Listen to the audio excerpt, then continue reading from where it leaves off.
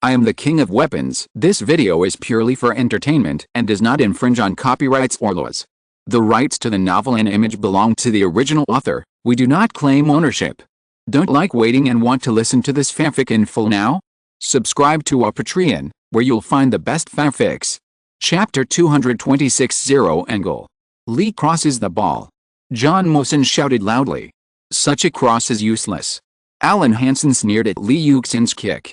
Without stopping the ball, the long pass from the other side of the court was directly pulled back to the front of the goal. Such a cross cannot guarantee accuracy at all. Such a cross is too difficult. It is better to let the ball fly directly out of the baseline. Now it is a waste of energy and it will not be a good thing. Even if you are fast and strong, don't be so willful, okay? But at this moment, Alan Hansen suddenly fell silent, and his previous ridicule came to an abrupt end. It was as if someone suddenly pinched his neck, and he opened his mouth but couldn't make any sound. Because he saw the football turn in the air. The football that was supposed to fly to the penalty spot suddenly turned towards the goal. Just when Lee Yuxin thought that his kick was unsuccessful, he suddenly saw the football turn. The strong rotation of the football itself rubbed against the air, and finally generated a force that pushed it in another direction. The ball had a very obvious arc. When Van der Sar jumped up to catch the ball, it suddenly deflected from in front of Van der Sar and flew towards the goal. Van der Sar, who was jumping in the air, was horrified. He quickly swung his arm towards the goal, hoping to hit the ball out. But he swung it in the air. He hit nothing except the air. Lee. John Mosin stretched out his voice. At his roar, all the Manchester United fans were dumbfounded. Lee Yuxin's ears suddenly became quiet. No one kept chattering in his ears about futile and meaningless. Ferguson, who was sitting in the coach's seat, also stood up suddenly from his seat with his mouth wide open. The chewing gum that he had chewed countless times rolled out of his mouth and fell to the ground, but he didn't even notice it. Wenger's expression was similar to Ferguson's, but his mood was completely different. He stared at the football with his eyes fixed, and a voice in his heart exclaimed, "No way? This is possible." Adebayo originally planned to jump for the header, but before he jumped, he saw the football turn and fly towards the goal, so he didn't jump. There was nothing for him to do. He just looked at the football in surprise, his mind full of "this is impossible." And just like that, under the shocked gaze of everyone, the football turned in the air, and then flew into the goal from behind Van der Sar.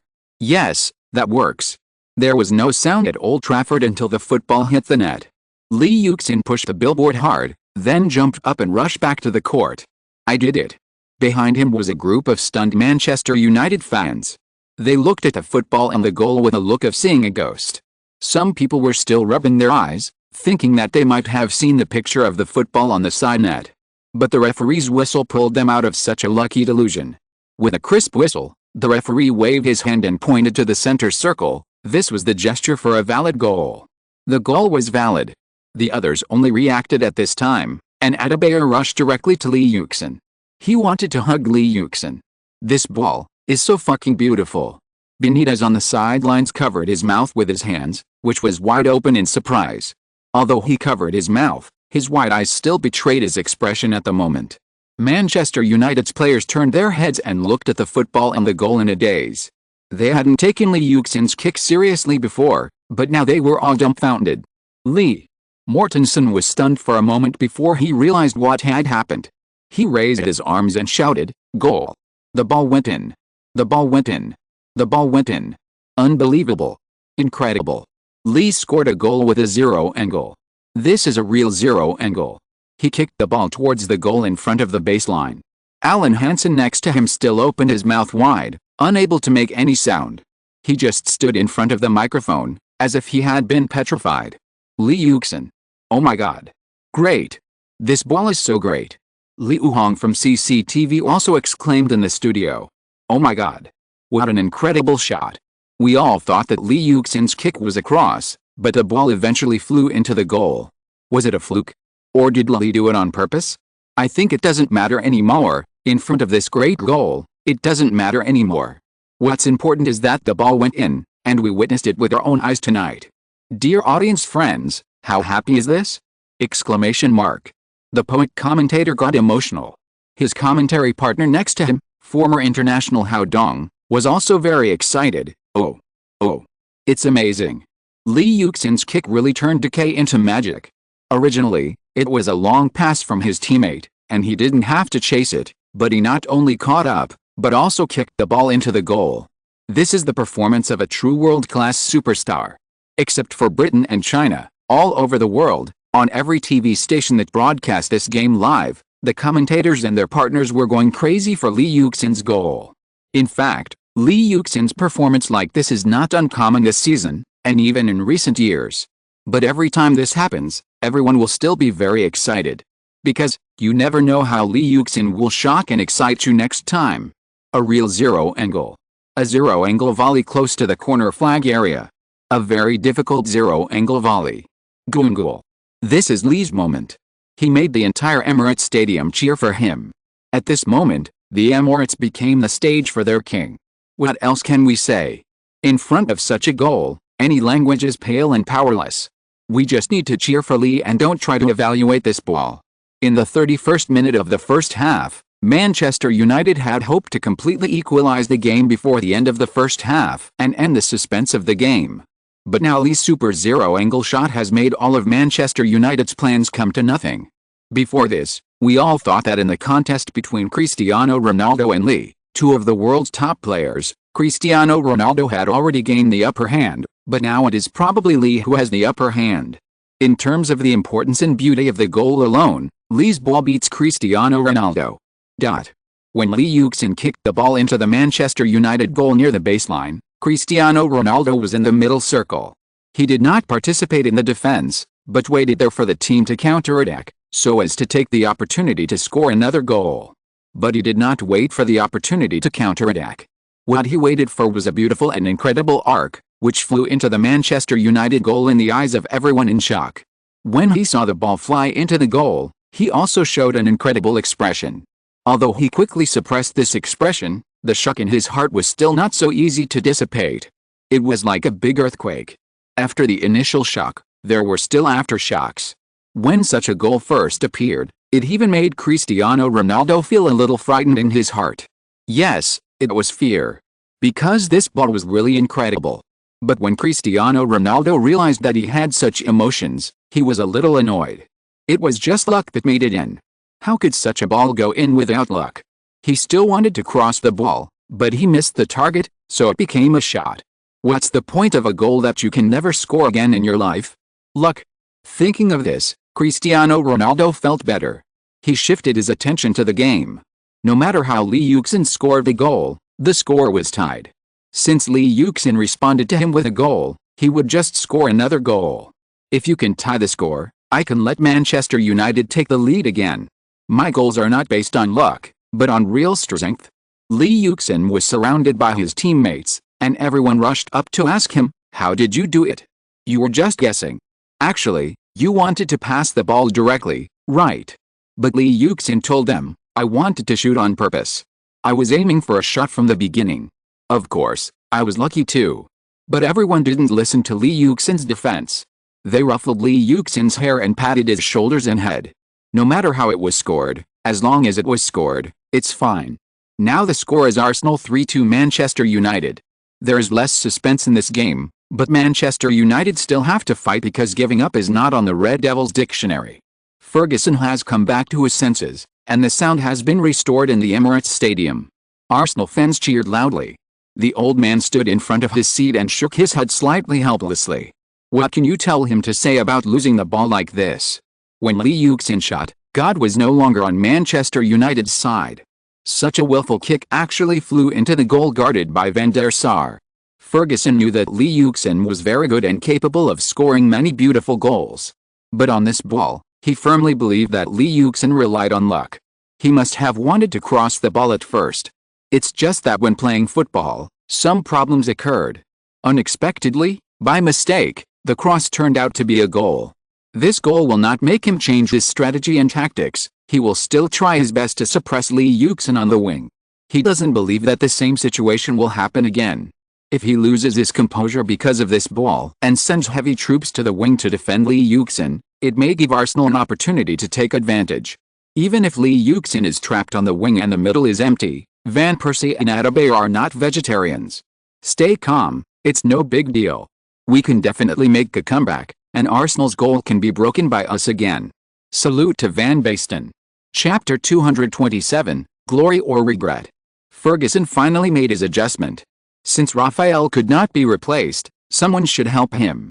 He could not be left alone to face Yuxin, which would also be a devastating blow to Raphael's self-confidence.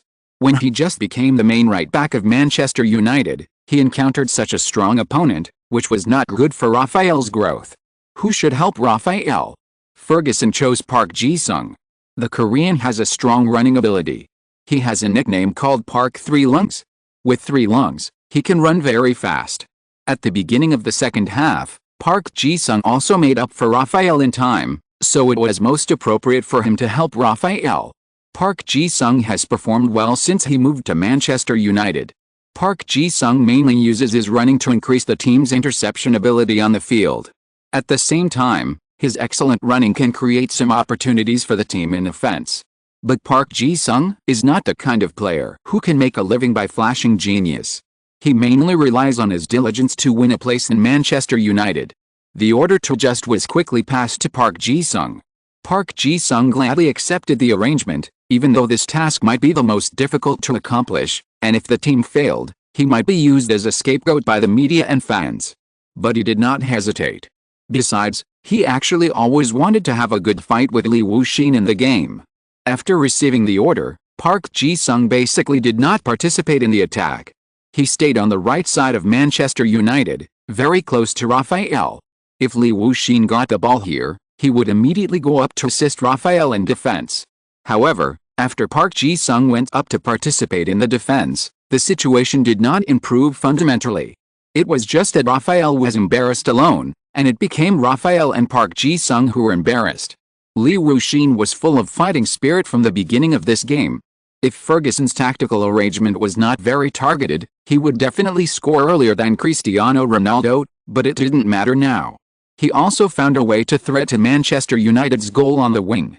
So Yuxin must let the Manchester United players know in the game, let Ferguson and Cristiano Ronaldo know that angering him will indeed make him lose his mind, but it will also put them in a more dangerous situation. After scoring in the first half, Yuxin's stake quickly soared. At the beginning of the second half, he tried his best to have fun on the right side of Manchester United. Park Ji-sung completed a tackle near the baseline. The football hit Yuxin's body and bounced back, bounced onto his own legs, and rolled out of the baseline. Corner kick. Park Ji-sung got up from the ground panting. Even Park Sang-tae felt tired at this time. Similarly, this fatigue was mainly psychological. He didn't know whether he and Raphael could completely block Yuxin.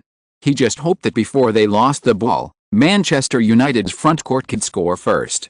After regaining the lead, his pressure should be less. Arsenal now found that on both sides, whether it was Yuxin or Etched, they could bring huge pressure to Manchester United's defense. They found a way to attack at once, and their ideas were much clearer. This boosted the confidence and morale of all Arsenal players. So Arsenal's attack was much more fierce than before. They only needed to find a way to send the ball to the wing, to the feet of Yuxin and Etched. Especially for Yuxin, Etched had Evra on his side, who was stronger, and Etched might not be able to take advantage of Evra. The second half had already started for almost 15 minutes. Although Manchester United still had an advantage in ball possession, in terms of the chances of threatening the opponent's goal, it seemed that Arsenal had more opportunities now. Here, Arsenal's attack came again. Under the close pressure of Manchester United players, Elano still sent the ball to the wing. After Yuxin received the ball, he quickly adjusted his direction so that he could face Park Ji-sung and Raphael directly. Facing the defense of two people, he seemed very relaxed, as if he didn't take the opponent seriously at all. He did have the ability to do so, because in the previous duel, the two tried various methods, but it was difficult to effectively stop Yuxin. Whether one person went forward to disturb you, the other waited for an opportunity to steal the ball from behind, or the two came together, they would be passed by Yuxin in the simplest way. They couldn't even let Yuxin delay for a while on the two of them. So this time the two did not rush forward, but kept a suitable distance from Yuxin, fighting and retreating, giving their teammates the opportunity to build a solid wall in the penalty area. Anyway, no matter what, Yuxin still had to hit the ball to the road, so as long as Manchester United's defence on the road was not a problem. The two of them, as long as they could delay Lee Yuxin's time and let him control the ball for a while, they would have successfully completed the defensive task. Seeing that the two people adopted such a defensive strategy this time, Lee Yuxin brought the ball forward. Because the opponent did not give him enough space, he could not speed up, so he just moved forward with the ball at a very ordinary speed. Park Ji-sung and Raphael followed and retreated, following closely.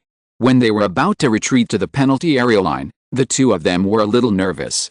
Because if they retreated further, they would be in the penalty area. If they were to let him enter the penalty area like this, what would be the point of defense? Defense is to prevent Lee Yuxin from breaking into the penalty area. So this is the final bottom line. But just when Park Ji-sung and Raphael were still undecided and didn't know what to do, Lee Yuxin moved first.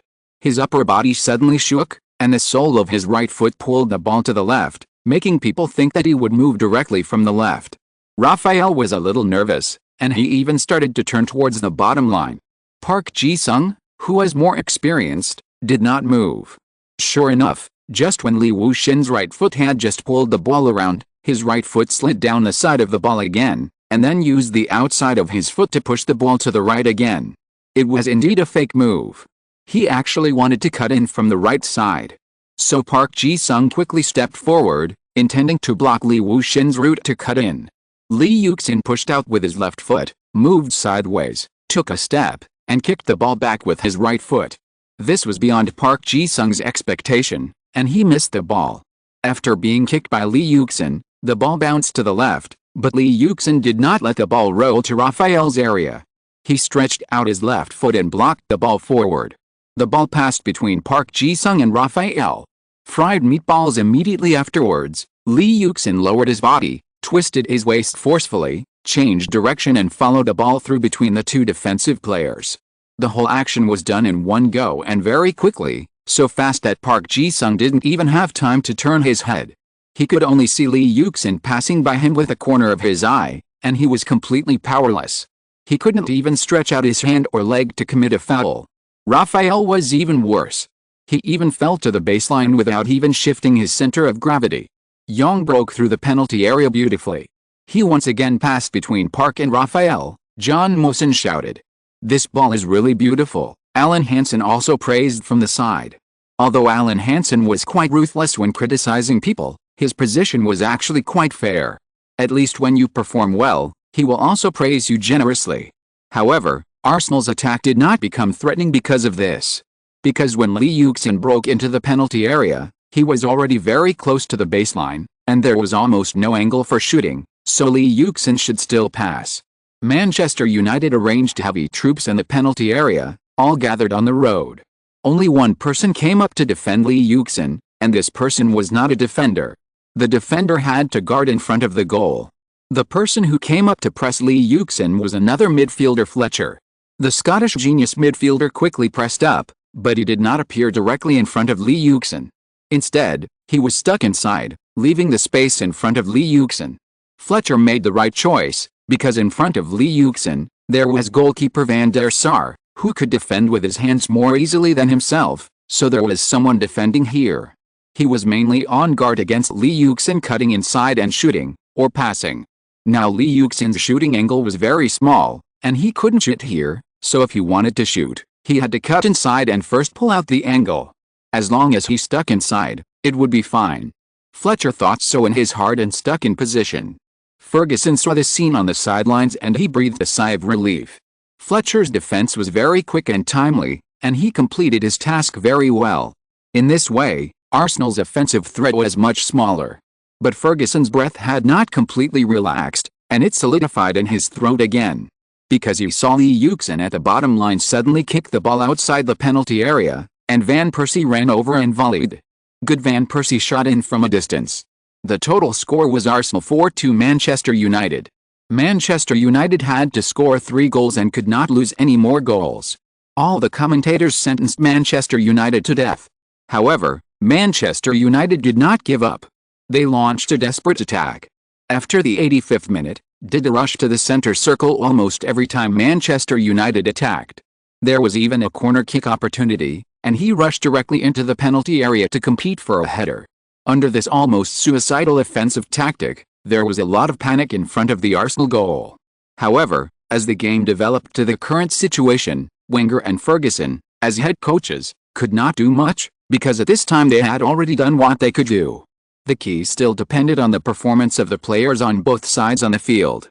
In this way, Manchester United had many forwards, 3 in total, but the role they could play was very limited, because Manchester United sent the ball into the key area more through high balls and long passes. However, compared with Arsenal's defense, these Manchester United players undoubtedly had an advantage in competing for high balls, but Lee Yuxin would also return to the penalty area during set pieces. But even so, both sides still fought fiercely. Manchester United seized every opportunity to send the ball into Arsenal's penalty area again and again, while Arsenal focused all their attention and cleared the ball again and again. The two sides launched a fierce exchange of fire in Arsenal's half. The scene was very tragic.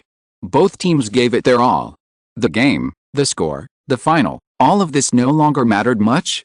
Everyone's only thought was to score goals and prevent the other side from scoring.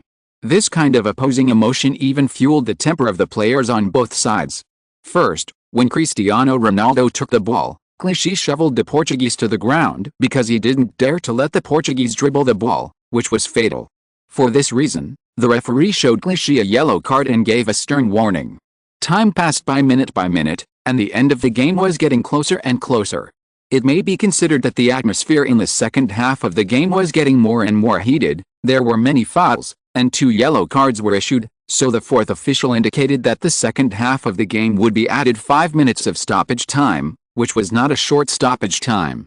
However, neither side on the field considered the length of the extra time, because they were all focused on the game, and no one was willing to let the other side get the ball easily, and no one was willing to let the other side face their own goal easily.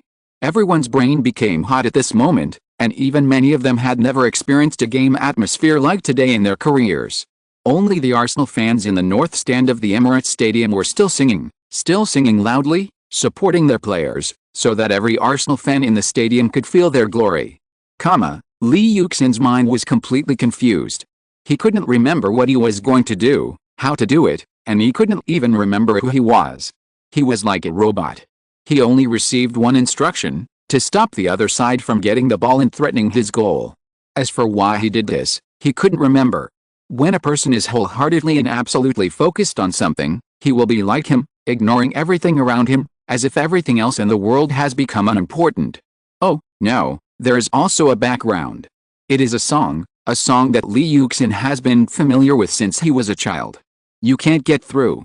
He can sing, but at this moment he can only listen, because his throat can't make any sound at all, as if it is burning. His lips seem to have turned into cracked crust, his feet are shaking constantly, and they have become very, very heavy, as if he will accidentally fall down if he takes a step. He has never felt this way before, really not. His physical fitness is very good, so he has never fought like this tonight. However, when he saw that the ball was passed to Scholl's feet at some point, he saw Cristiano Ronaldo moving behind him in his peripheral vision, which was a sign of entering the penalty area. Behind him was Arsenal's defense line. Regardless of whether there is a threat or not, he can't let him face the goal directly, and he can't let him get the ball at the front of the penalty area. Lee Yuxin turned around and chased him. At this moment, he seemed to be unable to feel the weight of his legs, as if he couldn't feel the pain that made him want to die before. He had only one thought: to stop him. Scholl's pass was like a surgical knife, passing through the narrow gap and reaching Cristiano Ronaldo's feet at the front of the Arsenal penalty area. The Portuguese's movements were very quick and his stop was very calm. He was not nervous at all under the siege of Arsenal players. But Lee Yuxin caught up from behind. He saw Saha, Rooney and Giggs were now ready to go to the front of the goal. Senderos and Kolo Touré were watching them. Flamini wanted to catch up with Cristiano Ronaldo, but it was too late. What's more terrible is that the Portuguese has already made a move, and he doesn't know whether to carry the ball forward or pass it. What to do? It seems that at this moment, the whole world has been emptied. Lee Yuxin's mind is left with himself, Cristiano Ronaldo, and the ball under his feet. Everything else has disappeared. Stop him. Lee Yuxin directly puts the tackle. Cristiano Ronaldo was about to take a step forward with the ball and shoot, but was stopped by Lee Yuxin. However, Lee Yuxin intercepted the ball and hooked Cristiano Ronaldo down. The Portuguese was just outside the penalty area, his legs were hooked, and he fell into the penalty area. After rolling around, he knelt on the ground. The referee's whistle sounded immediately. At this moment, Lee Yuxin's originally hot eyes suddenly seemed to be placed in a cold sea water. All the heat disappeared in an instant, replaced by cold to the bone. The only thing he could do was to raise his eyes and look at the approaching referee with a blank look. Chapter 228 Tragic Victory. Cheng once said in the documentary produced for Lee Yuxin, "This semi-final brought Lee Yuxin a lifetime of glory, but also a lifetime of regret." Due to a blocking foul, he received the second yellow card in this Champions League semi-final, which means that he will miss the final due to accumulated yellow cards. With 12 goals in the Champions League, Lee Yuxin led the Arsenal to the final, but he himself missed the center stage. If someone asks me, what is Arsenal? If possible, I hope to open my blood vessels and let him see the blood flowing in my body. That is the color of Arsenal, that is the blood of Arsenal. If someone asks me again, what is the first thought in my mind when I hear the whistle from the referee? I will answer, despair.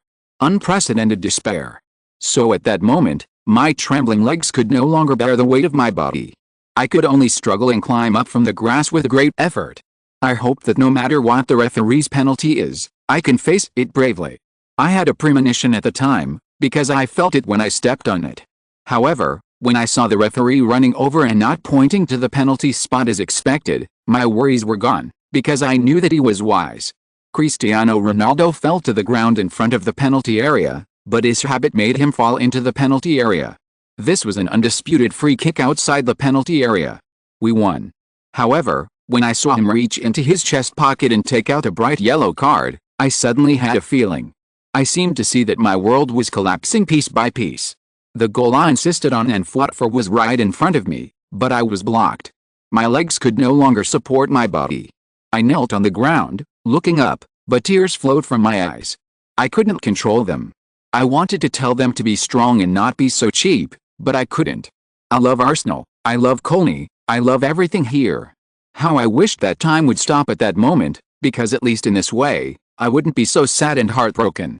At that moment, the distance between me and heaven was only 1 minute and 47 seconds. Selected from Lee Yuxin's autobiography, XX Years Later. Fans all over the world saw through the live TV camera that a man who was always so strong, at this moment, kneeling on the grass, looking up, his face full of tears, his mouth wide open, but unable to make any sound, choking silently. At this moment, countless fans will remember the name of this player forever, Lee Yuxin. Beside him, Manchester United players were chasing for a penalty kick, and Cristiano Ronaldo stood up silently from the penalty area. He knew it was not a penalty kick, so he did not fight for it. Arsenal players surrounded the referee and objected, thinking that it was not a penalty kick. Some even thought that Lee Yuxin's action was not a yellow card, because everyone knew that another yellow card would mean that Lee Yuxin would miss the Champions League final. Arsenal's captain covered his face with his hands. From the live camera, you can see his tears dripping from his fingers. More and more Arsenal players saw this scene, and they all surrounded him.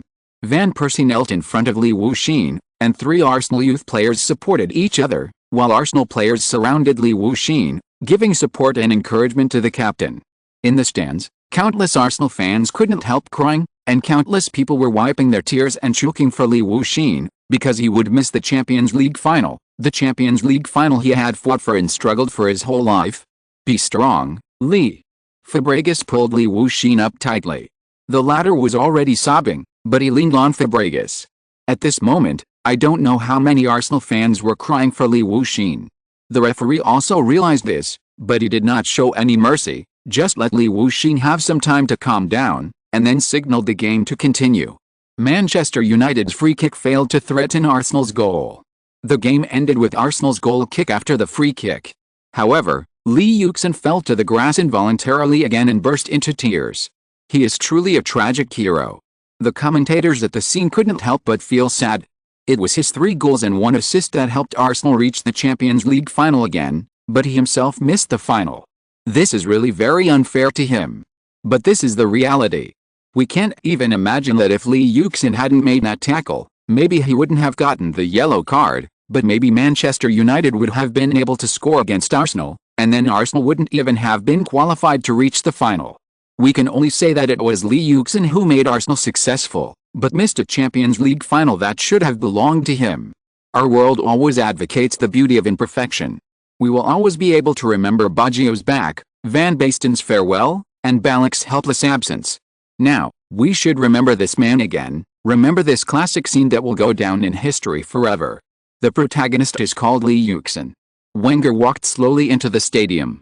The whole process was very short, but for some reason, he remembered a lot. Lee Yuxin's efforts throughout the season, his fight in this game, and his position in the stands behind him at the Emirates Stadium more than 10 days ago. He said to Wenger, "Please take us to win a Champions League." He regards the Champions League as his dream and pursuit. He will never forget the spirit and will of Arsenal and the promise he made to Yaya in his previous life. He fought for it and fought for it, but when he thought he was going to realize his dream, God played a joke on him and told him, "Kid, dreams have nothing to do with you, boss." After Wenger squatted down, Lee Yuxin threw himself on his shoulders and couldn't help crying, "I want to die, I'm so sad that I want to die." Wenger patted his shoulders hard, his eyes were slightly red, but he didn't cry. He had to be strong. Men's tears will only flow for things they think are worth it, and Lee Yuxin's tears are very sad, and very moving. Lee. Lee. Lee. The fans in the stands were singing Arsenal's team song and shouting the name of their new king over and over again. Countless fans raised their scarves high in their hands. Some fans even took off their jerseys with Lee Yuxin's code and name printed on them and held them high above their heads. "Our king." Wenger looked around and patted Lee Yuxin on the shoulder. "Be strong, Lee, don't cry." Lee Yuxin slowly raised his head with sobs and reached out to wipe away the tears in his eyes. He saw his teammates and members of the coaching staff standing around Lee Yuxin, all of them caring about him. "Lee, although you can't go to Greece, we will definitely help you win that trophy, defeat Liverpool, and get revenge. Then you will lead us to the podium." Fabregas said firmly. "Yes, Cesc is right. For you, we will definitely take the championship back." Van Persie also supported. "Yes, we must win the championship. Remember, we are a team, we are one." Teammates came up to comfort Lee Yuxin one after another. Arsenal's captain just broke down emotionally, but soon calmed down and stood up from the ground. Seeing his teammates supporting him so much, he was moved. "Go, thank our fans." Wenger pointed at the fans and said. Lee Yuxin nodded and led his teammates around the stadium, constantly accepting the comfort and encouragement of Arsenal fans along the way. As he walked, his tears almost burst out again, but this time, he tried his best to hold them back. He walked around the stadium with his teammates and came to the comprehensive interview area in a corner of the stadium. As soon as they saw Lee Yuxin wearing the Arsenal captain's armband coming over, the reporters on the scene immediately pointed the microphone at him, because he had become the most sympathetic character in this game.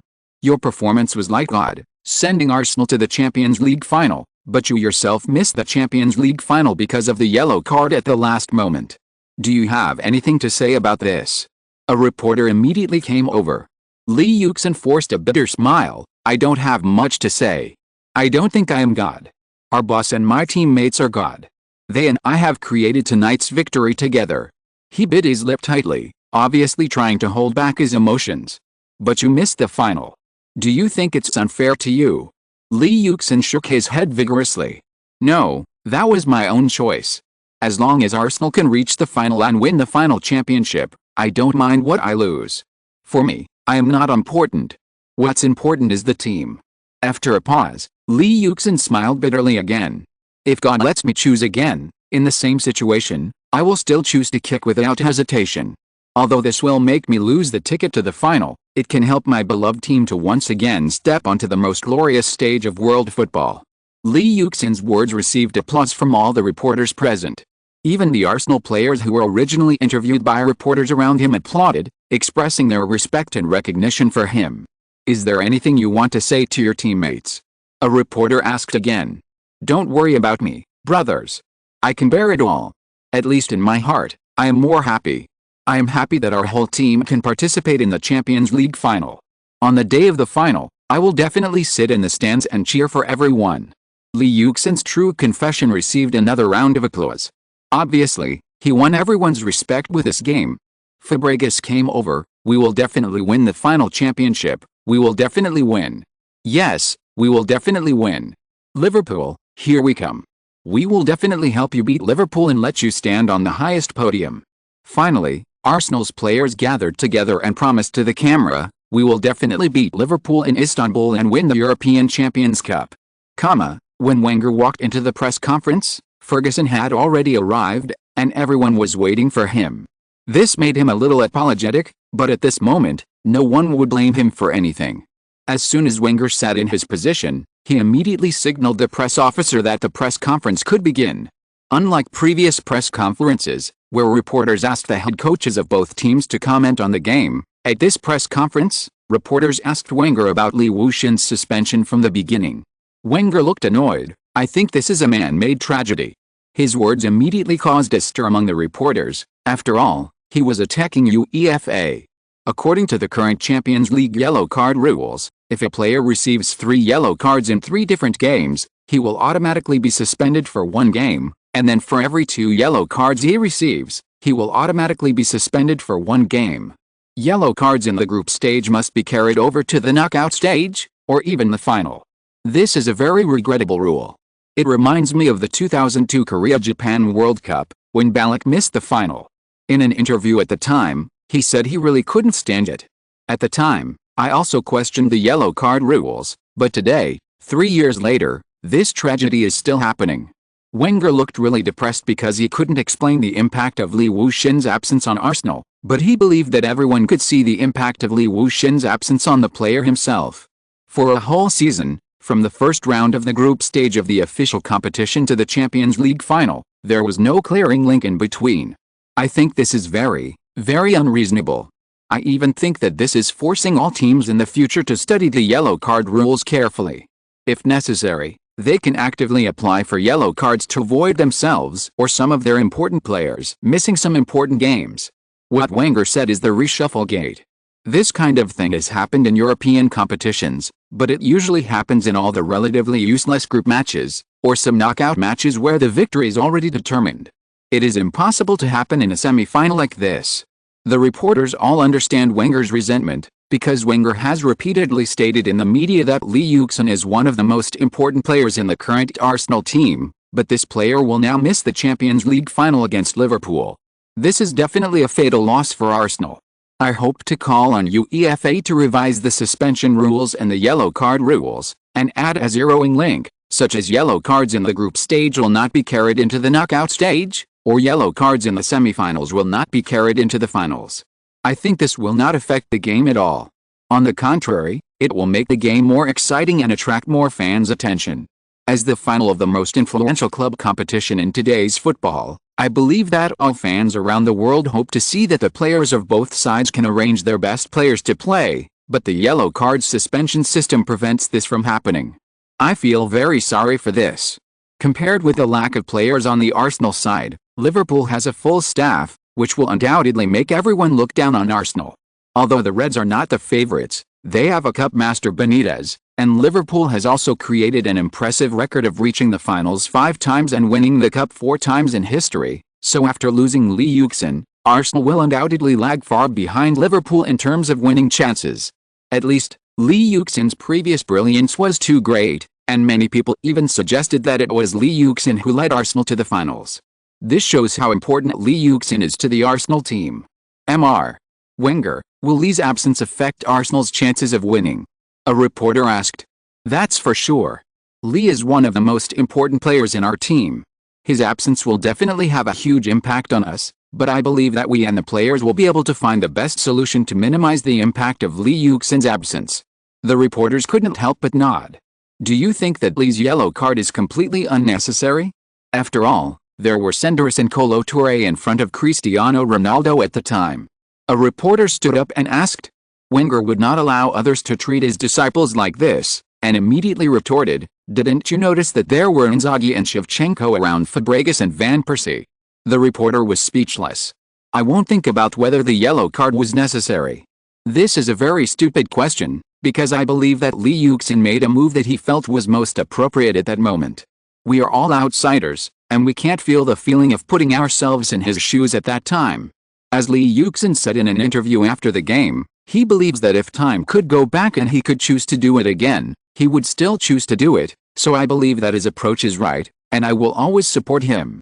Wenger's protection of his calves is well known. Let's not talk about whether Cristiano Ronaldo would threaten Arsenal's goal if Lee Yuxin did not foul. Even if it was a completely unnecessary foul, Wenger would still choose to stand on the side of his players. Have you thought about the player who will replace Lee Yuxin? Wenger shook his head. If he had thought about it long ago, he would not be a human being, but a god. But I think, Adebayor, Van Persie. Wenger listed all the players who could replace Lee Yuxin in one breath. I think they are all excellent players, and I believe that they can make up for the impact of Lee's absence. Obviously, even now, Wenger has not figured out a set of tactics for the final, not only because of Lee Yuxin, but also because Liverpool is a very tough opponent. Chapter 229, We Are Both Wanderers. As expected, the next day, newspapers all over the world were reporting on what happened at the Emirates Stadium last night. The fact that Arsenal captain Lee Yuxin missed the Champions League final due to yellow card suspension, and the scene of Lee Yuxin crying on the field last night, were deeply engraved in the hearts of fans all over the world and resonated with countless fans. On the internet, overnight, there were so many requests to revoke Lee Yuxin's yellow card suspension that even the official website of UEFA almost stopped because of it. All of them hoped that UEFA could prevent this tragedy from happening. For countless players, the Champions League final is likely to be the most dazzling stage in their lives, equivalent to their World Cup final. How many World Cup finals can a player have in his life? How many Champions League finals can he have? We should try our best to present the best football on this best stage, so that the best players can show their skills and the charm of football. So we all hope that UEFA can consider revoking Lee Yuxin's yellow card suspension. This was Wenger's appeal in an interview with the German Kicker magazine last night. But last night, UEFA President Platini said in an interview with a TV reporter that Ferguson's appeal about Lee Yuxin's yellow card and suspension was unreasonable. When we have formulated a set of rules and implemented them throughout Europe, and even learned by the Football League system around the world, we should act according to these rules instead of always thinking that we should get extra care. It is obvious that Platini is righteously trying to accuse Ferguson as a spokesperson for UEFA. The TV screen switched to the live broadcast room, and the host had a signature smile, which was sweet but a bit mechanical. It's not just Platini who thinks Liverpool can win the championship. Even in terms of odds, several large European bookmakers are optimistic about Liverpool. BWIN's odds for Liverpool are twice as high as Arsenal's. William Hill has just adjusted the latest odds.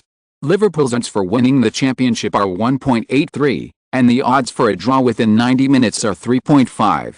Arsenal's odds for winning the championship are 3.4, which is also far behind. Obviously, everyone thinks that after Arsenal lost Lee Yuxin, the team's overall combat effectiveness will decline significantly. This is almost a one-sided final. Early this morning, Dalglish made a judgment in his column. The title he used was that in a Champions League final that lost suspense, Liverpool will definitely win the Champions League, and Manchester United coach Ferguson, who was eliminated by Liverpool, also said that Manchester United does not have the strength to win the Champions League today, and Liverpool is better. Although there are still 20 days before the Champions League final, we can foresee that the topic of the Champions League final will continue to be debated in the next period of time.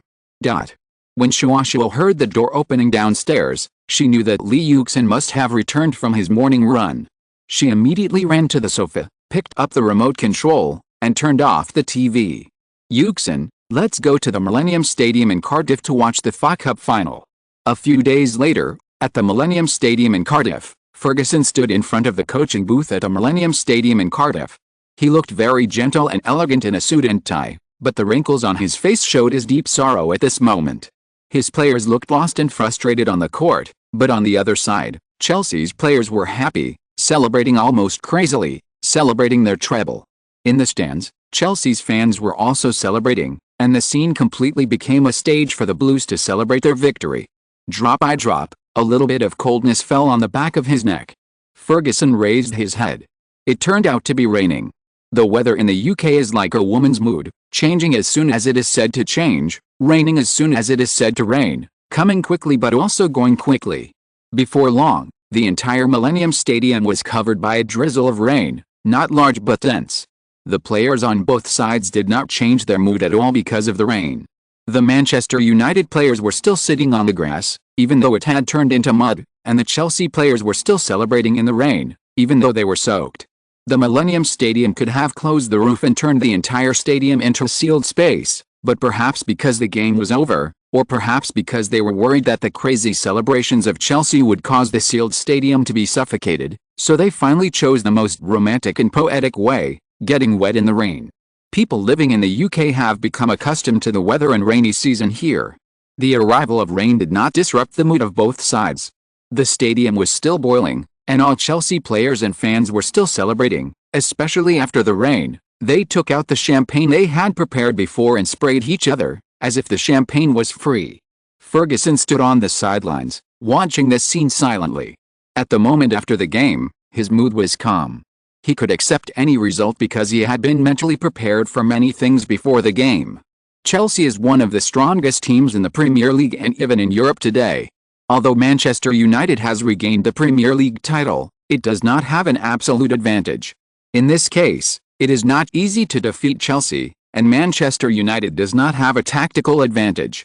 Looking at the entire Premier League, the only team that can be tactically equal to Chelsea is Benitez's Liverpool. Even though this team's performance and ranking in the Premier League this season are not outstanding, falling to 5th place in the Premier League, in fact, this team's combat effectiveness is very good, especially in some important games. Benitez's tactics can often suppress opponents in a targeted manner, leaving opponents helpless. Of course, every team has its weaknesses and shortcomings. Liverpool's problem is that its offensive ability is very poor. The biggest gap between them and the top 3 teams in the Premier League is in offense. Benitez is a master in training defense, but it is difficult to say that he is outstanding in offense. As for Chelsea, this team is very balanced in both offense and defense. If you have to find a weakness or shortcoming, it is that their wing attack is overly dependent on the fullbacks. Even after changing to 423 liters this season, their offense is still mainly based on the fullback's insertion, which more or less makes Chelsea's wing attack very risky. But no matter what, Chelsea has built this team with such an amazing transfer fee. The strength is absolutely beyond doubt, and the offense and defense are also outstanding. The so-called shortcomings are difficult for opponents to grasp under their strong overall strength, let alone to take advantage of them. At least Manchester United did not make good use of this point throughout the game. Are you unwilling? Mourinho did not know when he walked to Ferguson's side. He was also soaked, but he looked very happy because he finally won the 2nd championship trophy of this season. Double crown? Even if it is a reduced version of the double crown, this is something to be very happy about. It's nothing to be unwilling about. Ferguson forced a smile, pretending to be strong. I chose this path myself, I won't regret it. From the moment he knew that the entire club was bought by an American owner, he had clearly anticipated that sooner or later there would be such a day, and he knew very well that his team's strength would be weakened, because that's how the professional league is. If you don't make progress, you will regress. Honestly, you're right. Mourinho thought about how to comfort Ferguson, and finally said such a simple sentence. This seems to be the first time you said this to me. Ferguson smiled. At his age, with his status and influence, he no longer cares much about winning or losing, and can even be said to be numb. Of course, I say this only to acknowledge your contribution to Manchester United. I believe the club will understand this, but I must also say that in the future, competition and professional football leagues will become increasingly fierce, especially in the Premier League. Ferguson listened and nodded. This was something he had only discovered in the past 2 years. More and more foreign capital has poured into the Premier League. On the one hand, it has indeed contributed to the influence and attention of the Premier League, but it has also brought more intense competition. The superiority of the Premier League model has been increasingly reflected, because even the middle and lower level teams can get a huge share of the broadcasting fees every year. As long as the management is good, any team can continuously invest in team building, which will make the competition in the Premier League more and more fierce. This is a mixed blessing for the Premier League giants. The good thing is that as more and more stars pour into the Premier League, the giants will undoubtedly become the biggest beneficiaries, but the disadvantage is also very obvious, that is, the challenges will become more and more risky, and if you are not careful, you may even be pulled down. Of course, With a background of Manchester United and Arsenal, even if they perform poorly, the gap between them and the middle and lower teams is not something that can be made up overnight or simply by money. Chelsea was able to catch up with Manchester United in the shortest time, not only because they were already at the top of the Premier League, but also because of Abramovich's huge investment and Mourinho's strategic planning. As for other teams, they are still a little short of catching up with them for the time being. Liverpool is possible, which is also a traditional giant team with a solid foundation. But even if other teams have continuous investment, it is impossible to catch up with traditional giants without 3 to 5 years, or even longer. Of course, what we are talking about here is to keep pace with Manchester United, Arsenal, and Chelsea for a long time. If you want to suddenly explode in a short period of time and compete for the championship, it is hard to say. For example, Leeds United at the beginning of the season and Everton this season also performed very well, but they are difficult to last, because once they perform well, poaching will follow. But Ferguson changed the subject and looked at Mourinho with a smile. You don't seem to have to worry about competition, do you?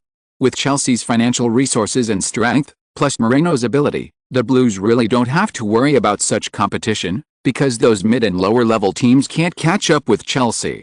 Mourinho smiled at Ferguson's ridicule, but didn't say much, because he didn't feel any provocation or sarcasm from Ferguson's words. It was more of a joke between friends. Anyway, I still have to congratulate you on winning all the championships. What I fought for so many years to get, you got it in just 2 years after coming to the Premier League. Ferguson smiled and stretched out his hand. Finally, I also wish you a continued success in the future. Mourinho smiled bitterly and shook his head after hearing this, but still shook hands with Ferguson. Indeed, Chelsea's current infighting has almost destroyed the team. The fans may not know it yet, but as a head coach with rich coaching experience, no one will be optimistic about Chelsea.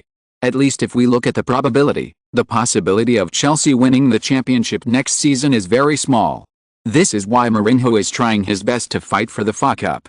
At least he needs to use more championships to cheer for the team's future, make full preparations, and go all out to create the future.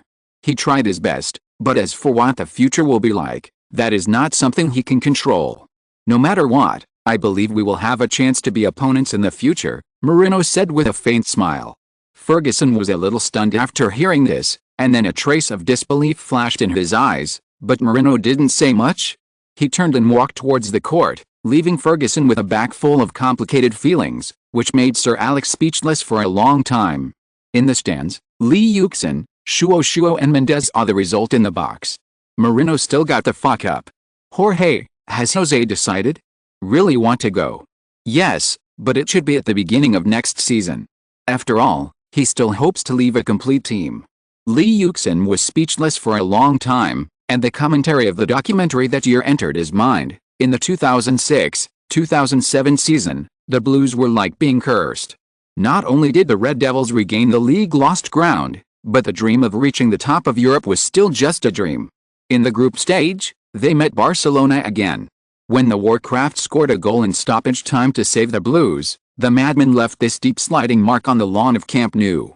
This scene contained infinite gratitude and buried the pride of revenge. In the semi-finals, it was Liverpool again. The Blues would certainly not forget the injustice 2 years ago. Whether it was revenge or repeating history, this time, it was 12 yards to decide the fate. Robben's wings were broken at this time, and Jeremy, who was specially substituted by Mourinho to take the penalty, also failed to complete the task. That night we said goodbye to the Blues again. Always missing out on the Champions League, the madman and Abramovich drifted apart. The dismal start of the 2007-2008 season was just the final outbreak of the long-accumulated contradictions between the two. This disappointing group match draw with Rosenborg became the Magic Birds' farewell performance. 3 years and 2 months, the madman died at Stamford Bridge. Now that he is gone, he cannot take away the fragments of memory. He left here the longest term of his coaching career, as well as the unbeaten home domestic competitions and the glory of the English Grand Slam, which no one has ever mentioned. The special man left, a crazy era ended, and the Blues returned to the mortal world. Chelsea will lose their soul next season. The opportunity has come, but it is really sad to see the Premier League without Mourinho. And in the Champions League final a few days later, Arsenal will also lose themselves. If you're listening to this novel on a channel other than Fanfic World, it means they downloaded and uploaded it without effort. We cordially invite you to visit our channel, Mundo Fanfic Novelis. There you'll find the original version of this story, and you can explore many other novels of various genres. We're waiting for you to immerse yourself in a world of incredible novels. Chapter 230, Decisive Battle in the Aegean Sea. In this way, the days passed by and the final was getting closer and closer. Everyone's heart became nervous as the time approached. Cheng Wen and her team's filming work also entered the final stage. When Li Yuxin finished his morning exercise, they began to pack up. After the daytime training today, Arsenal will leave London for Athens to prepare for the Champions League final to be held there in 2 days. And their team will also move to Athens, where they will film Athens from all aspects before the Champions League starts. After more than a month of filming, they now understand where Li Yuxin's confidence comes from. When a person has done such training, it is impossible not to be confident. A captain is so reliable that this team. Suddenly I remembered a sentence. Cheng Wen stood on the football field with her hands on her hips, and the breeze blew her hair. When a person is working so hard to move towards his dream, all we can do is cheer for him. Come on, Li Yuxin, come on Arsenal. After finishing a day of training with the team, the whole team took a special plane to the Greek capital Athens in the afternoon. There, the 2006-2007 Champions League final is about to begin. Coincidentally, when Arsenal arrived at the airport, the plane carrying Liverpool players had just landed. So the two teams met at the airport before the game started. This was a very interesting scene. The media reporters who came to the airport to report the arrival of the two teams were also looking forward to this moment. The reporters had known for a long time that the two teams would meet. So now the long guns and short guns were set up at the exit, aimed at the passage, and planned to take pictures of this rare scene. The pre-match hype was hyped enough, and everyone would inevitably have some aesthetic fatigue, but there was nothing more attractive than this scene. The two teams met in advance before the game. What kind of sparks would the players of both sides collide with each other? Especially Li Yuxin and Gerard. I feel very excited just thinking about it. The reporters are all the masters who like to watch the excitement and make it exciting, even if there is no excitement. Now there is a natural excitement for them to watch. How could they miss it? In addition to the reporters, there are also some fans of both sides who arrived in Athens in advance. They also gathered at the airport, which suddenly increased the security pressure of the airport. For this reason, the airport also specially dispatched additional personnel to maintain order for the fans of both sides. Arsenal fans stood on the left side of the exit, Liverpool fans stood on the right side of the exit, and the middle was left for the excited reporters. It can be said that the distinction is clear. The fans of both sides are quite friendly, and they did not fight outside the stadium just because the two teams were going to play. However, no matter how friendly they are not good brothers with their arms around each other. While waiting, bored fans always find fun things to do, especially to attract the attention of the media. So Liverpool fans started singing first, and they sang Liverpool's team song. Their uniform singing not only enlivened the atmosphere on the scene, but also attracted the attention of reporters. So the bored reporters who were also waiting immediately pointed their cameras at them. Seeing the attention of reporters, Liverpool fans became more excited and louder. For a while, the exit of Athens airport almost became a special performance for Liverpool fans. When Arsenal fans saw that Liverpool fans had stolen the limelight, they naturally would not be willing to lag behind, so they immediately sang their own team song when Liverpool finished singing. The reporter who was originally photographing Liverpool fans turned around and photographed Arsenal fans. Liverpool fans saw that the limelight was stolen by Arsenal fans again, and they did not show weakness. After Arsenal fans finished singing, they sang a song specially written for Gerard. After Gerard's song was finished, Arsenal fans sang Li's song tit for tat. In this way, fans from both sides sang one song after another. From the team's team song to each player's exclusive song, there were also fan songs, all tit for tat. Fortunately, both sides were very qualified and tacit, and there was no situation of singing together. They were all very polite. You finish one song and I sing the next one. Take turns. The enthusiastic scene made the reporters very excited. This kind of airport reception scene is what they want. The fans of both sides sang songs passionately but gracefully, which is definitely better than a group of people shouting the name of a star crazily. After the Arsenal team arrived at the airport, They went to the conveyor belt to wait for their checked luggage. When they arrived at the designated conveyor belt, they found that there were people from another flight gathered on the conveyor belt next to them. At first, no one took it too seriously. It was not until Gareth Bale recognized Gerrard that everyone realized that the group of people were Liverpool players. For a moment, the atmosphere suddenly became a little different. The group of people who were talking and laughing looked at the opponent on the opposite side, and their expressions became serious. At this time, Gareth Bale suddenly shouted, "Captain!" Everyone reacted and found that Lee Yuxin actually walked straight towards the group of Liverpool players. Seeing Lee Yuxin's actions, the players on the Liverpool side also fell silent and focused their attention on Lee Yuxin. Hypia walked out of the crowd and shouted to Lee Wuxin, "Lee, what do you want to do?" Lee Wuxin didn't even look at him, and just walked in front of Gerrard. Lee Wuxin is now almost as tall as Gerrard. He finally doesn't have to look up at Gerrard like in his previous life, with the screams of "cop" in the stands all around his ears. The huge baggage hall was very quiet. Gerrard looked at Lee Wuxin without asking him what he wanted to do.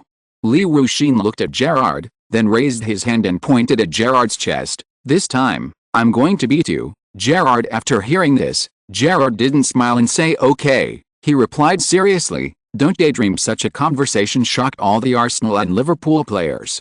The scene that the reporters were looking forward to, where both sides appeared in front of them, did not happen. The entire Liverpool team came out first, and they were warmly welcomed by the Liverpool fans at the scene. Gerrard naturally received the most cheers and screams. But no one saw the Arsenal players. The flight information showed that the flight from Munich had arrived, but the entire Arsenal team did not come out. It was not until the Liverpool players got on the bus and left that the Arsenal players came out. This time it was the turn of the Arsenal fans to cheer loudly. Lee Yuxin walked in the team and received the most cheers from the team. Seeing this, the reporters looked at each other.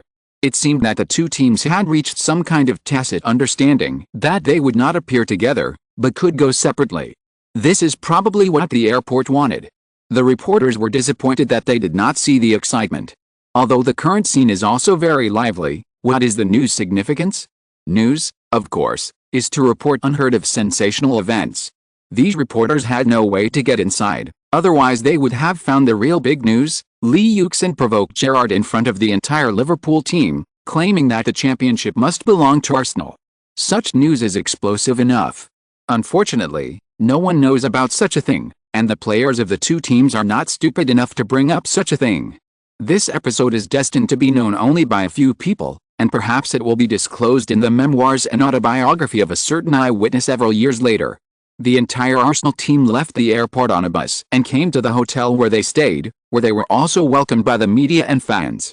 After a short rest in the hotel room, the whole team went to the Athens Olympic Stadium in the evening to train to adapt to the venue. The day after tomorrow, on this field, the most peak confrontation in Europe will take place. While they were training on the field, the Olympic Stadium was being decorated for the Champions League final. The outside of the stadium was already full of Athens flags of the Champions League 2007 final, with Liverpool and Arsenal logos. Inside the stadium, the railings of the stands were also decorated with a Champions League theme. An arch was also built at the entrance and exit of the player tunnel.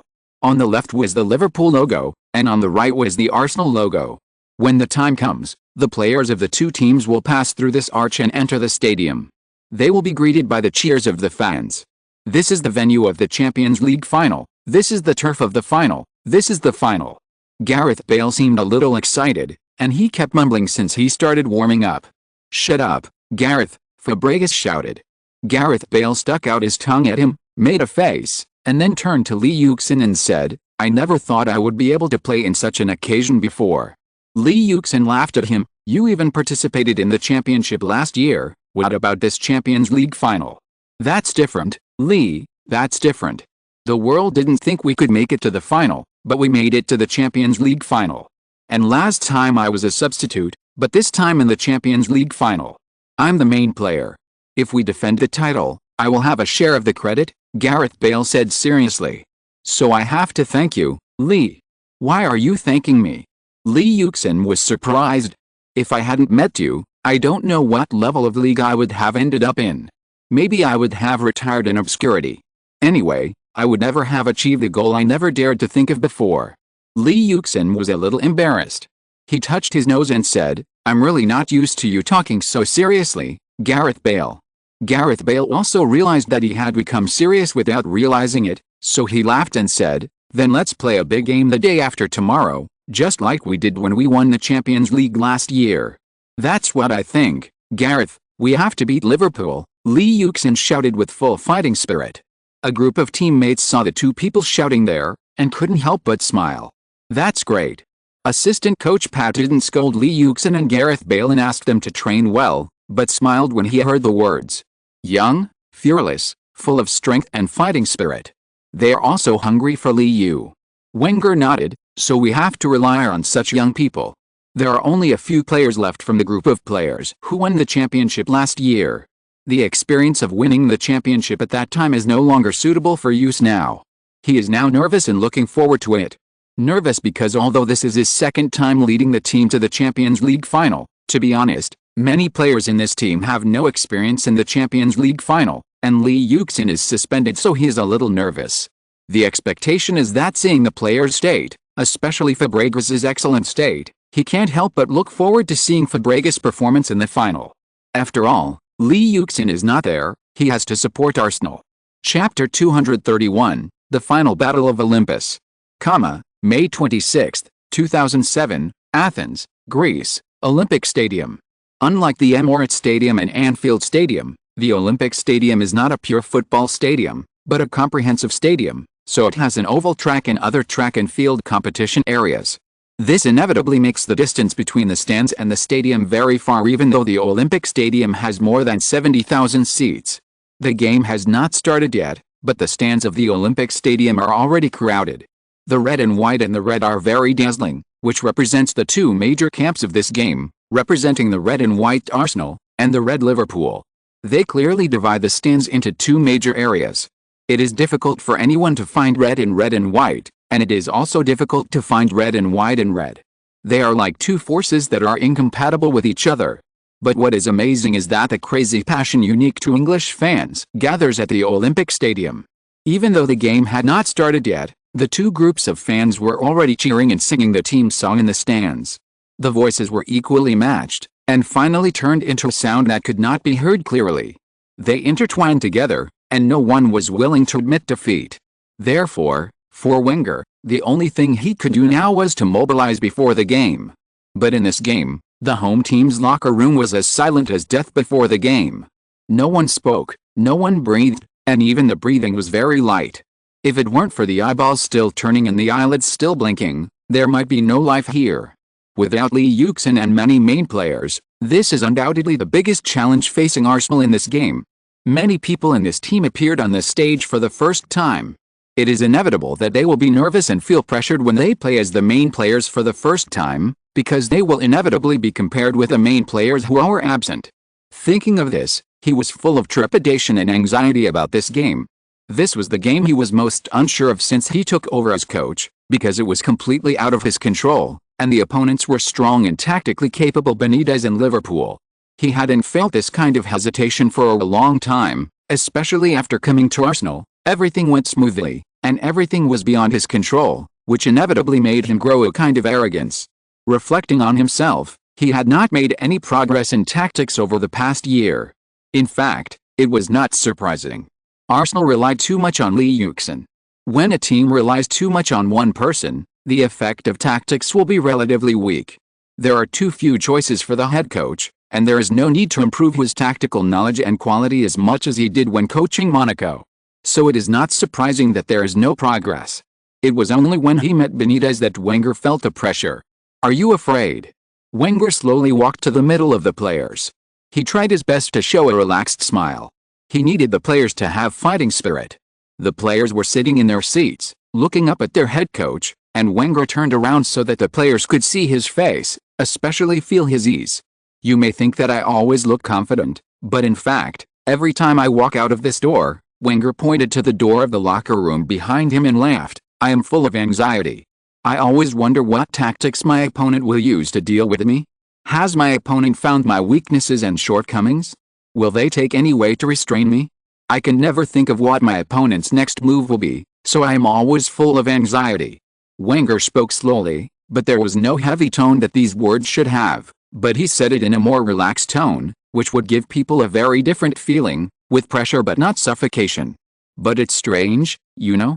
When I walk out of this door and walk to the stadium, I will be very worried and uneasy, but the moment I walk out of the players' tunnel, I will change completely, especially when I hear the shouts of support and encouragement from the fans in the stands. I will ask myself in my heart, what am I afraid of? When he said this, Wenger deliberately paused, so that this question would also appear in the hearts of the players. What are you afraid of? Different people have different reasons for being afraid. I always wonder, since we have walked out of this door and onto this green field, why should we be afraid? The fact that we can wear this jersey proves that we have such strength, and the fact that we can enter this stadium means that we are qualified to participate in the game here, so what should we be afraid of? Everyone in the locker room was silent, with only Wenger's voice left. In my first year as a coach, I was in charge of Monaco's second team, but no one was optimistic about us. But strangely, we had no burden at all at that time, and we took each game as it came. In the end, we actually won the championship, and even strong teams like Lyon and Marseille fell at our feet. Later, I thought, what did we rely on at the time? Were we afraid at the time? I got the answer, that is, we were afraid too, but compared to being afraid, we had something more important, and that was to go all out. You know, my wife told me that the reason she loves me is because she thinks I'm the most handsome when I go all out. Wenger's words made everyone in the locker room laugh, because they rarely heard Wenger joke about his own affairs, but it was very true. Didn't someone say it? Concentration is the greatest charm of a man.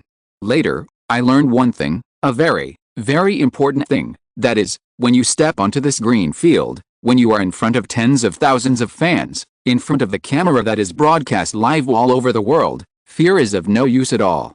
On the contrary, fear will make you lose everything. The longer you are afraid, the longer you lose. If you are afraid for a lifetime, you lose for a lifetime. The reality is cruel. A football match will not be played just because you are afraid. Your opponent will not go easy on you just because you are afraid. The fans will not forgive you for losing the game just because you are afraid. After you are afraid, you still have to bear all the consequences, all the responsibilities and accusations. In this case, why should we be afraid? The players all understood that they were stimulated by Wenger's words, and many of them nodded. Later, I learned one thing more, that is, don't be afraid, and there is no need to be afraid, because everyone has his limit in doing everything. Man is not God, not omnipotent. We have things that are beyond our reach, we can't do everything well, and by the same token, we can't win every game.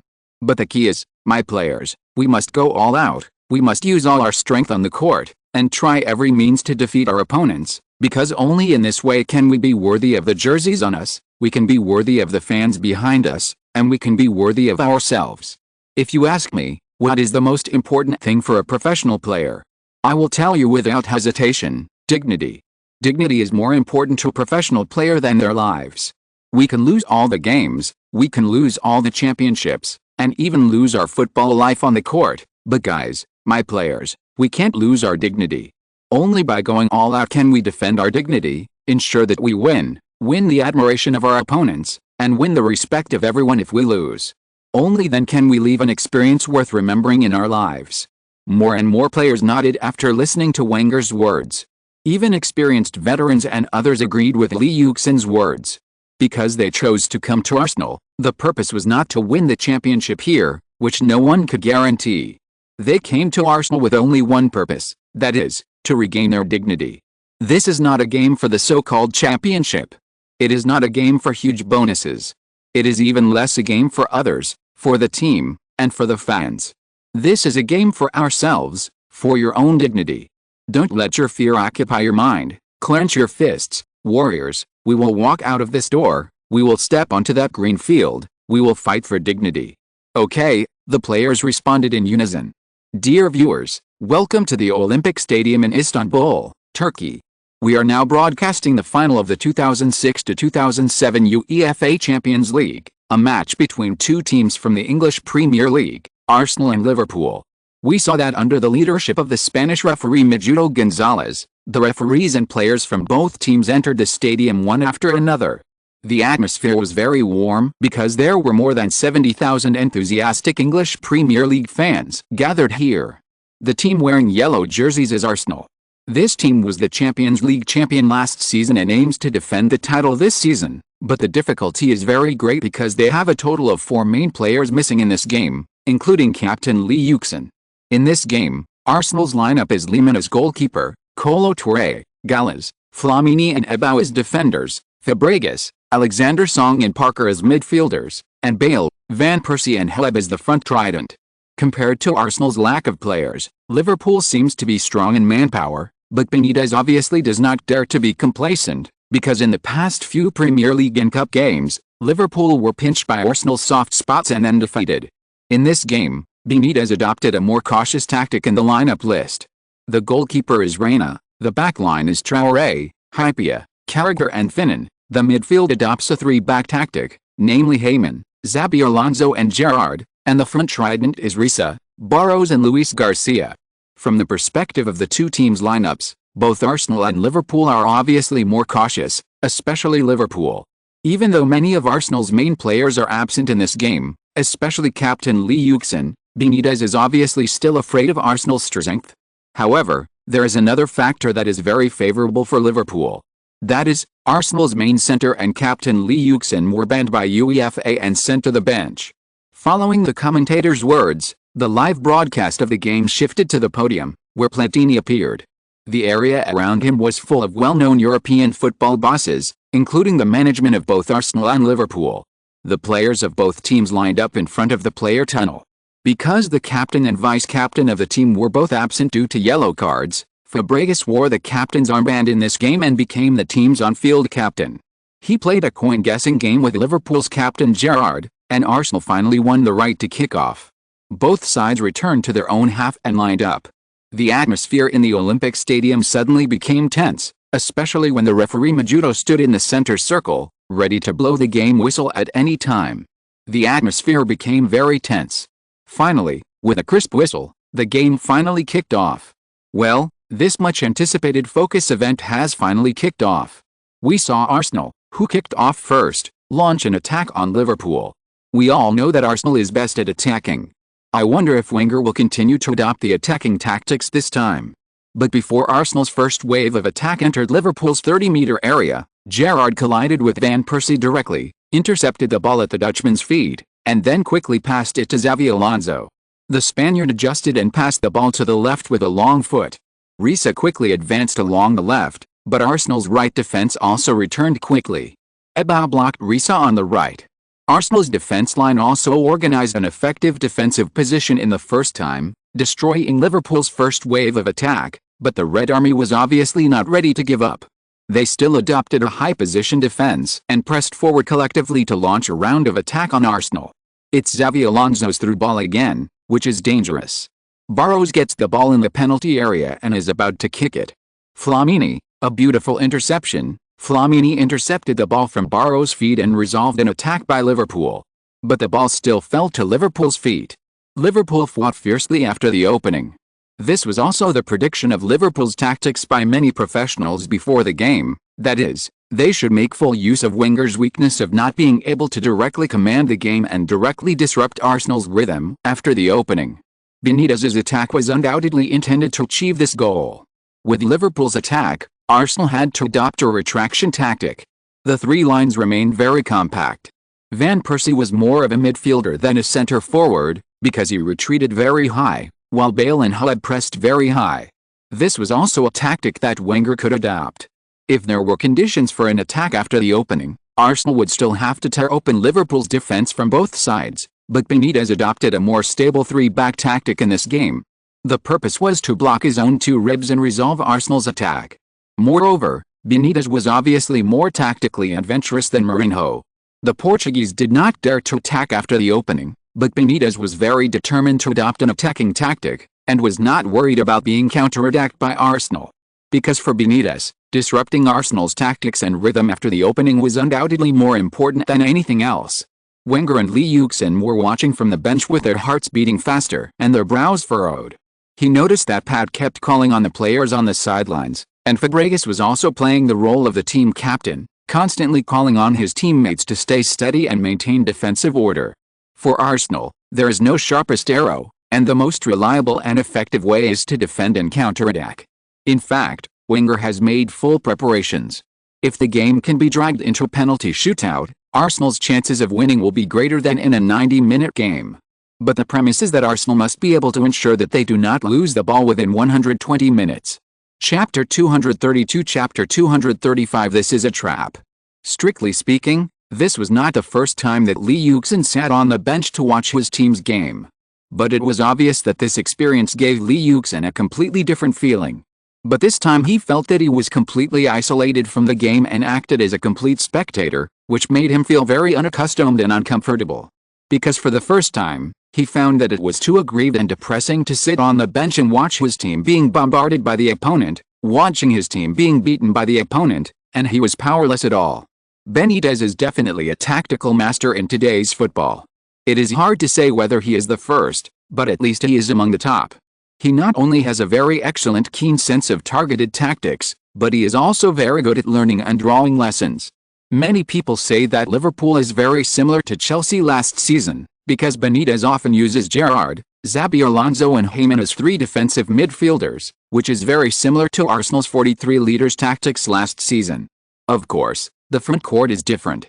Chelsea's front court at that time was Ballack and Lampard, and Drogba was the centre forward, while Liverpool's front court was Risa and Luis Garcia, and Barros was the centre forward. Chelsea paid more attention to the flanks and the middle, while Liverpool paid more attention to the flanks.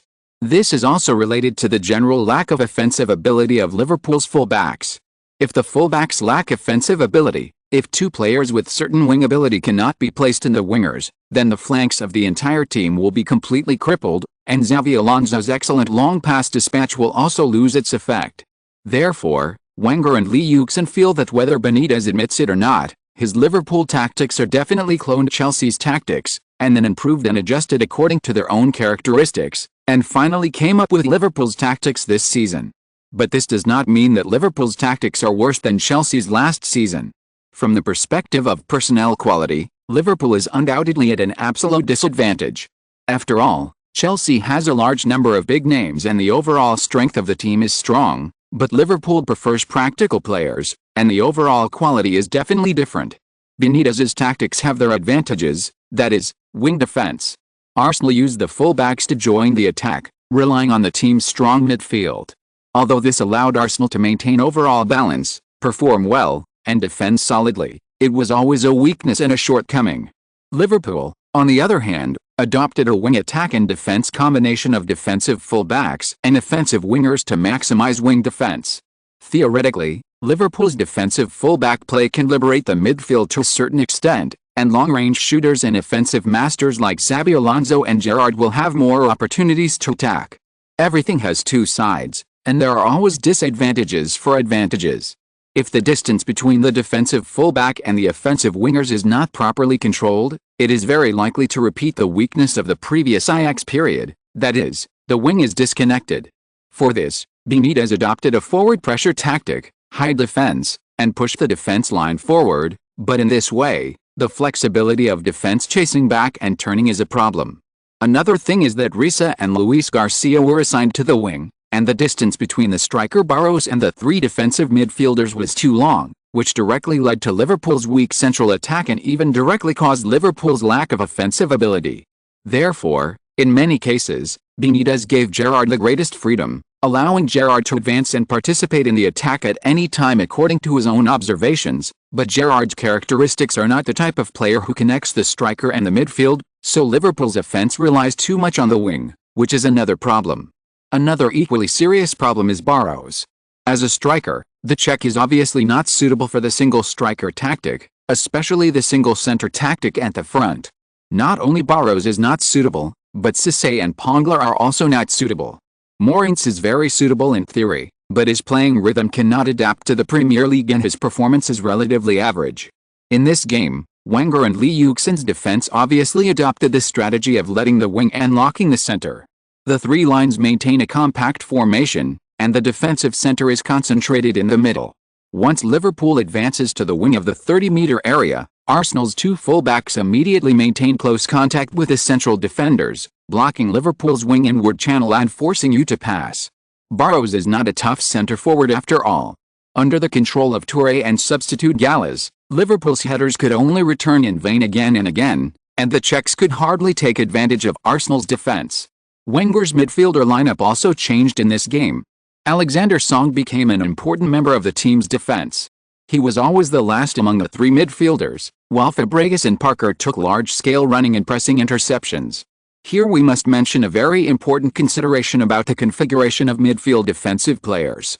In the eyes of many people, defensive midfielders are divided into midfielders with excellent position and awareness like Makalil and large-scale running cover like Gattuso. I believe many people think that this is just a difference in defensive methods, but I don't know if anyone has considered that this is actually the difference in the tactical system they adapt to. The coverage area of the positional back is relatively small. If he is in a team with poor pressing and oppression, his weakness will be exposed.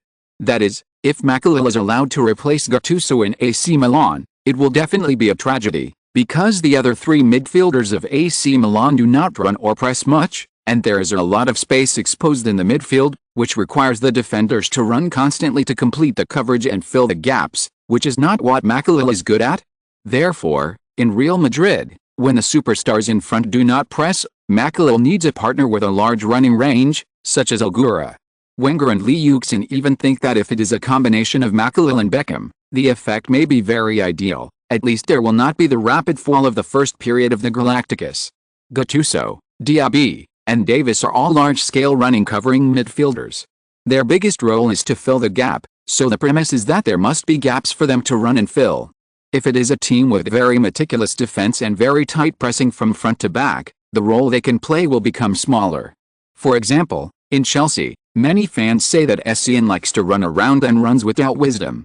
In fact, this is indeed due to the players, but another important factor is that the team's tactics are very meticulous. When Diaby finds a loophole and wants to run over to fill it, his teammates have already blocked it for him in advance.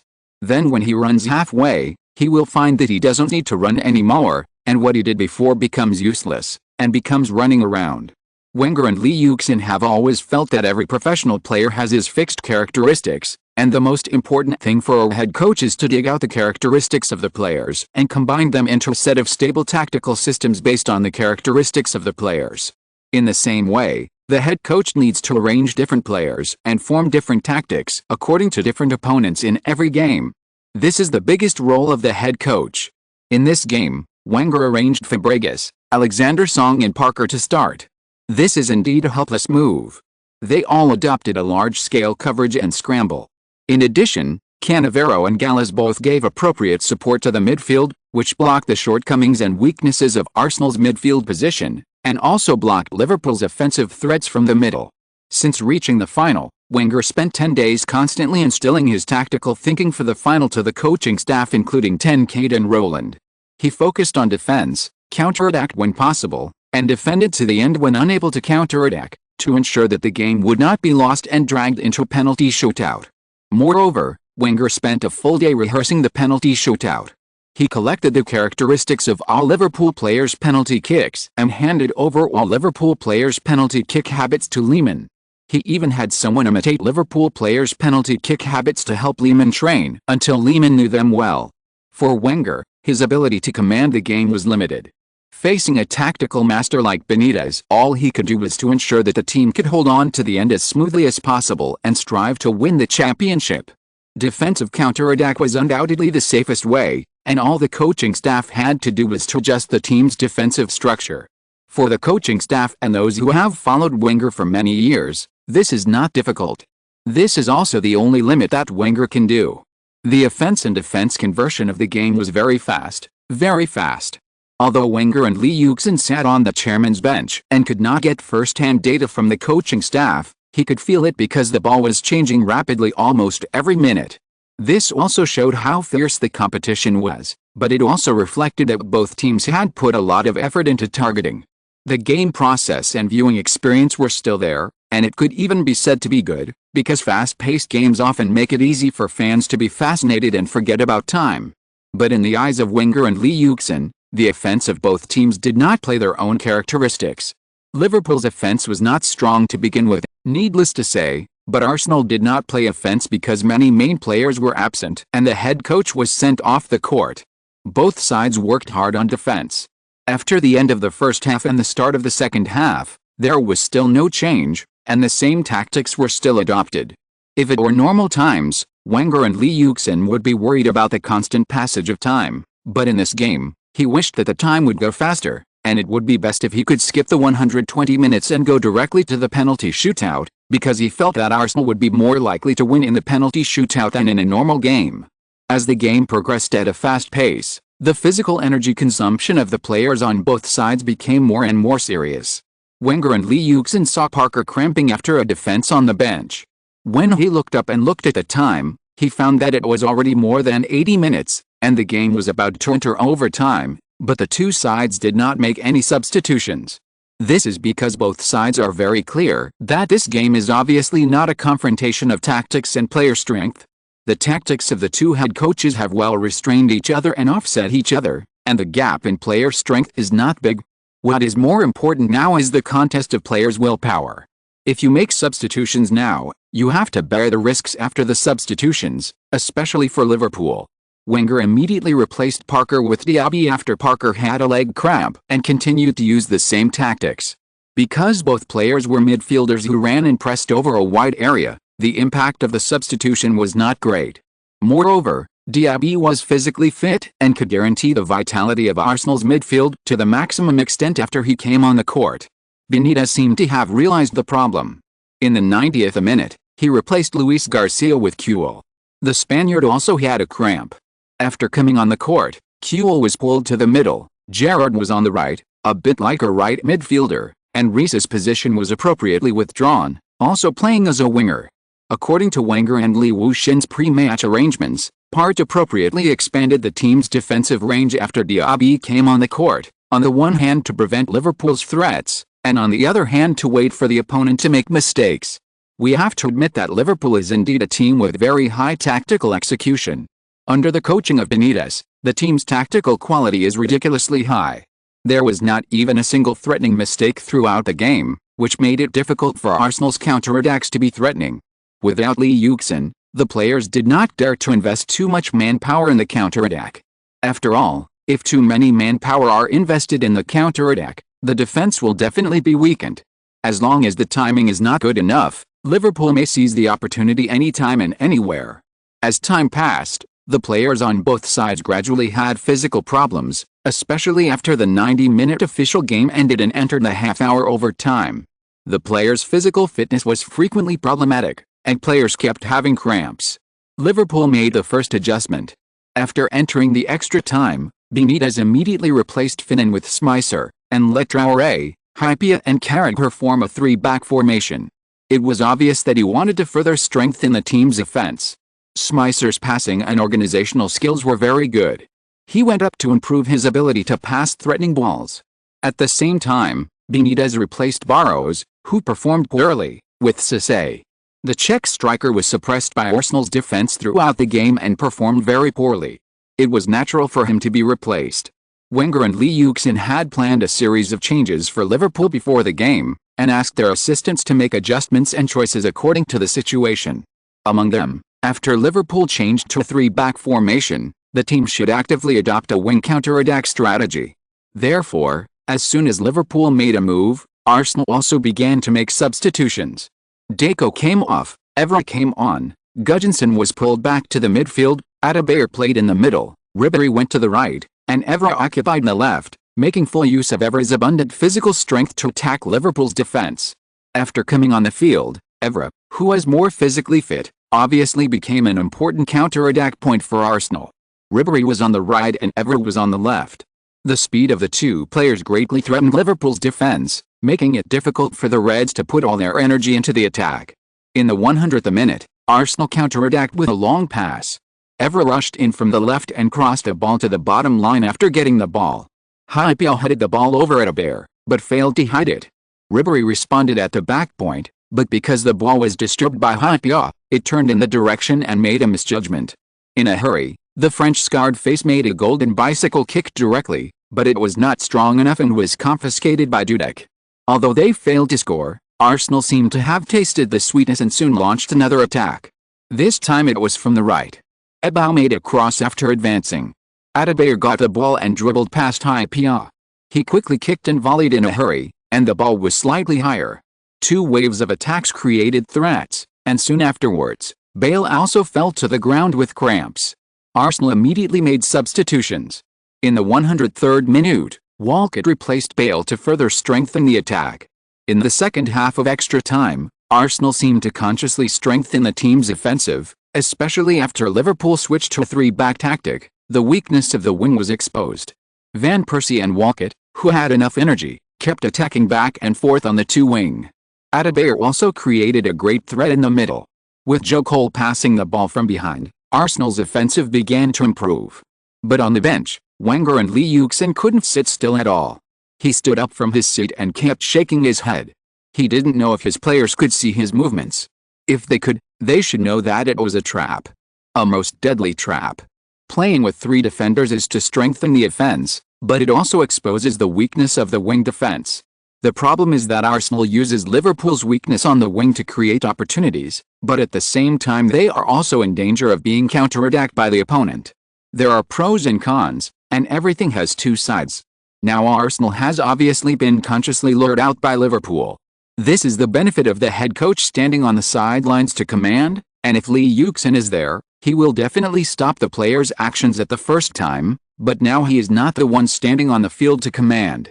If they continue to play like this, the goal will be in danger. Sorry, there is only one update today, and I will resume 2 updates tomorrow. Chapter 233. There is no myth in Greece tonight. Cesc, I've decided to let you start in tomorrow's final. This was what Wenger said when he handed the captain's armband to Fabregas when the team was familiarizing themselves with the venue at the Olympus Stadium in Athens the day before the Champions League final. At that moment, he took the captain's armband as if it was normal. To be honest, for Fabregas, one of Arsenal's vice-captains, being the temporary captain of Arsenal was not a big surprise, and he didn't take it seriously, because he was used to it. You are also a veteran of the team, with a lot of game experience. I hope you can lead your teammates more in the game. I believe you know as well as I do how difficult it is for us to get to where we are today. We are only one step away from making history. We can't lose, we must win. We will encounter great difficulties in this game. Many players will not be able to participate in the game, and I can't command on the sidelines, so I hope you will be the captain of the team and give orders on my behalf on the court. I believe you can lead the team to complete this game well and achieve a satisfactory result. Fabregas, who was in front of his team's penalty area at the Olympus Stadium, reached out and touched the captain's armband on his arm. He turned his head involuntarily and searched for the head coach Wenger and Lee Yuxin on the bench. When he didn't see Wenger and Lee Yuxin's signal, he was startled, but soon, he turned his attention back to the game, hesitating. He had a feeling that the team was pressing too hard, which was not a good thing, because it would leave more loopholes behind them, but Benitez, the old fox, arranged Cisse to be near here. What was the best thing about Cisse, the French striker? Speed. What was Liverpool's most powerful attacking method? Counterattack. In other words, with Xabi Alonso making long passes behind them and Cisse sprinting in front, Arsenal pressing forward to attack, wouldn't it just be the muzzle of Liverpool's counterattack? As long as Liverpool could find an opportunity to pull the trigger at any time, Arsenal would be finished. There are always blessings and disasters on the football field, and Fabregas, who is young but has rich game experience and football IQ, understands this very well. Boss, what should I do? Fabregas asked himself in his heart. I believe you can do well. Wenger patted him on the shoulder, and this sentence, which he said with great trust, once again rang in Fabregas' ears, further strengthening his confidence. Guys, don't go too high, come back a little bit, Fabregas shouted to his teammates in front of him. Don't fall into the trap of Liverpool, they are going to counterattack us. Come back, keep compact formation. Fabregas' shout quickly reached the front court, and all the players immediately woke up after hearing it. It turned out that they had unknowingly thrown away the coach's constant reminders before the game. Did the coach ask them to keep a compact formation at all times before the game? But at this moment, Arsenal made a mistake in the front court pass. Walcott wanted to pass the ball to Rooney after getting the ball, but Heyman used his body to hold Walcott, intercepted the ball from Walcott's feet, and poked it to Xabi nearby. Zabi turned around after getting the ball, kicked it forward lightly, and saw Sisse raise his hand in front to ask for the ball. He rushed forward quickly, got ahead of Diaby, and kicked the ball forward quickly with a big foot. The ball crossed a large area of the stadium, drew a beautiful parabola, and fell behind the Arsenal defense. The landing point was very clever, right between the defense and the goalkeeper, and near the penalty spot, so the goalkeeper dared not attack. Fabregas had noticed Sisse long ago. When Liverpool successfully intercepted the ball and wanted to counter-attack, he waved to Gallas at the first time, and rushed forward at the first time, almost gritting his teeth, because his physical energy had been consumed in the nearly 2 hours of the previous game. Now, the only force that supported him to continue rushing forward was his will, his strong will to win the game. Finally, he got ahead of Sisse, jumped high, headed the ball, and headed it out of the penalty area. When he landed, he almost fell to the ground, but he still struggled to stand up. But when he stood up, he saw that the ball still fell at the feet of the Liverpool player. Smicer passed it to Gerrard, who quickly inserted the ball after getting it, and it was obvious that he wanted to kick it directly. Offside. Fabregas saw that it was too late to stop Gerrard from kicking the ball, and Sisse was obviously going for Lehmann, so he immediately reacted and set an offside trap. Arsenal's defense moved forward tacitly, and Sisse was undoubtedly in an offside position, and he blocked the goalkeeper Lehmann, and then Gerrard kicked the ball directly. This time, Lehmann did not react because his vision was blocked by Sisse, and the ball went into the net. This should be a very obvious offside. Sisse disturbed the goalkeeper. The offside is very clear and indisputable. The linesman also raised the offside flag. The commentator commented on this goal after the goal was scored in the game, thinking that it should be an invalid goal. But at this moment, the referee suddenly blew the whistle, indicating that the ball returned to the midfield, and the goal was valid. What happened? What happened? The commentators on the scene were all surprised. The entire Olympus Stadium was in an uproar. Liverpool fans were originally regretting the offside, while Arsenal fans were relieved that the team had completed another defensive move. But suddenly, the referee signaled that the goal was valid? Oh my god, the referee actually signaled that the goal was valid. What is going on? Did the linesman signal that Sisse was offside? Why was the goal still valid? Although Sisse did not directly participate in the attack, he obviously disturbed the goalkeeper and blocked the goalkeeper's sight. This has caused offside in the new offside rules, an indisputable offside. Arsenal's players were also crazy, and they surrounded the referee one by one. Sir, we are all very sure and certain that Sisse was in an offside position at the time, and the linesman also supports and agrees with our opinion. Why did you rule that the goal was valid? Fabregas blocked his angry teammates and negotiated with the referee. This was his duty as the captain of the team. Sisse did not directly participate in the attack. According to the new offside interpretation regulations, it did not cause offside, the referee explained. But he obviously disturbed the goalkeeper's sight and affected his judgment. According to the new offside rule, this is also considered offside. Fabregas was a little excited. This was definitely an indisputable offside, and there was no need to doubt it. Even the linesman made a penalty, but the referee wanted to overturn the linesman's judgment. I'm sorry, I don't think he disturbed the goalkeeper's sight, the referee answered very affirmatively. This is indeed a very vague concept. If the referee stands at a certain angle, he can get the answer that Sisse disturbed the goalkeeper's sight, but if he stands at another angle, the situation may be different. The final right of interpretation lies with the referee, and Majudo Gonzalez obviously believes in his own eyes. We can't explain your answer, sir. At least the linesman is very sure that Sisse is offside, and he went to the goalkeeper, but you told us that he did not disturb the goalkeeper. This is definitely not a satisfactory answer. Fabregas felt unacceptable. The new offside rule is designed to encourage offense. It has a new interpretation of the offside rule. One important point is that as long as the referee defines that the player is not directly involved in the game, or does not affect or disturb the opponent's players, and the attacking team benefits from it, it is not offside. This actually gives the referee a lot of power. Just like when Sisse ran towards Lehmann just now, did he affect Lehmann's judgment and vision? The referee may come to different conclusions depending on his position.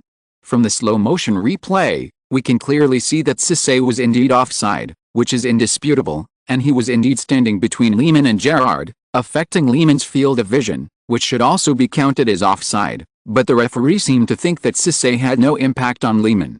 New rules and interpretations are often accompanied by more controversy.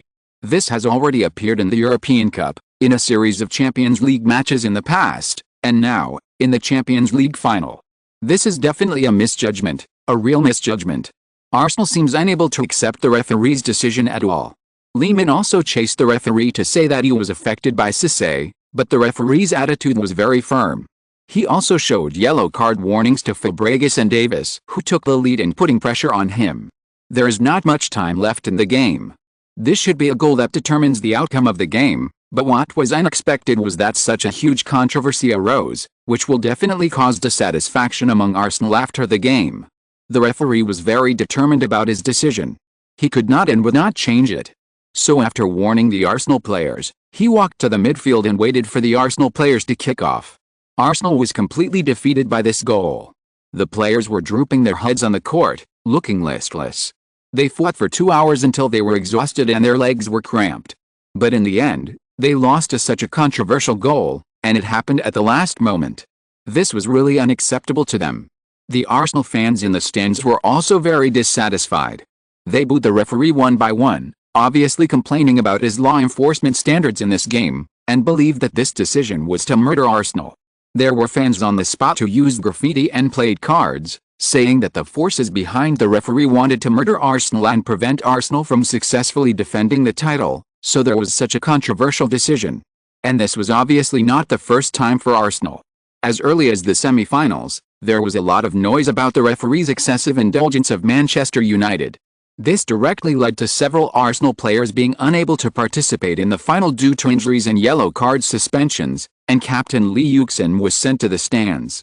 Everyone originally thought that Arsenal was unlikely to win, but in the game, Arsenal played very tenaciously, and was not much inferior to Liverpool. Especially as the game approached the end, more and more people felt that Arsenal seemed to have the hope of defeating Liverpool as long as the game was dragged into a penalty shootout. But who could have thought that at the last and most critical moment, the referee used such a controversial goal to kill Arsenal and everyone's hope? How the next game went on, I believe many people don't know. One by one, Arsenal players were drained of their strength, lost their fighting spirit, and kicked the ball like zombies, while Liverpool was concentrating on guarding their zero. Not long after, the whistle of the end of the game sounded at the Olympus Stadium. Arsenal players collapsed on the field, looking extremely frustrated and disappointed. They lost the epic chance to defend their title and also lost their efforts and persistence over the past season. The most painful thing in life is when you think you see hope, but what you waited for is despair. Lee Yuxin also sat back on the bench. This was undoubtedly the most painful defeat in his coaching career, and he paid the most painful price. That is, the opportunity to make him a legendary epic disappeared completely, and the next time the same opportunity appears, it is unknown when it will be, and it may never appear again. Even though he had been mentally prepared for the result of the game before the game, he still found it difficult to accept it now. Arsenal's performance in this game was indeed unforgettable, even though they had several players absent, even though their captain was sent to the bench, even though everyone thought before the game that they had to wait for a miracle to win. They almost created a miracle, but in the end, the referee's controversial penalty determined the outcome of the game. There was no miracle in Greece that night. The UEFA bosses in the presidential stand all looked very excited, and they did have enough reasons to be excited, because at least, Arsenal did not successfully defend the title, right? Of course, you can also say that reaching the final is a victory, just like when Juventus reached the final for 3 consecutive years, even if they only won one championship. But who can ignore the strength of Juventus? But Lee Yuxin was still unwilling to accept it. If he had fought with real swords and guns, he would have nothing to say if he lost. But the fact was not like that. He lost very miserably, very aggrievedly, and lost so much that he wanted to curse. The Olympus Stadium was filled with the cheers of Liverpool fans and the celebrations of Liverpool players. This place belonged to the winners, to the officials with faces as bright as chrysanthemums, but not to Wenger. The game was over, and the result was doomed. Everything was over. Lee Yuxin entered the locker room passage from behind. As soon as he arrived at the door, he saw Arsenal players leaning against the door of the locker room and crying. They cried miserably and sadly. A group of strong men on weekdays, but now they are crying like women.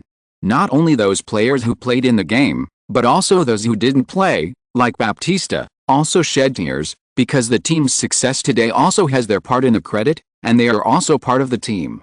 Of course, there are also strong people, such as Fabregas, and other players, who are more mature and are comforting their teammates. In addition, there are Flamini, Keon and other players who came to the locker room earlier than Lee Yuxin. They all ran to find and comfort their teammates as soon as possible.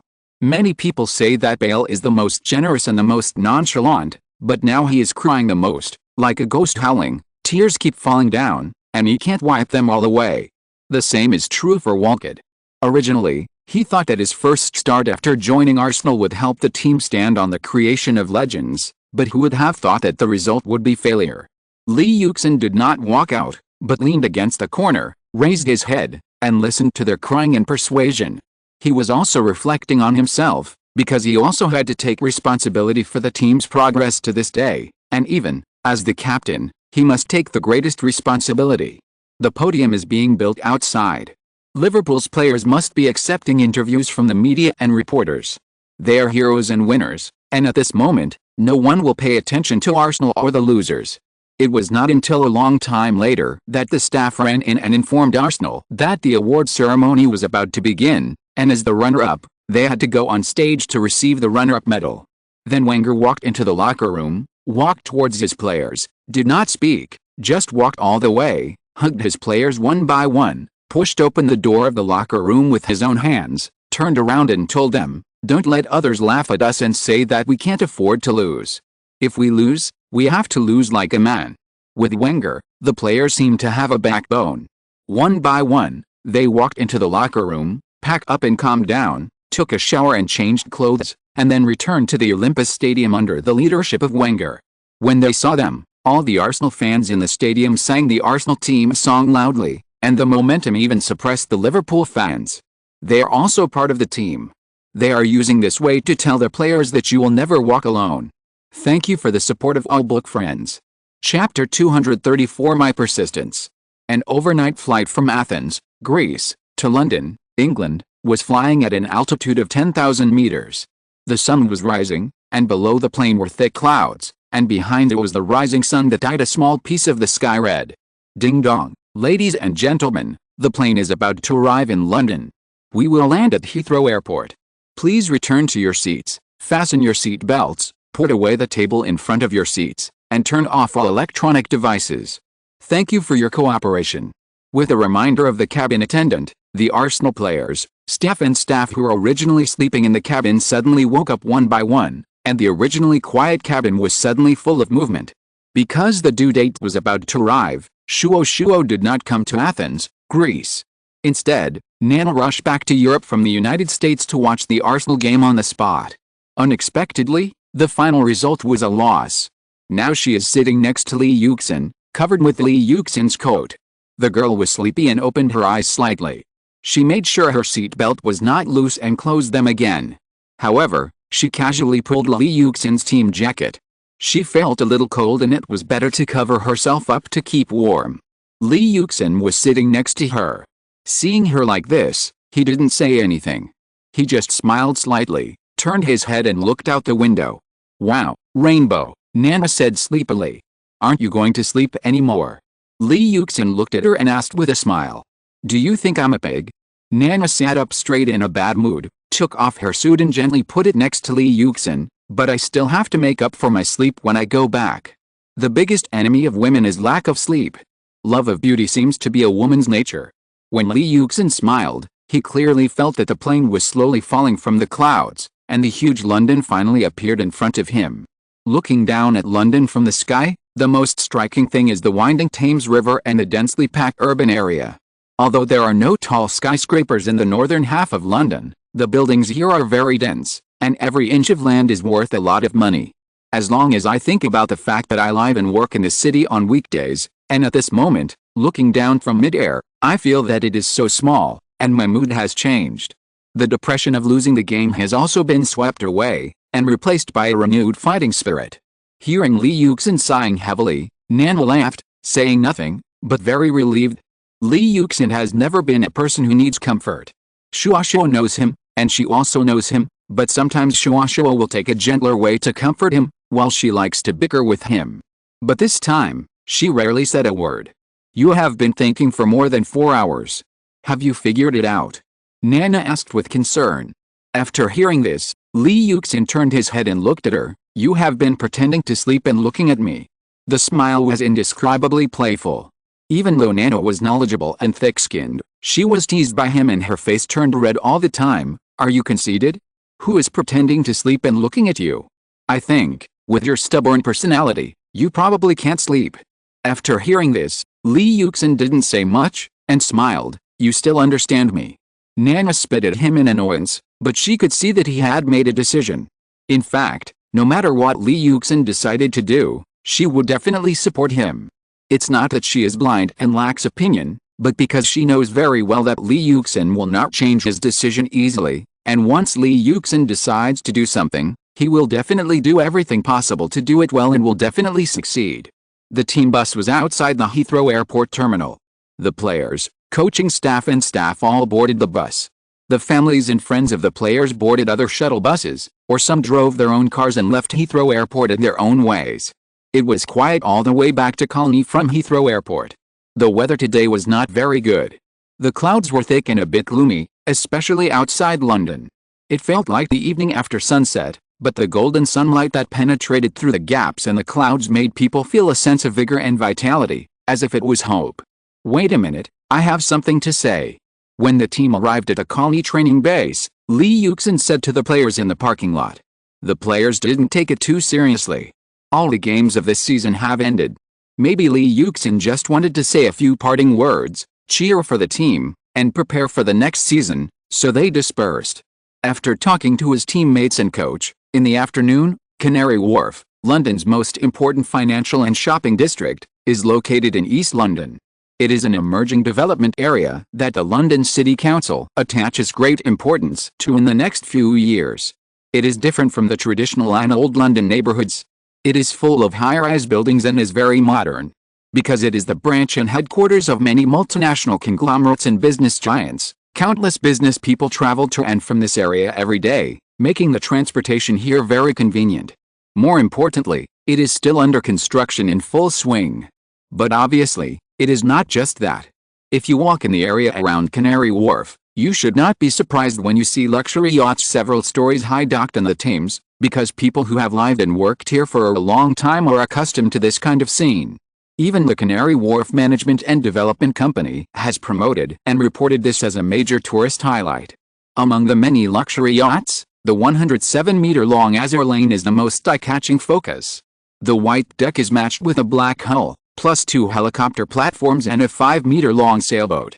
All these make the Azure Lane the most eye-catching focus of Canary Wharf.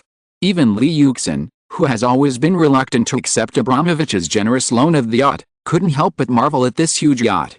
Only by standing in front of it and feeling its hugeness can you experience what the top luxury yacht is.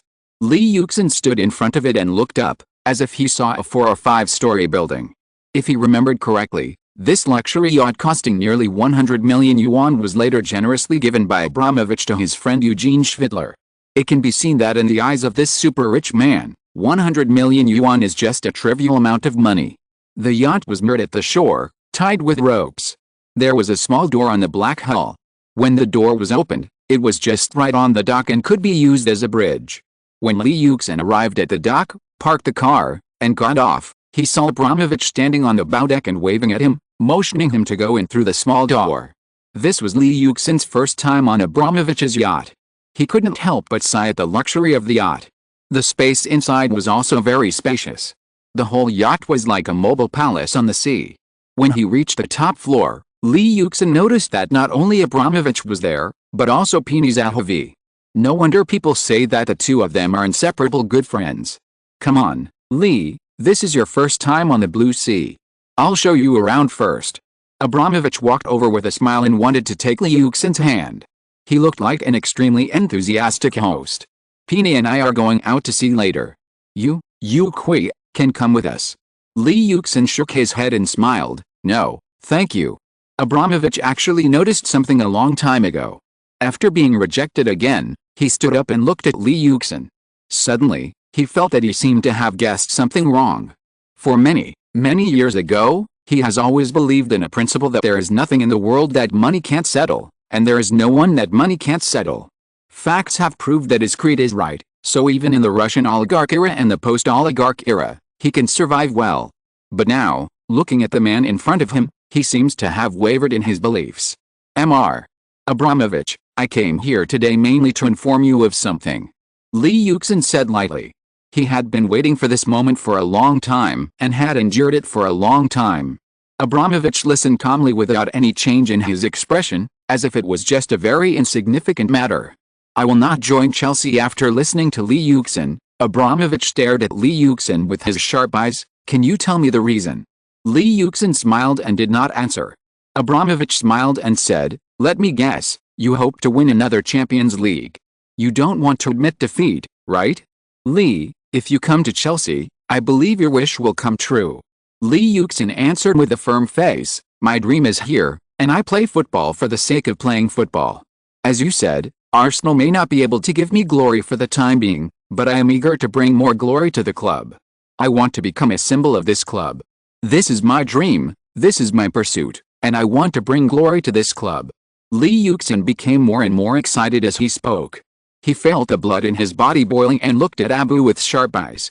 Abu was deeply shocked by Li Yuxin's words, playing football for the sake of playing football. No one has said this for a long time. Maybe this is the deepest persistence of young people. Bring glory to the club. What domineering words, this is what he wants, but Arsenal. He cannot care about those things. Glory can also be obtained in Chelsea. Maybe he came too early. He is only 20 years old. Li, you are an admirable young man. I hope you can stick to your dream. I think I have gained a lot here. I am very happy to meet a young man like you. Let's visit my yacht. This time Li Yuxin did not refuse but started chatting with Abu. Later, Mendez and Yang Guiyang also came. Chapter 235 Let's get married. 3 days later, in Shuo Shuo's home in Tianjin, China, they are discussing marriage because Shuo Shuo is pregnant. Have you decided to stay in Arsenal in London? At the dinner table in Shuo Shuo's villa, Shuo Shuo's father and his wife were surprised to hear Li Yuxin say this news. Before getting married, Li Yuxin and Shuo Shuo were in a long-distance relationship. Although they often called each other, they didn't see each other for a long time. This must have had some impact on their relationship. Moreover, Shuo Shuo lived alone, and they were always worried. Besides, the European football circle is a place of fame and fortune. There are countless beautiful women who are eager to climb up the high branches like football stars and make themselves famous overnight. Young, handsome and rich like Li Yuxin is a hot commodity. Shuo Shuo's father is always a little uneasy. As a man, especially a successful man like him, he certainly knows that it is inevitable to play with each other, but he is afraid that after a long time, Li Yuxin can't stand the seduction of those women. What should his daughter do then? Of course, he does not doubt Li Yuxin's love and loyalty to his daughter. The two have been in love for so long, and he also sees clearly what kind of person Li Yuxin is. It's just that sometimes, such things are hard to say, especially when the couple is separated for a long time. If there are no major mistakes, it should be, Li Yuxin said with a smile. Upon hearing the good news, Shuo Shuo's father and his wife were also very happy. They had long felt that it was not a good idea for the couple to be too far apart. Now that Li Yuxin has gone to London from Amsterdam, the Netherlands, the two can buy a house in London and see each other every day. This is like a couple. Okay, let's go to London, Shuo Shuo's father laughed. By the way, Shuo Shuo, you should accompany Li Yuxin back and look for a house by the way. Dad said before that I will give you a house, so don't save money for me, understand? Shuo Shuo smiled and nodded in agreement. We have asked Nana to help find it. She used to run a real estate agency and knows more about this. And I have also thought about it. Maybe in about a year, I also want to go back to London. Go back to London? Isn't Cambridge good? Shuo Shuo's father asked curiously. It's not that it's bad, Li Yuxin explained with a smile. The best hospitals in the UK are basically in London, Wellington, Guy's and St. Thomas, St. Mary's. These best hospitals are all in the city. If you go into these hospitals, it will be easier for Shuo Shuo to have children later. Yes, Dad, my mentor plans to recommend me, and I also hope to be able to stand on my own and accumulate as much experience as possible. Shuo Shuo followed up to explain. For her, The most important thing now is experience. Shuo's father nodded continuously after listening. Then the house can't be bought in Cambridge. Yes, we are considering buying in the suburbs of London. The city is more expensive, and basically all of them are row houses. Shuo said. One of the interesting features of London houses is that they are row houses facing the street. Basically, there are 2 or 3 floors of such houses, which are connected in a row facing the street and have a small garden at the back. The biggest advantage of such houses is that they are cheap. Therefore, even in areas such as Kensington, Chelsea and Notting Hill, which are known as middle-class and wealthy areas, there are basically such houses. However, for Chinese people, such houses are very inconvenient. After all, who doesn't want to have a separate house? However, in downtown London, there are very few small villas with separate houses. Some are renovated from old houses that are decades or even hundreds of years old. Although they are still very solid, they look a bit shabby, and sometimes the price and procedures for renovation are enough to give you a headache.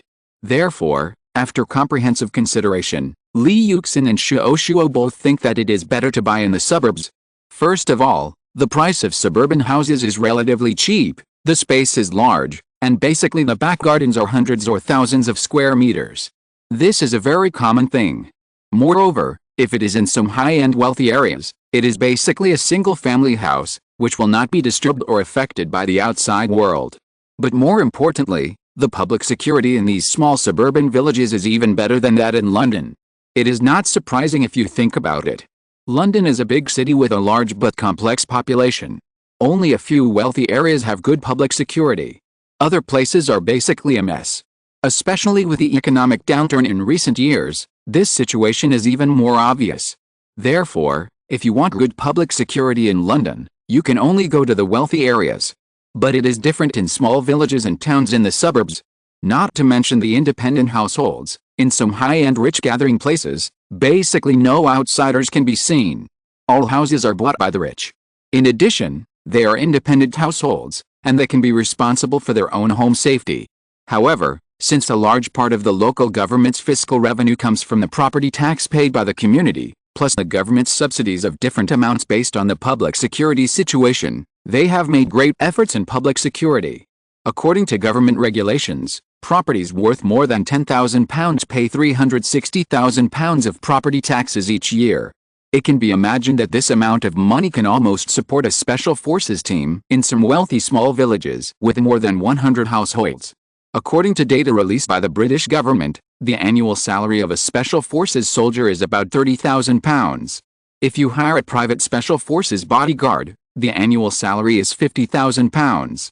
It is conceivable that in these small villages of rich people, the public security is not acceptable. Of course, this has also led to the public security in the rich area getting better and better, and the public security in the poor area getting worse and worse. Polarization. But as an ordinary resident, Li Yuxin must give priority to places with good public security when choosing a house. Shuo's father is not familiar with the UK, and he really didn't know that there was such a thing about buying a house in London. He was immediately surprised. Shuo and I both have to work, so we think it's not necessary to buy a big house. Usually, there are 2 people living there. You and my parents go there, and there are only 3 or 5 rooms. The most important thing is the environment and public security. Usually such a house should be bought in the suburbs for hundreds of thousands of pounds. Li Yuxin said with a smile. For him now, hundreds of thousands of pounds are indeed not much, because his signing fee alone is as high as £3 million, which can be regarded as a sum of money earned by Mendez for Li Yuxin, because he just renewed his contract and got the signing fee. Even a big garden? Shuo's father asked in surprise. Li Yuxin nodded. In the UK, houses are basically bought as a set. The square area is not calculated, and no matter the size of the garden, the price of one set is the same. Therefore, in many suburbs, the garden is much larger than the house, but it is extremely cheap. After saying that, he couldn't help laughing. After all, this is only possible in the suburbs. If you live in Kensington, Chelsea and Notting Hill in the city centre, there is nothing. The gardens of those townhouses are very small. How can they give you a big garden? However, the public facilities are really good, which is definitely not comparable to the city in the suburbs. Then you buy a house in London. What about Shuo's work? Chuyun is most concerned about his daughter. Shuo smiled and took his mother's hand. "We have a car, Mom." Li Yuxin has 2 cars, a Ferrari Enzo and a Mercedes-Benz. Li Yuxin drives the former himself, and the latter is naturally for Shuo. "Okay, since you have all thought about it, it's up to you. I'll listen to you." Shuo's father was in a good mood and made a decision, "But we have to agree that I will pay for the house and redecoration." Although he passed the company's shares to Shuo, because neither Li Yuxin nor Shuo were interested in returning to Jinfen Group, he still held the title of chairman, and Chen Zhong was in charge of the group. Shuo's father only supervised the work behind the scenes and served as the chairman of the foundation. In addition, he had some real estate in the past few years, so he was not short of money at all. In his words, unless he went to gamble, he would never be able to squander money in his lifetime. Therefore, Li Yuxin had no objection to his father-in-law rushing to pay. Sometimes you have to admire Nana. Almost anything handed to her, she can quickly give you a satisfactory answer. Just like helping Li Yuxin find a house, she only took 2 days to give Li Yuxin a reply. Totteridge is a wealthy village in the north of London, 50 kilometers from Cambridge, about an hour's journey, basically all highways, and only kilometers to Heathrow Airport. And most importantly, it is very secluded, but the transportation is very convenient. This village is composed entirely of single-family mansions of the rich, and there is no problem with public security. It is much bigger than the house where Yang Guiyang lived before. After discussing these things, Eliza drove, carrying Li Yuxin and Wang Chu away from the Harrington training base, all the way north, and under Edgware on the NL highway, you can see the most original flavor of the British town. Clean roads, red brick and white tile English buildings, neat and orderly planning. It is easy to give people a comfortable feeling, but Eliza said that the environment and air of Totteridge are much better than Edgware.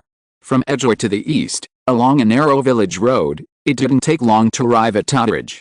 Unlike the densely populated Edgware, Totteridge seems relatively empty. The luxury villas with large gardens are clearly separated, with tall oak trees that block the view in the middle and high walls built, making each villa seem to be an independent little world. Eliza has been here twice and is a little familiar with it.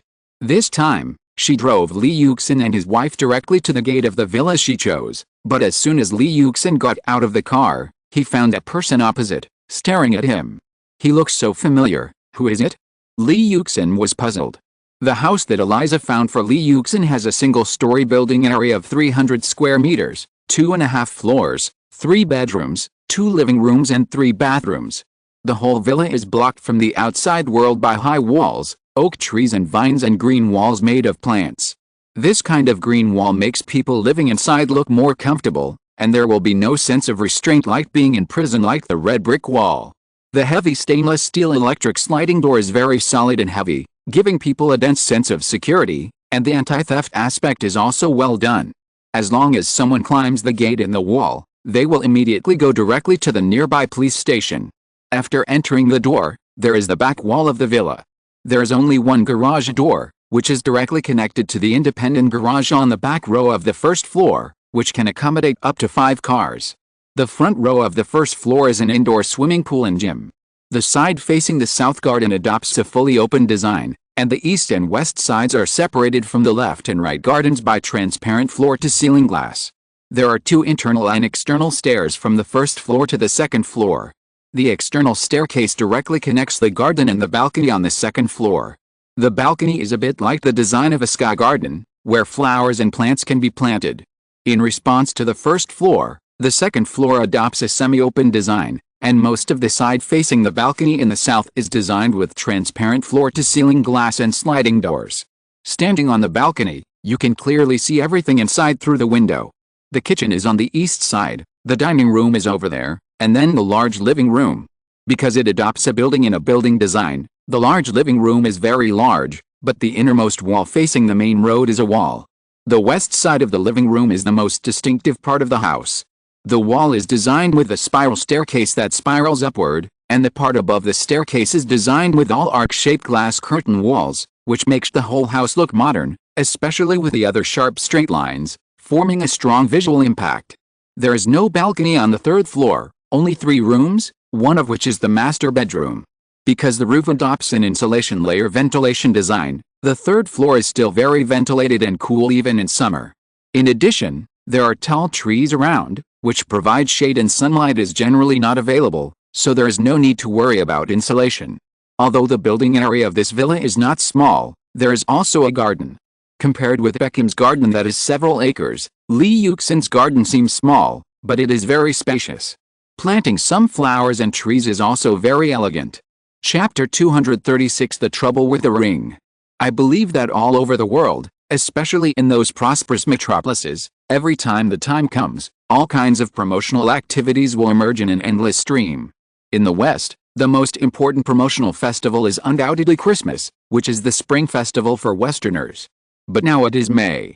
Perhaps because it is daytime, there are not as many people on the street as imagined, but the shops are all decorated with lights and colors, creating a very lively atmosphere. Various promotional advertisements and tricks to attract customers emerge in an endless stream. Everything is exactly the same as the prosperous streets before and after the Spring Festival or National Day in China. The difference is that most of the people you see on the street are foreigners. South of Oxford Street and north of Piccadilly Street, the middle area is the most developed commercial district in London. Almost all the top brand stores are in this area, and further east is Chinatown and Broadway, then the Thames River, and west is Hyde Park. Cheng Wen and Nana are not very familiar with London, so the guide is naturally Li Yuxin, this local snake, who has been here many times and is relatively familiar with the surrounding area. He took them around in the commercial downtown. The purpose of their trip was to buy a set of engagement rings. In fact, it was Li Yuxin's fault. He was so busy that he found that he hadn't bought the rings yet when he was about to get engaged. So, on the eve of the engagement, he had to drag Nana to London and call Cheng Wen, who had just had a holiday. Although there were not as many pedestrians on the street as imagined, it was a bustling street in an international metropolis after all, so there were always many people. Cheng Wen and Nana, two stunning beauties, walked together and naturally became the focus of everyone's attention, but their dress and appearance well reflected their different personalities. Cheng Wen's personality was relatively low-key and elegant. She wore light blue jeans and a loose white sweater. The sweater was very long and looked like a miniskirt. The only highlight on her body was the black knitted scarf around her neck, which looked very layered on the white sweater. She didn't have many jewelry on her. She wore a necklace given by Li Yuxin on her neck, but it was covered by the scarf, and the bracelet on her wrist was covered by the cuffs of the sweater. It looked simple, but it gave people a very comfortable and layered feeling. In contrast to Cheng Wen, Nana's outfit is much more fashionable. She wears a white knitted hat, a white knitted sweater vest, and a pure black slim-fitting long-sleeved warm t-shirt inside, which shows off her exquisite figure on the upper body. She wears a pair of black denim tights underneath. Her outfit is completely black and white, which is very visually impactful. What's even more surprising is that her hair under the white knitted hat is dyed yellow, and she wears a pair of sunglasses that cover most of her face. Coupled with her tall figure and bumpy figure, she looks like a celebrity going out on the street, and she frequently attracts the attention of passers-by when walking in the downtown area. Compared with the two beauties who are eye-catching, Li Yuxin looks relatively ordinary. After all, men don't rely on their clothes to win. A dark blue hive-neck sweater, paired with a pair of jeans, without long hair to blow in the London wind, and without sunglasses to cover his eyes, he looked very ordinary, but he didn't care. Along the way, with two beauties accompanying him on the left and right, he was strolling around in a relaxed and carefree manner. However, Arsenal fans kept coming to greet him, and they would respect their idol's private time if it wasn't autograph time. This is nearby the Old Town of London. The streets are relatively narrow, and even many of the world's top brand stores are opened in the streets, which really feels like good wine needs no bush. Li Yuxin rarely has this opportunity and mood. Accompanied by beautiful women, he strolled leisurely. He was quite interested in the architectural style of this old town in London, which is about 200 or 300 years old. He felt that it had some flavor, especially when he thought that in this old town, cars representing modernity were coming and going, and the impact of retro and modernity was really unique. We visited several jewelry stores along the way, including Cartier, Tiffany and other brand stores, and looked at several couple rings, but we still couldn't find one that satisfied us, so we simply walked into the streets and looked around. Maybe we could get something. Girls go shopping in the same way. As they walk, they unconsciously have more things in their hands. Nana bought a few clothes and shoes, half of which were at least for Cheng Wen. Cheng Wen also bought clothes and shoes, but they were basically for Li Yuxin. But without exception, these things were all in Li Yuxin's hands in the end. But the most important ring was still nowhere to be found. At this time, the three of them came to a three-way intersection and saw a jewelry store. "This couple ring is nice, let's go in and take a look." Nana saw the billboard at the door and suggested with a smile. George Jason. Li Yuxin had never heard of this brand, and neither had Chang Wen. It's a Danish brand that started with silver jewelry. I remember someone once said that if silver could talk, it would speak Danish. George Jason is the national treasure of Denmark.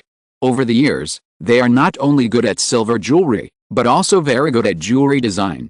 The style is clean, elegant and pure, which is very suitable for etched. I didn't realize that Nana knew all about this brand that is not very well known. The most famous couple's ring of George Jason is the Fusion series. According to the waiter's introduction, the designer Nina Guber's concept is to capture the rhythmic fusion of different elements, and to almost perfectly integrate the mysterious and simple elements. The exquisite carving of 18K gold, 18K rose gold and 18K white gold is used to show different matching combinations. This is a bit like DIY. The ring can be made into 2 inner and outer rings, or 3 rings. Then, according to your different requirements, you can make different combinations of gold, rose gold and white gold, and you can also inlay diamonds to meet the personalized needs of different color levels and different characteristics. Li Yuxin and the two beauties were both very curious about such rings. Moreover, they were all young people with an innate interest in DIY. Therefore, after the waiter's introduction, they decided to buy this ring. Both of them chose 2 rings, using platinum and rose gold to form the inner and outer double rings, and inlaid with diamonds. In the end, the 3 rings cost Li Yuxin more than 30,000 euros, which is more than 100,000 yuan. Li Yuxin didn't feel sorry for the money at all. The most important thing was that Shuo liked it. After ordering the rings, one thing was finally solved. The 3 of them naturally had more fun in London. They had a good time in London.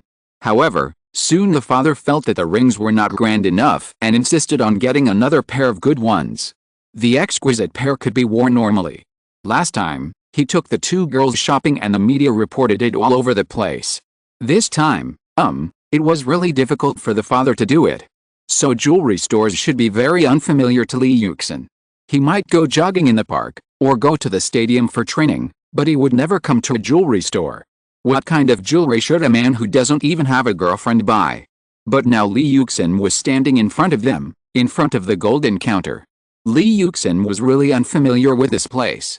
He didn't even know how to buy. So he stood in front of the counter, just looking down at the various jewelry that were shining under the special lights. Which one should I buy? How should I ask? Fortunately, the jewelry store has a very good sense of service, and this is a big star coming. So soon a special manager came to Li Yuxin. "Excuse me, Mr. Li, is there anything I can do for you?" Li Yuxin was not surprised that he actually knew him. If he didn't know him, it would mean that he had failed. He just kept his head down, his fingers moving on the glass countertop. "I want to buy a diamond ring." The manager was surprised. He didn't expect Li Yuxin to buy a diamond ring. What is the purpose of buying a diamond ring? Everyone knows that a diamond ring is a token of love. Buying a diamond ring is either for your wife or for your girlfriend, and never for ordinary people.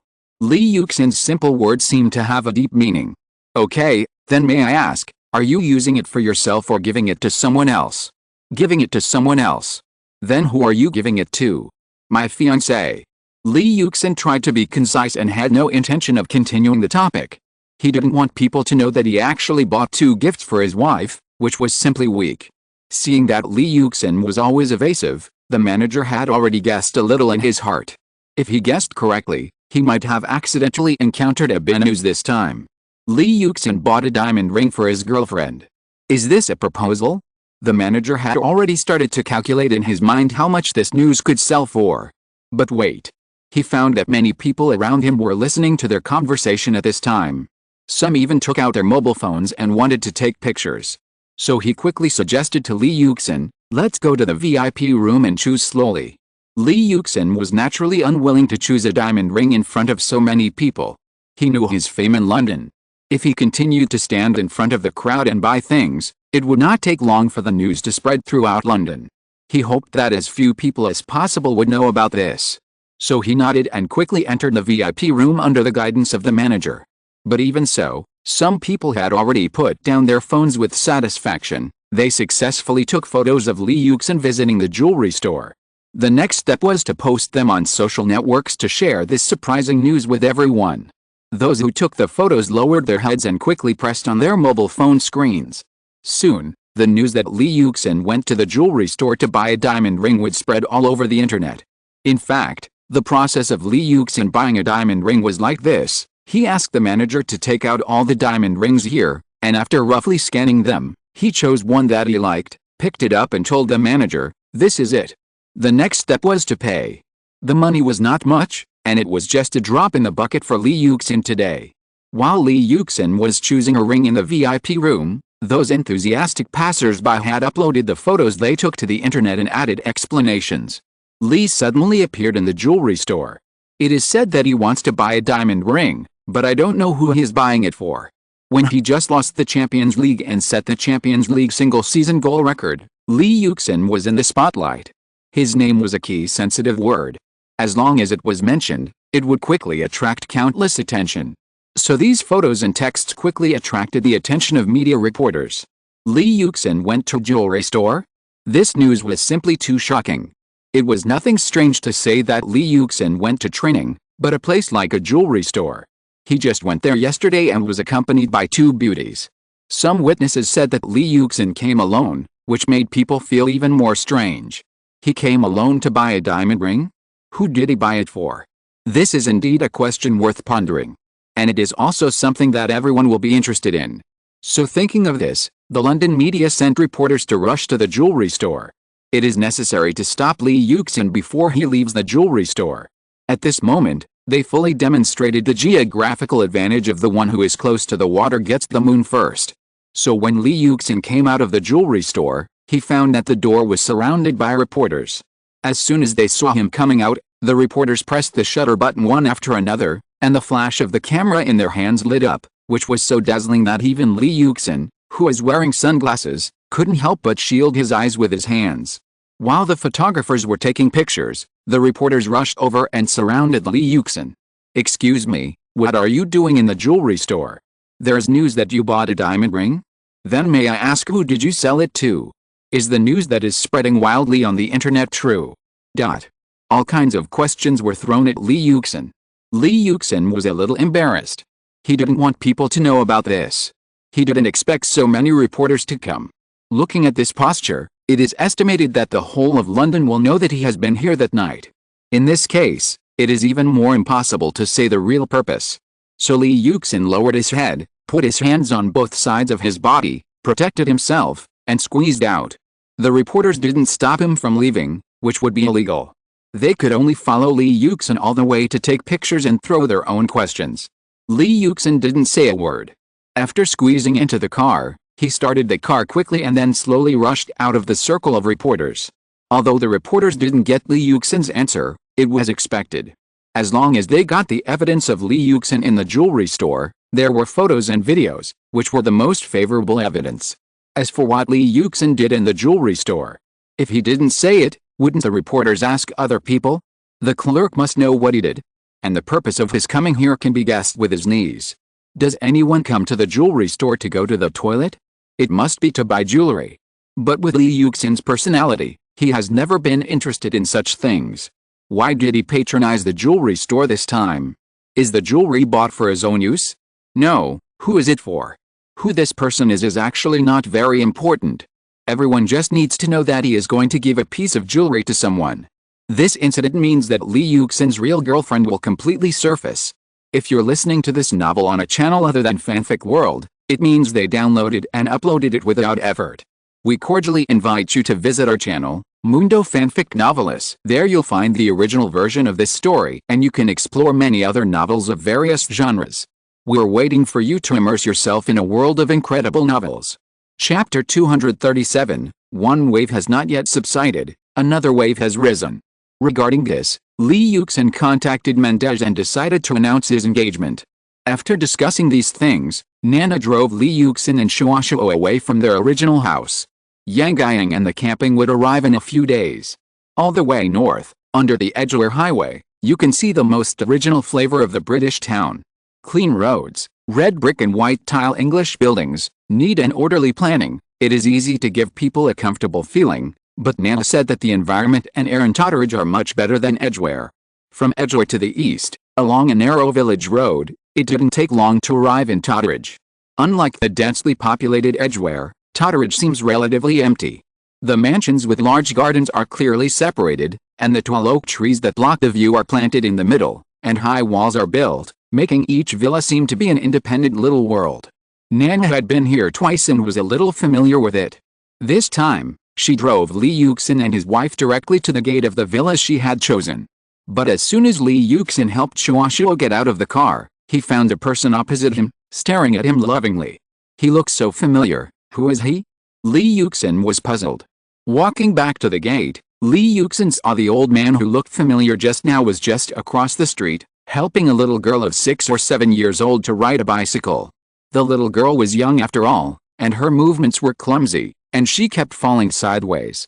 The old man was patiently persuading and coaxing her, smiling. Nana, look at that person, he looks so familiar. Li Yuxin pointed at the old man in the distance. Nana and Shuashuo both looked over in the direction of Li Yuxin's gesture. Really? When I came just now, he stared at me, but I couldn't remember who he was, it seemed like. Li Yuxin was very distressed. Is it Wenger? Shuashuo asked back. Yes, it's Wenger, Li Yuxin suddenly realized. Oh my god, it's a good thing that he still felt familiar, but this old man looked very ordinary, quite different from Wenger's usual professorial appearance in a suit and tie. In addition, he saw him suddenly, so he couldn't remember him for a while. Hey, Achu, you are not his fan, are you? Nana asked teasingly. Shuashuo glared at her unhappily. I have a patient who is his fan, and I see his photo almost every day. While Li Yuxin and the others were talking, Wenger on the opposite side also noticed it, raised his head, glanced at Li Yuxin, and lowered his head again. The boss must have recognized me a long time ago, but he didn't come to disturb me. Li Yuxin found it funny. Although most people think that Wenger is very elegant and professorial, there are also people who think that Wenger is a very stubborn and arrogant person. It is a good way to say that he is a homebody, and it is not a good way to say that he is a bit unsociable. I'll go over to say hello to the boss. Li Yuxin walked over with a smile. Nana and Shuashuo looked at each other behind him, and immediately shook their heads helplessly and smiled bitterly. Hi, boss. Li Yuxin walked over and called him by his nickname affectionately. Since they had come to the door, Wenger also raised his head and greeted Li Yuxin. Hello, I didn't expect you to live here too. What made Wenger most happy was that they were actually opposite each other. Yes, boss, I can ask you for advice in the future and I will treat you to Chinese food. Li Yuxin turned and asked Wenger to invite him. The Frenchman nodded, and didn't bother to be polite with Li Yuxin. He said to the little girl, Lily, go forward and go home. Li Yuxin only noticed the existence of the little girl at this time. There was a puppy in the front frame of her bicycle, sticking out its cute little tongue from time to time, looking very proud and interesting. Li Yuxin walked over and greeted, Lily, next time I will treat you to candy. However, when Li Yuxin and Nana came to the old house to clean up and discuss with Mendez, Li Yuxin was still with Nana. At this time, Mendez ran over.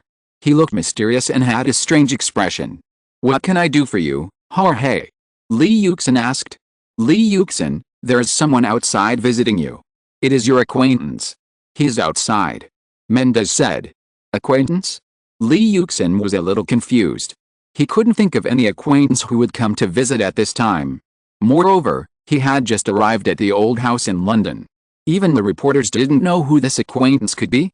If he couldn't figure it out, he didn't think about it. Li Yuxin said to Mendez, you let him stay in the living room for a while. I'll come right away. Li Yuxin knew that since Mendez could come to say it, it meant that this person really had to be seen. When Li Yuxin walked into the living room, he happened to see the back of that person. It was an old man, but the back did seem familiar. Then, the person turned around. Li Yuxin was shocked and said, Sir Alex, it's you. How rude. I really didn't expect it to be you. Otherwise, I would have gone to greet you in person. Li Yuxin was really shocked. He really didn't expect that Ferguson himself would come. Ferguson laughed and said, don't be too polite. I came here uninvited. Lee Yuxin asked Ferguson to take a seat. Then he served tea himself, and the two sat down. Ferguson got straight to the point. Lee Yuxin, I'm sure you know the purpose of my coming. I'm here on behalf of Manchester United. Ah. Lee Yuxin was stunned. Sir Alex Ferguson had been interested in him for a long time and had been testing his attitude. His agent Mendes also said that Mr. Ferguson had contacted him many times, saying that Ferguson admired him very much and hoped that he could join Manchester United. However, Lee Yuxin was not very interested in joining Manchester United. There was no other reason, because Cristiano Ronaldo was in Manchester United. This was not to say that Lee Yuxin was afraid of competing with Cristiano Ronaldo, but Lee Yuxin knew Cristiano Ronaldo's position in Ferguson's heart. If he transferred to Manchester United, it would not be possible for him to truly become the core of Manchester United. At most, Ferguson would let himself and Cristiano Ronaldo form a dual core. However, for these two equally talented young people, they could appreciate each other, and even become friends. However, it was very difficult for two people to play for the same team, cooperate with each other, and serve each other. Geniuses are always incompatible. This is indeed the case. Ferguson couldn't help but sigh. He could only say that they were not destined to be together. He liked Lee Yuxin very much. Although the media reported on Lee Yuxin, saying how strong his personality was, how unruly he was, and how disobedient he was, in Ferguson's eyes, this was nothing. How many of these thorny stars had been trained by Sir Alex Ferguson? Which one was not trained and obeyed by Ferguson? Moreover, after these two contacts with Lee Yuxin, Ferguson had a good impression of Lee Yuxin. He felt that this kid was not as bad as the media said, and he also respected him very much. Therefore, Ferguson was more determined to buy Lee Yuxin. It was a pity that he still failed to convince Lee Yuxin. Ferguson also saw that Lee Yuxin was really not interested in joining Manchester United. Otherwise, he could have broken the contract if he hadn't signed the contract yet. Moreover, the old Scottish man could vaguely guess why Lee Yuxin rejected Manchester United. Ferguson can now imagine that Arsenal still has the possibility of rising in the future with Lee Yuxin, an absolute super shooter. In addition, Chelsea has basically laid a solid foundation for the championship in the past few seasons. How terrible Chelsea will be in the next season will make it much more difficult for Manchester United to dominate the Premier League next season. However, as the godfather of Manchester United, Ferguson has experienced all kinds of scenes, regrets, losses and even blows. He quickly regained his composure.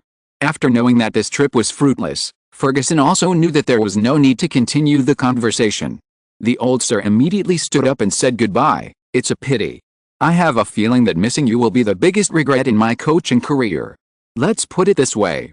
If there is any change in the negotiation with the other side, you must call me first, and I will personally welcome you at Old Trafford. Lee Yuxin could feel the sincerity of the old sir, and he nodded. Thank you, sir, for your kindness. If there's this possibility, I will definitely call you. After sending Ferguson out, Lee Yuxin suddenly remembered something.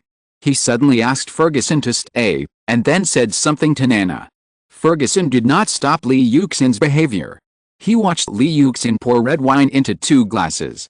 Lee Yuxin handed a glass to Ferguson, and then the young man smiled and said to the greatest godfather in Manchester United's history, "Dear sir, maybe when I retire, we will still be enemies. Now, let's toast to that day in advance." Ferguson also laughed and took the glass handed over by Lee Yuxin and said, "Cheers to the enemy. Cheers to the enemy." Lee Yuxin also laughed.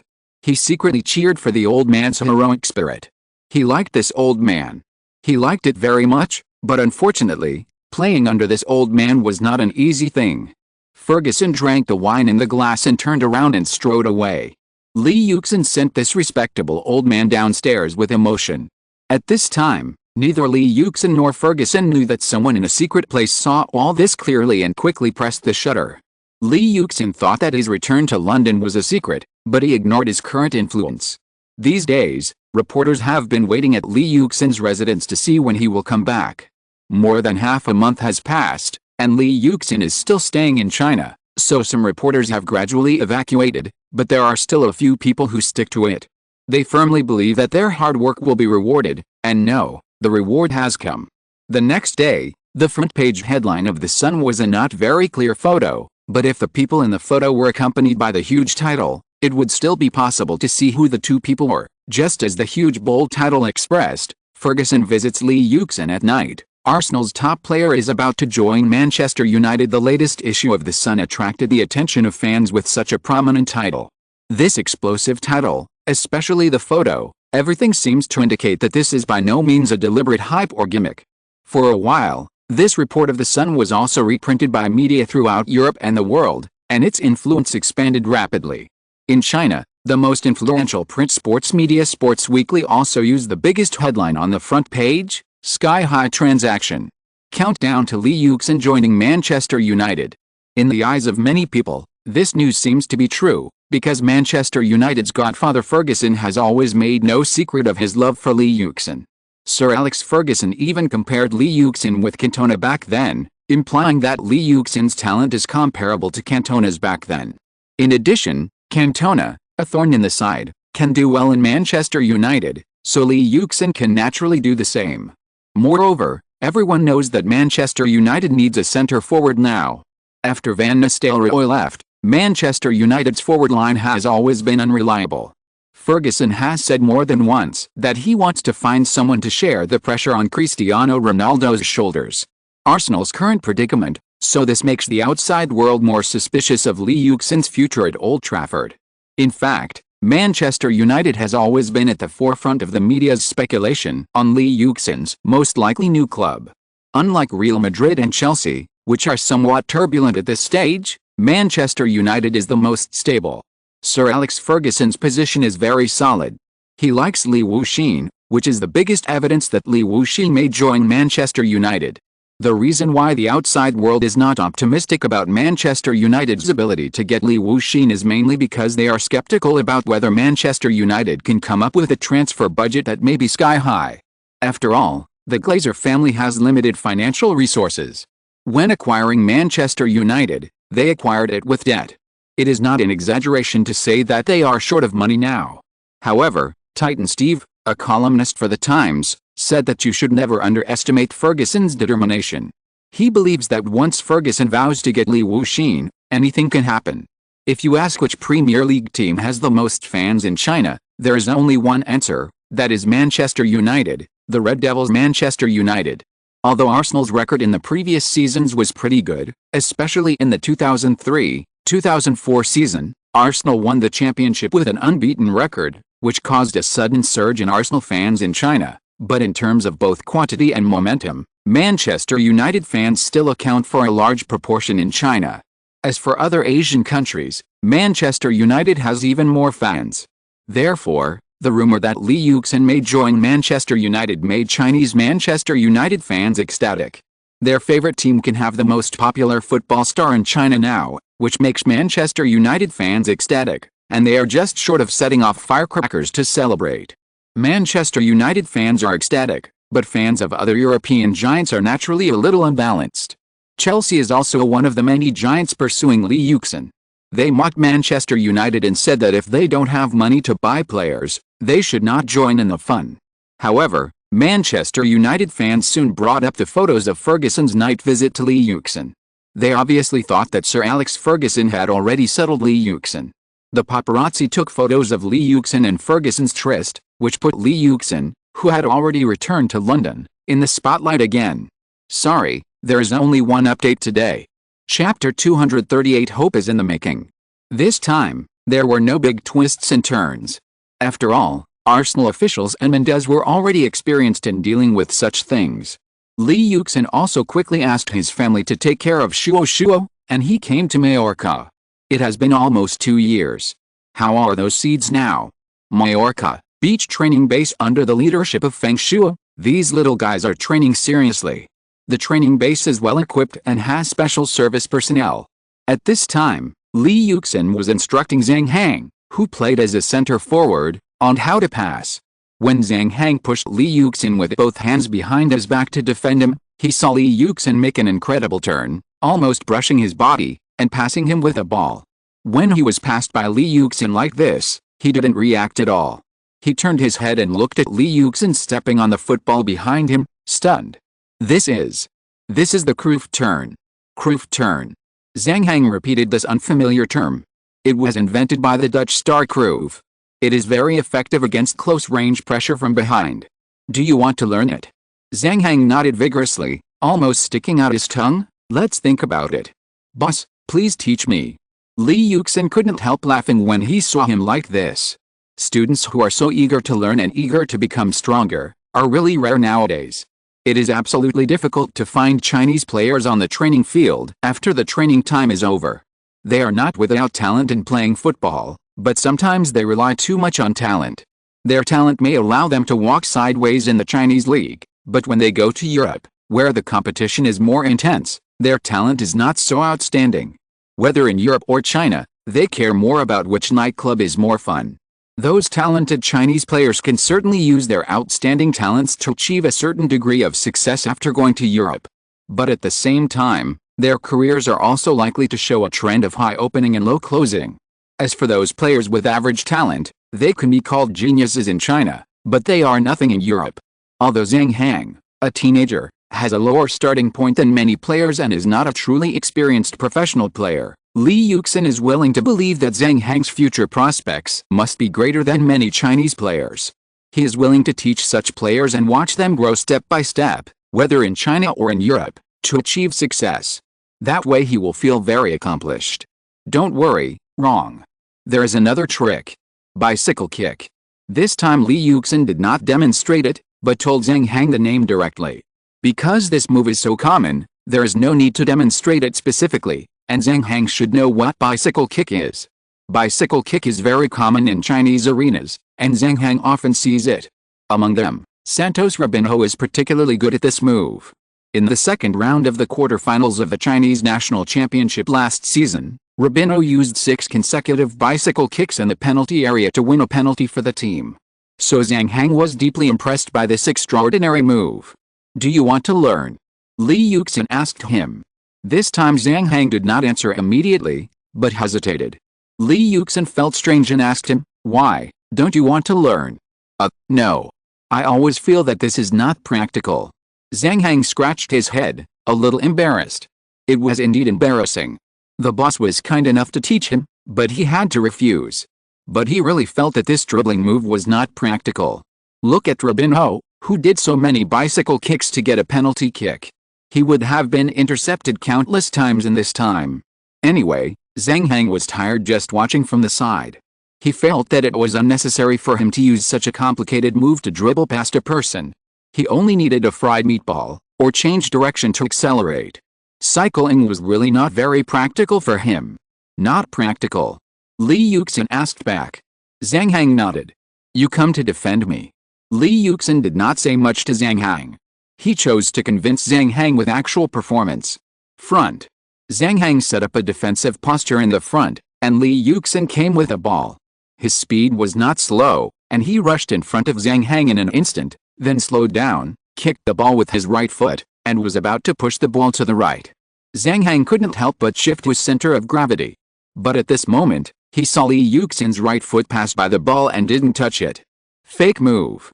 Zhang Hang reacted instantly, but it was too late. His center of gravity had already shifted.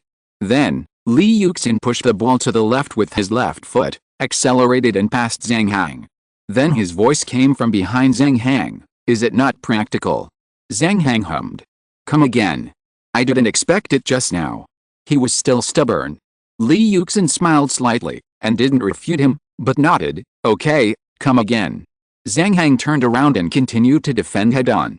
Li Yuxin came with the ball again. But this time, his speed was much slower than last time.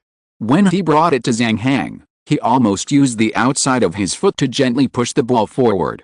Then Zhang Hang saw that Li Yuxin, who had been straight and dribbling the ball slowly, suddenly lowered his waist and stepped over the ball with his right foot again. The speed was not fast, but the swing of his body was very large. When his right foot was around the ball, his body also tilted to the right. Zhang Hang knew it was a fake move and did not move. Li Yuxin's left foot followed. Will he directly flick the ball this time? No, it should be a fake move. Zhang Hang was thinking about this and found that Li Yuxin's body tilted to the left at a greater angle, almost falling down. Such a large angle of tilt can't be a fake move, right? His body's center of gravity followed and turned over.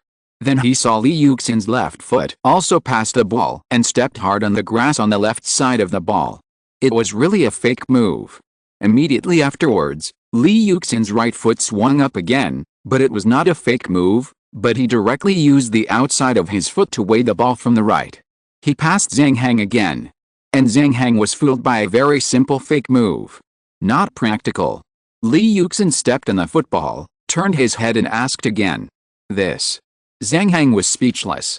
Whether fast or slow, bicycle kick is a very practical technical move, and it is even more powerful for players who are fast enough. Because you don't need to slow down to make very delicate ball control, you just need to cross the ball twice in a row while running. The opponent will be shaken left and right by your fake move, and the center of gravity will be unstable. Then you can speed up and dribble the ball and rush over. It's that simple, but the effect is very good. Li Yuxin saw that Zhang Hang was speechless, so he began to explain.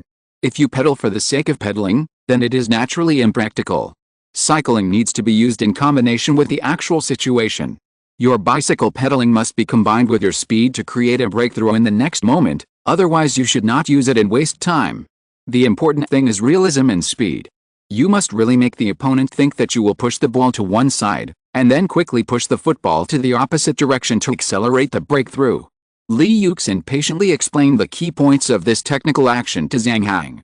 After seeing the power of Li Yuxin's bicycle pedaling, Zhang Hang also put away his contempt for this action and listened carefully to Li Yuxin's explanation. In addition to bicycle pedaling, Li Yuxin demonstrated the groove turn several times and explained the key points of this action to Zhang Hang. After that, he started to let Zhang Hang practice.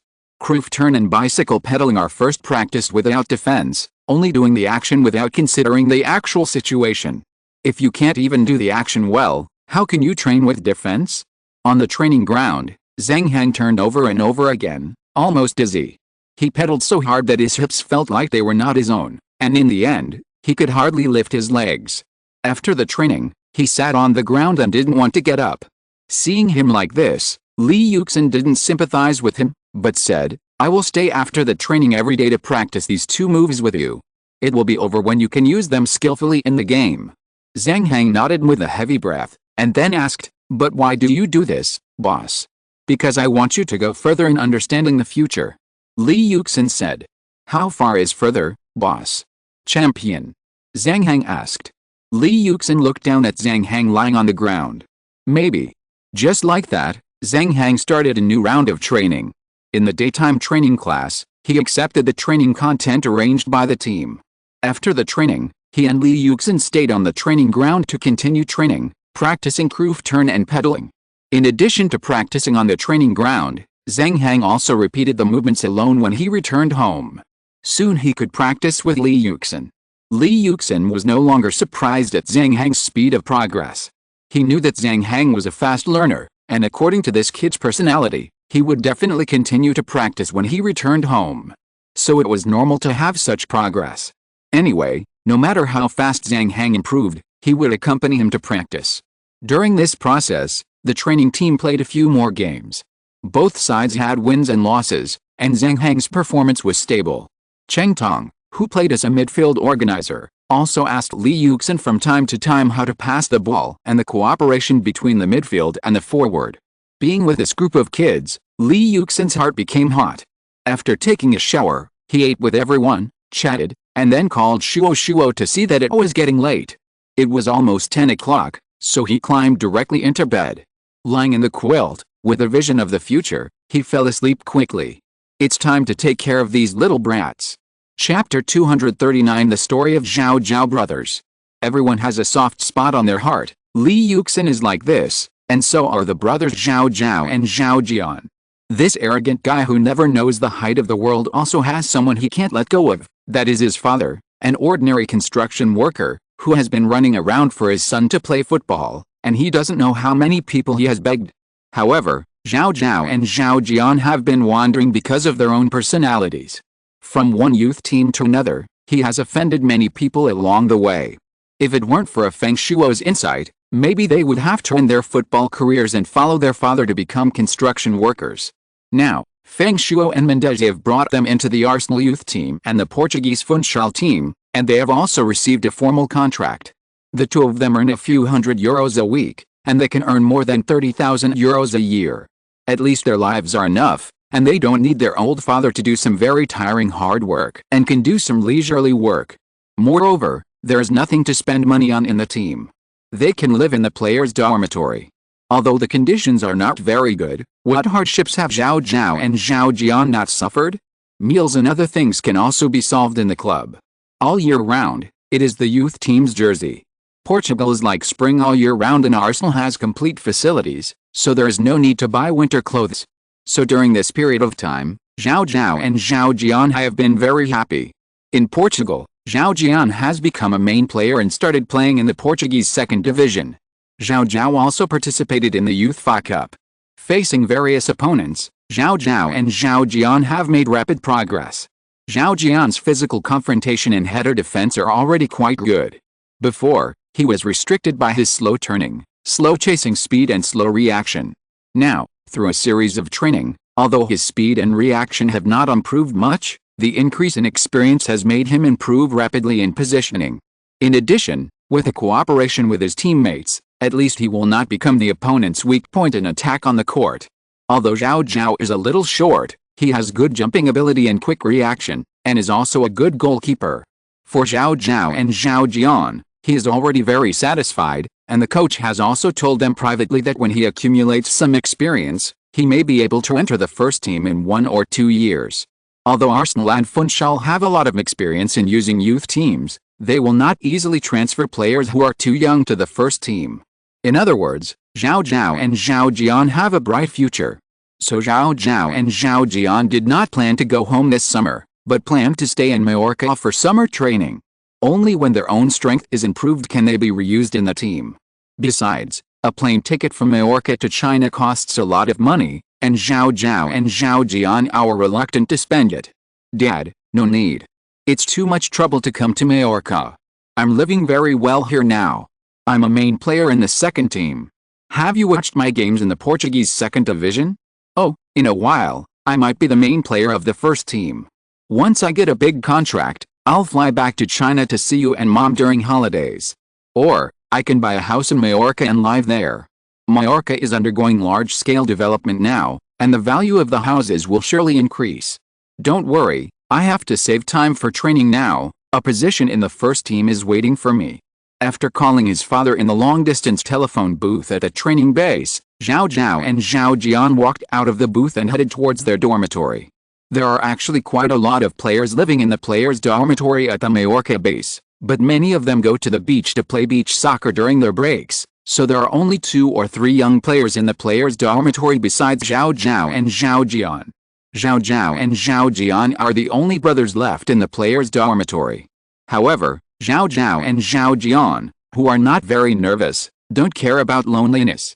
They have already filled their stomachs in a restaurant next to the training base. Zhao Zhao and Zhao Jian carry a few glasses of milk and hum a tune as they walk into their dormitory. The facilities in the dormitory are relatively simple, but there are still basic necessities of life, such as beds, tables, sofas, and TVs, plus a PS game console that Zhao Zhao and Zhao Jian bought before. This is the game that Zhao Zhao and Zhao Jian like to play most in their spare time. Just when Zhao Zhao and Zhao Jian put down their cokes and wanted to turn on the PS game console to play a game, there was a knock at the door of the dormitory. Who? Zhao Zhao and Zhao Jian went to open the door in confusion. He was not worried about thieves or robbers. Although the training base was not a restricted area, there were still many staff and guards around. No one would be stupid enough to steal things here. Steal a few footballs? Steal a few smelly clothes that the players changed out of? Are you kidding? Those training equipment are very valuable, but thieves can't move them. So Zhao Zhao and Zhao Jian went to open the door boldly, and then he saw their idol, brother Li Yuxin. Boss. Although Zhao Zhao and Zhao Jian were foolish and bold, they couldn't help but be surprised. Li Yuxin came to their dormitory when everyone was on vacation. No matter how stupid Zhao Zhao and Zhao Jian were, they knew that the other party was coming for them. After letting Li Yuxin into his dormitory, Li Yuxin looked around and sat down on the sofa. Your environment is pretty good. How is it? Are you used to it? Zhao Zhao and Zhao Jian sat down beside their beds and nodded. It's okay, much better than the accommodation in Hetafe. I heard from your father last time that you have been in many youth teams in the country? To be honest, I'm very curious, because these clubs have good youth training standards, and there are many coaches who are very good at judging people. Why would they let you go? Based on your qualities that I have observed, even if you can't be the focus of training, at least you can have a place. Li Yuxin asked with a smile. He asked lightly, but he kept looking at Zhao Zhao and Zhao Jian, wanting to know his real answer. Zhao Zhao and Zhao Jian did not hide anything.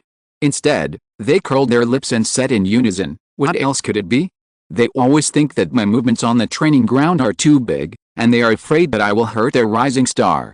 After saying this, Zhao Jian counted on his fingers. When I was in China, I was in the youth team C, playing a game with a youth team of a higher level. In the game, I tackled Portillo, and after the game, the head coach of the youth team scolded me.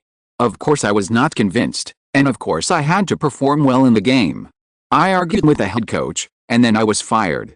Zhao Zhao said, I went to the Shenhe youth team and trained for a year. A few days later, I had a fight with a kid with freckles all over his face and was fired again. You know what happened next? It's better to be abroad. Boss, I just try my best on the training ground, and no one says anything about big movements. Li Yuxin nodded and smiled. In his opinion, it was surprising that Zhao Zhao and Zhao Jian could play with Drogba on the training ground. After all, although the physique of the yellow race is also excellent, it is still slightly inferior to the black and white people in terms of strength and explosiveness. After taking a look at Zhao Zhao and Zhao Jian, Li Yuxin found that the two guys were quite good looking. Although they were not on the category of handsome guys, they were tall and well proportioned, with angular faces as if they were cut by a knife and an axe, black hair, light blue eyes, and a strange charm. Damien, you are mixed race, right? Li Yuxin asked with a smile. Zhao Zhao and Zhao Jian nodded. Yes, boss. Our family has white blood. Li Yuxin sweated a little. He didn't expect that Zhao Zhao and Zhao Jian were mixed race. But it seems normal, he himself is a mixed race. If they are mixed race, it is normal. From a genetic point of view, mixed race people are often better than single races, especially in appearance and physique. As a mixed race person, it seems that there is nothing strange about being able to fight against blacks and whites. At this point, Li Yuxin felt that there was nothing to talk about. Before, he was just a little curious about why Zhao Zhao and Zhao Jian had changed the youth teams of 4 clubs. From the feedback, one reason was that they themselves had bad tempers, at least they were the kind of people who could not stand the slightest grievance and discrimination. The other reason was due to various factors, such as fighting with teammates. Although it cannot be said that he did not make any mistakes, at least Zhao Zhao and Zhao Jian were not the kind of existence that was hated by gods and ghosts. In this case, there is no problem. From the feedback, your technical aspects are already relatively complete. After accumulating some experience in the second team for a period of time, the coach will observe you at any time. If your progress is enough to satisfy me, then entering the first team will only be a matter of time. Li Yuxin said finally. Boss, don't worry, I will definitely enter the first team as soon as possible. Zhao Zhao and Zhao Jian said confidently. Chapter 240 The Explosive Transfer Market 1. At this time, the acquisitions in the European continent also began to proceed in full swing. Li Yuxin was surfing the internet and contacting Mendez at the base. Of course, he was only concerned about the acquisitions in the Premier League. The Abrabi consortium that entered Manchester City in advance began to make lavish purchases. The transfer market in the summer of 2007 had just begun. It was said that Manchester City, which would receive investment from the wealthy Arabs, had stirred up a storm on the lake that was already surging undercurrents. At this time, Manchester City jumped out again. They offered Chelsea £30 million to buy Drogba. This puzzled the media. They were chasing Li Yuxin for power, so why did they bring Drogba up again? In this regard, Saleh, the assistant of Manchester City's new owner Mr. Fassim, did not deny it, but directly stated that Li Yuxin was the team's #1 target.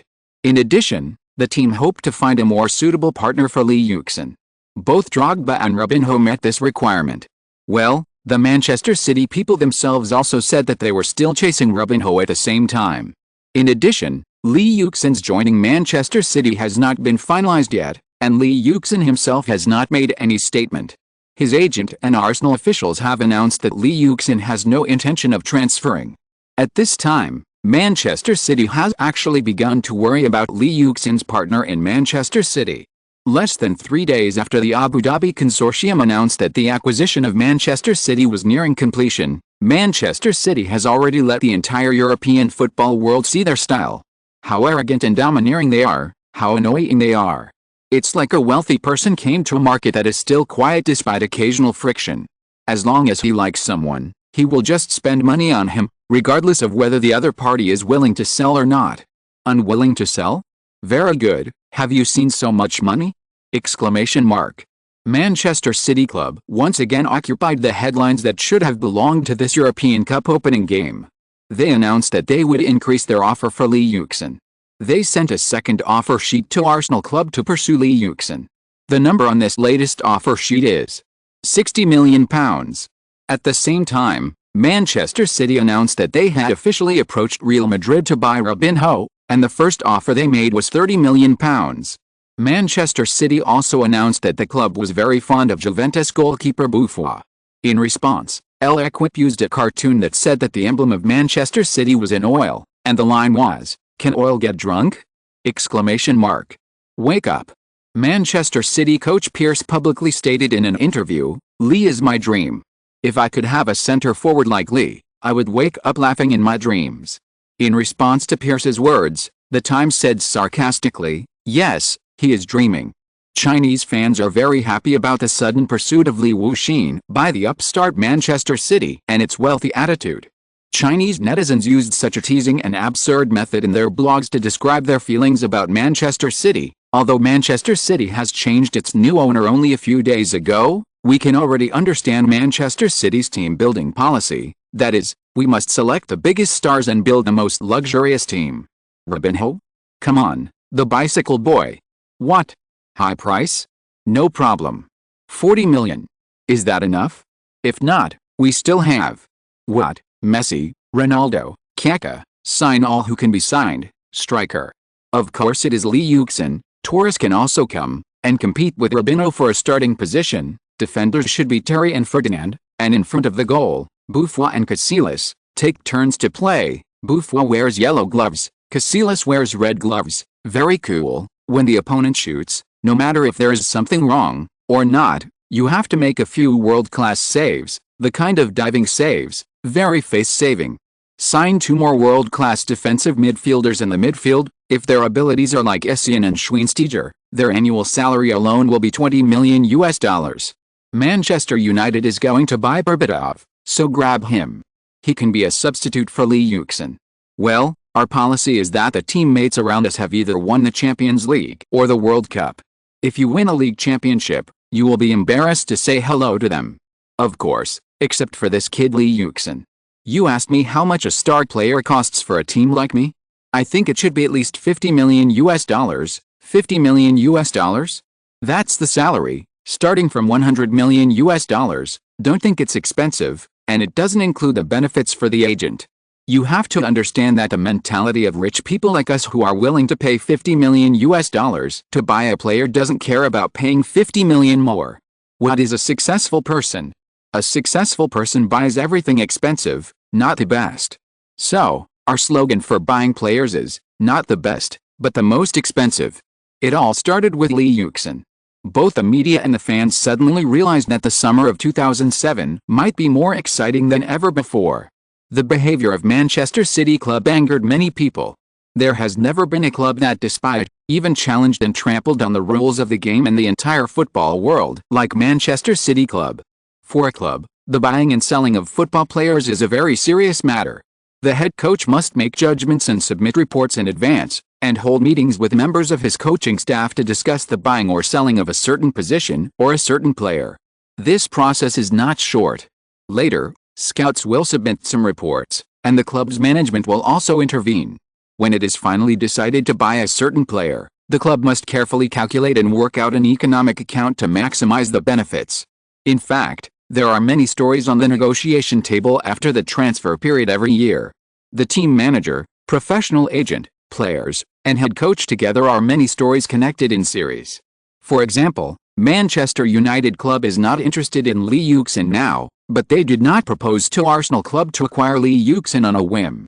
In the past 2 or 3 years, Ferguson has been paying attention to Lee Yuxin's performance. To be frank, in Sir Alex Ferguson's computer, there must be highlights of all of Lee Yuxin's games in the past few seasons. In Sir Alex Ferguson's notebook, there must be a detailed analysis of Lee Yuxin's technical characteristics, and many details derived from this. These details are what kind of help Lee Yuxin will provide to the team if he comes to Manchester United, whether he can integrate with the team's tactical system, and what kind of chemical reaction may be produced. Is this chemical reaction positive, promoting the team, or negative? In addition, how will the club position this new player? A substitute player? A main player? An important player? Or a core player? Or will he be positioned as a future flag? Exclamation mark. After Ferguson finally decided to buy Lee Yuxin, Manchester United club would contact Arsenal club and make an offer. The club's management also began to contact Arsenal club and began to have close contact with Lee Yuxin's agent Mendes. It would be best to communicate with the player himself and tell Lee Yuxin his position in the coach's tactical blueprint. Then the two clubs would bargain, and the players and their agents would also bargain on personal treatment. There are many details, so buying a player is a very serious matter and a long process. Behind the announcement that a certain club has bought a certain star, fans see a long behind-the-scenes confrontation. But the emergence of Manchester City broke this traditional transfer rule. They directly wanted Arsenal's new gun king. They challenged the pride of Real Madrid and directly declared that they wanted to get Robinho. They found Juventus and directly said that they wanted Buffon and just told them the price. The most surprising move of Manchester City is the purchase of Lee Yuxin. Their entire action is to throw money at it. Their direct offer is £56 million. Note that it is pounds, not euros, not dollars, and not Thai baht. Their offer directly suppresses all competitors. If this price is sold, it will break the record of the highest transfer price of a player in the history of football held by Zidane. The original record was held by French football superstar Zidane. When Zidane transferred from Juventus to Real Madrid, the transfer fee was $56 million. Pay attention, and now Manchester City's first offer to Arsenal for Lee Yuxin is £56 million, in pounds. Generally speaking, the first offer of a club to buy a player is more cautious and is a tentative offer, because the final transaction price will definitely be much higher than the first offer. Manchester City club will definitely understand this truth, but their first offer exceeded all clubs. Why is this so? There is only one explanation, that is, Manchester City club is rich, and they can't wait to let the world know that they are rich. With the Arab father, Manchester City club has become more powerful. They use this way to tell all competitors, brothers, go play with mud. This deal is ours. We are rich now. You can't afford to lose. Why did the media and fans pay so much attention to Manchester City club's purchase of Lee Yuxin and other stars when the transfer market opened? It's because Manchester City club made a big fuss about this matter. They aroused the vigilance and public outrage of many wealthy clubs. They squandered the money that other clubs were very cautious and respectful of like dirt. It was like a super rich man looking down on a poor peasant with a treasure at home, and then telling you in a proud and complacent voice, how much is your player worth? Just name your price. Don't be afraid that we don't have money. Money? What is that? We are so poor that we only have money left. Well, hurry up and name your price. Don't be petty and procrastinate. Just say it. As long as you name your price, I will write you a check. Well, you know how a check works, right? Well, that's good. Hurry up and tell me. I won't be happy if I say less. I am in a position here. If the price is too low, it will make me look insincere and stingy. Just sell it to me at twice the price you said. No objection. Well, I don't think you dare to have any objection. Well, in the eyes of many people, Manchester City club now has this image and this mentality. It cannot be said that this mentality is bad, but it is very bad. Many European giants have sounded the air defense alarm, vigilant that Manchester City club, which has an Arab father, covets their star player. Manchester City's behavior reminded them of the terrible years in the past, and of Chelsea a few years ago. Objectively speaking, Chelsea at that time still paid a little attention to the rules of the game, while Manchester City now does not follow the rules at all. Manchester City immediately sent Arsenal a second offer for Lee Yuxin. £60 million. Compared with the first offer, it directly increased the price by £4 million. Chapter 241 The Explosive Transfer Market 2. Well, other clubs have to save money for a long time to buy players for more than £10 million. When they are struggling, Manchester City club directly raises the price by millions of pounds. What is this? This is generosity. This is courage. This is a rich man. Arsenal club had to respond to Manchester City club's second offer of £60 million. This matter is getting bigger and bigger. It is impossible not to respond. Manchester City club has been moving around recently. Every name on their acquisition list is the star player of each wealthy club. Lee Yuxin's agent doesn't know why Manchester City did this. Is it fun to make enemies everywhere? In this case, the almost foreseeable result in the entire football world is isolation. Or is the Arab really an idiot who knows nothing about football? He thinks that anyone can be bought with money. So, he can ignore all the rules? Exclamation mark. How much money does Sheikh Mansour have? This is a question in the entire Premier League and even Europe this summer. When the storm of foreign investment in the Premier League fell into low ebb, he was the only one who was still waving his checkbook. Mendes learned a lot about the new owner of Manchester City. Sheikh Mansour is one of the sons of the former president of the United Arab Emirates. According to data released by Forbes in 2009, Mansour's personal assets reached £17 billion. In the Forbes 2009 list of the richest people under 40, the 39-year-old Mansour ranked third in the world. According to media speculation, Mansour spent about £200 million to buy Manchester City and paid off all previous debts for Manchester City. Sheikh Mansour's wealth mainly comes from oil and natural gas exports. The rise in global oil prices in recent years has doubled his wealth. Compared with his illustrious background and huge net worth, Sheikh Mansour's private life is very low-key. Outsiders only know that he has 2 wives and is a hobby of equestrianism. Regarding the recent media criticism of Manchester City, Sheikh Mansour, who has basically completed the acquisition of Manchester City, feels very aggrieved. In fact, many British newspapers not only did not welcome the huge Arab foreign investment with open arms, but instead made sarcastic remarks. These sheiks actually don't understand football at all. They buy a yacht today, a plane tomorrow, and a football club the day after tomorrow, just for fun. They have so much money that they can use it to take a shower, so they have nothing else to pursue except entertainment. Is it wrong to be rich? Sheikh Mansour felt very wronged. Recently, the new owner of Manchester City reminded the British for the first time in public that he was not here for entertainment, but he represented the reputation of a big Arab family. Otherwise, why don't I buy Disney or Hollywood? Those things are more entertaining. Unlike Sheikh Mansour's low-key style, Dr. Suleiman Al Fahim, who has been appointed as the new chairman of Manchester City Club, is relatively high profile. It is said that he is a business partner that Sheikh Mansour trusts very much, and investors in Manchester City Club always have a lot of say. And the club's affairs are mainly handled by Suleiman Al Fahim. But Manchester City is really a joke. Stars such as Lee Yuxin, Kaka, Ronaldo, Ribery and others have announced their rejection of Manchester City. In the end, Manchester City had to buy Adebayor for £16 million. However, Pierce still bought Bridge. At the same price of £7 million, he took the local midfielder Scott Parker from Arsenal. This local midfielder has performed well this season. Although he is injured now, Pierce still believes that he can strengthen Manchester City's midfield. After some bargaining, Pierce took this local midfielder. The third signing continued to come from the local area. Ashley Young, who later played for Manchester United, should have joined Aston Villa at the beginning of this year according to historical circumstances, but for some reason he stayed in Watford. Manchester City coach Pierce quickly made a move. At a price of £15 million, Pierce took this winger. He can play on the left and right. Even if he may not be able to play as a starter in the boss's mind, Pierce thinks it is also a good supplement to the front court. The first 3 signings cost Manchester City £44 million, which can be regarded as a waste of money for Manchester City, but there is a reason. The 3 signings are all local English players. The Premier League has a characteristic, that is, local players are particularly expensive, and the household registration books are valuable. There is nothing you can do.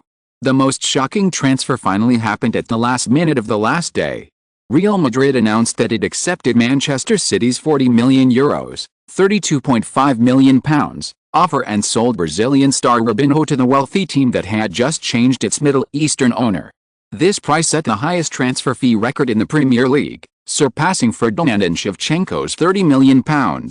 Subsequently, Manchester City also officially announced that it had signed a 4-year contract with Robbie, the king of the bid this summer. Manchester City still spent more than £80 million, and its strength has increased. Compared with Manchester City's big spending, other teams' acquisitions seem a bit shabby. Although they actually spent quite a bit of money, they still had to sell some players to make up for it. In terms of net investment, the entire Premier League might not be as good as Manchester City's. Facing the aggressive Manchester City, the defending champion Manchester United is the first to be threatened. You should know that both Manchester City and Manchester United are in Manchester. From the perspective of local support, Manchester City has as many supporters as Manchester United, and even more. This situation is common in European football. Juventus is the most successful team in Italy, but their support in Turin is not as good as that of small Turin. In Munich, the support rate of Munich 1,860 is not worse than that of Bayern. Liverpool may not be able to beat Everton locally. These are all very typical examples. Ferguson beat Chelsea to win the league title last season, and started a strong revival after 3 consecutive years without winning the championship. The new generation of players such as Rooney and Ronaldo made Manchester United begin to rise again. Given Ferguson's character, this group of players alone should be enough to dominate the Premier League for 3 or 4 years.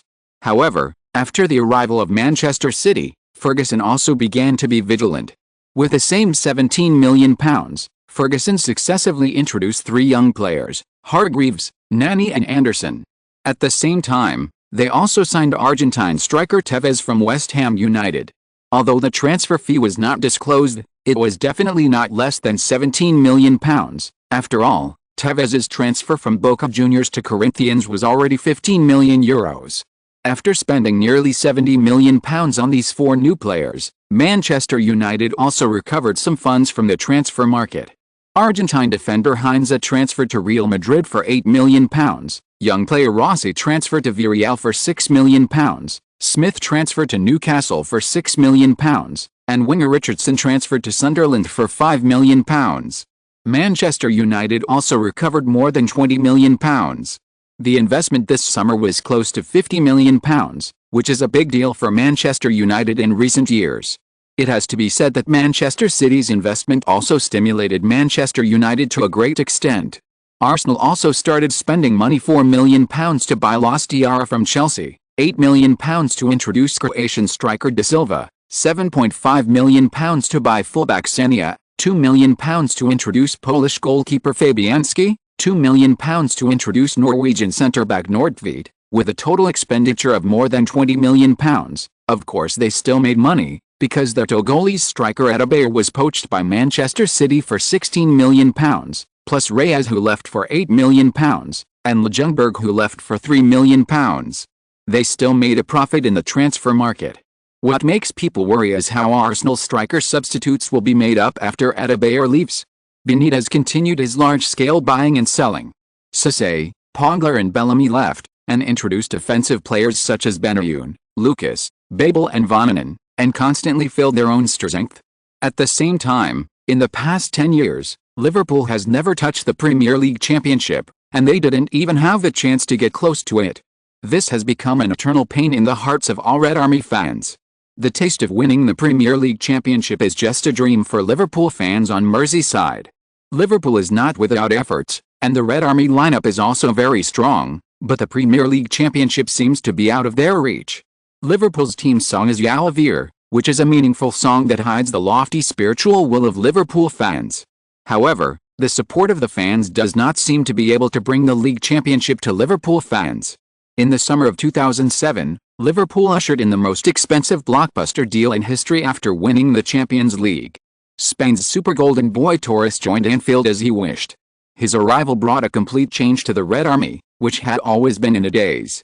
Outstanding physical conditions, delicate footwork, fast speed and amazing impact, as well as a calm mind and extraordinary football talent, made Torres Liverpool's top scorer.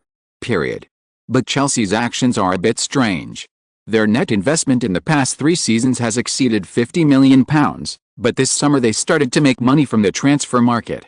Mourinho's transfer rights have been taken back. Robin was sold to Real Madrid in exchange for £25 million, and then they introduced Malouda and Belletti, the only 2 people Chelsea spent money on this summer. Other signings such as Brazilian defender Alex, Peruvian striker Pizarro and local midfielder Sidwell were all introduced for free.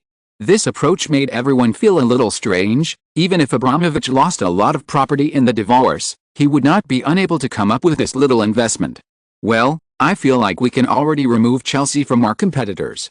Lee Yuxin smiled and said to Mendes privately, "This is of course a joke. Even if Chelsea will encounter many things this season, but their foundation is there will not be too many problems, and the performance will not decline so quickly." In the world that Lee Yuxin knows, although Chelsea suffered a series of blows such as Mourinho's dismissal, and Chelsea's players were unhappy with the new head coach Grant, they still stubbornly won 3 runner-ups in the League Cup and Champions League. Although this is quite miserable, it can't be said that they are not Manchester City's competitors, unless Manchester City is not even qualified to compete for the runner-up.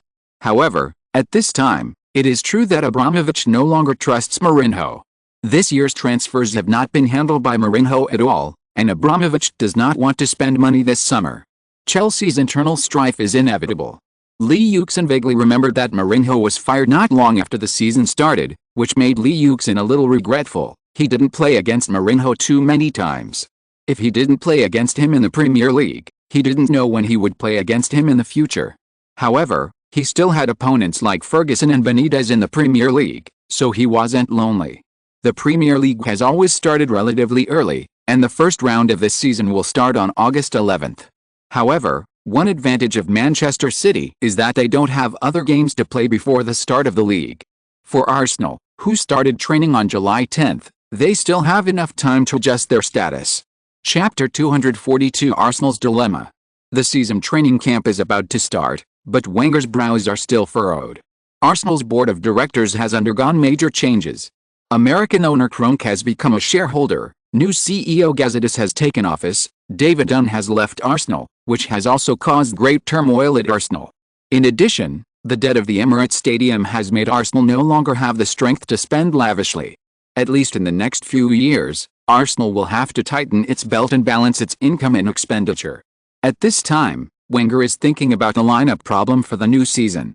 Due to the departure of Adair, Lee Yuxin, the center forward of Arsenal, has no substitute. What should he do next? He picked up the report on the table. Speaking of which, Lee Yuxin asked Steve. Lolly mentioned these names, which made the big scout interested in going to Germany. Steve? After Lolly came back from Germany, he handed his inspection report on Götze to Wenger. But at the same time, he also handed his inspection report on Reus to Wenger. Wenger understood Steve. Lolly meant. Steve? Lolly's evaluation of Götze was not low, it should be said that it was still very high. But attaching Reus's report was to tell Wenger that he admired Reus more and liked Reus more. Wenger respected Steve very much. Lolly's report, Götze and Reus reports were carefully read, and then smiled and said, "Very good. Like Thierry. The Germans think his technical style is very similar to Cristiano Ronaldo. Haha. Originally Thierry and Cristiano Ronaldo are very similar." Steve? Lolly shrugged and didn't say anything. Wenger thinks that Henry and Ronaldo have some similar technical styles. Of course many people would not agree. But Steve? Lolly knew that if Ronaldo had chosen Arsenal, Ronaldo would probably follow Henry's path now. If Wenger had trained Ronaldo, he would probably have used Henry as a template. What do you think? Very potential. He can help the team when he comes. So what do you mean? Wenger shook his head. Wenger looked at Reus's report again. There were also the game footage of Reus and Götze. But in the end, he sighed and said, German players are not very willing to go abroad and it's too expensive. €3 million is still too expensive. We still have to tighten our belts until a few years later. Everything will be fine after that. But we still can't introduce such expensive young players next summer. After all, the team also needs to add people to other positions.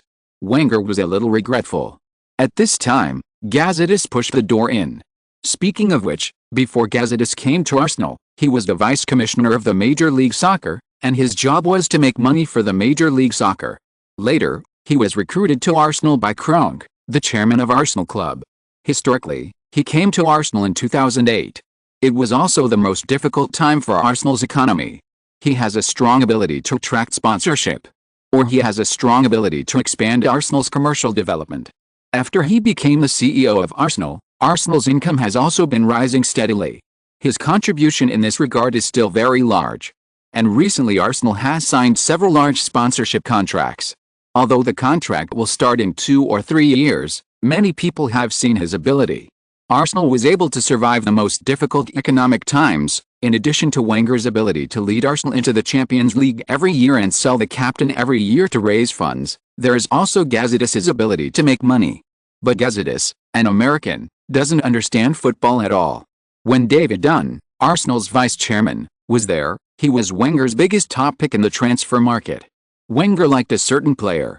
David Dunn could easily deal with the other party. But Gazidis, this idiot, was played around in the transfer market. Not only was he slow to react and had poor negotiation skills when introducing players, but he was also poor when selling players. Those players couldn't be sold for much. Gazidis himself is very knowledgeable and knows his shortcomings. Therefore, he only focused on the club's commercial issues, and didn't care about the competitive issues at all, leaving them to Wenger. He didn't have any interest in Lee Yuxin. After all, Gazidis would not interfere with Wenger's authority in the competitive field. But now Gazidis immediately began to analyze Lee Yuxin's impact on Arsenal's economy. Moreover, Lee is the only Chinese-American player who plays in a major European league. I have checked and found that he has a great influence in China, just like Park Ji-sung of Manchester United has in South Korea. If Arsenal has such a player, we can overwhelm Manchester United and become the most popular club in China. Arsene, you should know how strong the Chinese economy is now and how big the Chinese market is. For Gazidis, the Chinese market is what he values most. At present, European giants are developing new markets, including the North American market, the Chinese market, the Southeast Asian market, and the Middle East market. Among them, the Chinese market is definitely not to be ignored by anyone. Even though China's per capita income is still far behind that of developed countries, China has a population of 1.3 billion. Such a huge population data is a huge market. In addition, China's rapid economic development in recent years has attracted the enthusiasm of major European football giants to develop the Chinese market. Look at the current European football giants, one by one. They can't wait to go to China to make money. Go to China to play 2 games and you can earn tens of millions of euros when you come back. Where can you find such a good thing? Moreover, the Chinese market is getting bigger and bigger, and the development is gradually becoming more regular, which makes the world's giants covet the Chinese market. Arsenal is obviously weak in this regard. In terms of overseas development, Manchester United is the boss. Arsenal's annual overseas income is about £50 million lower than Manchester United. Now Arsenal has also begun to pay attention to the overseas market, otherwise Arsenal would not have gone to Hangzhou that year in history. But it is already a lot late.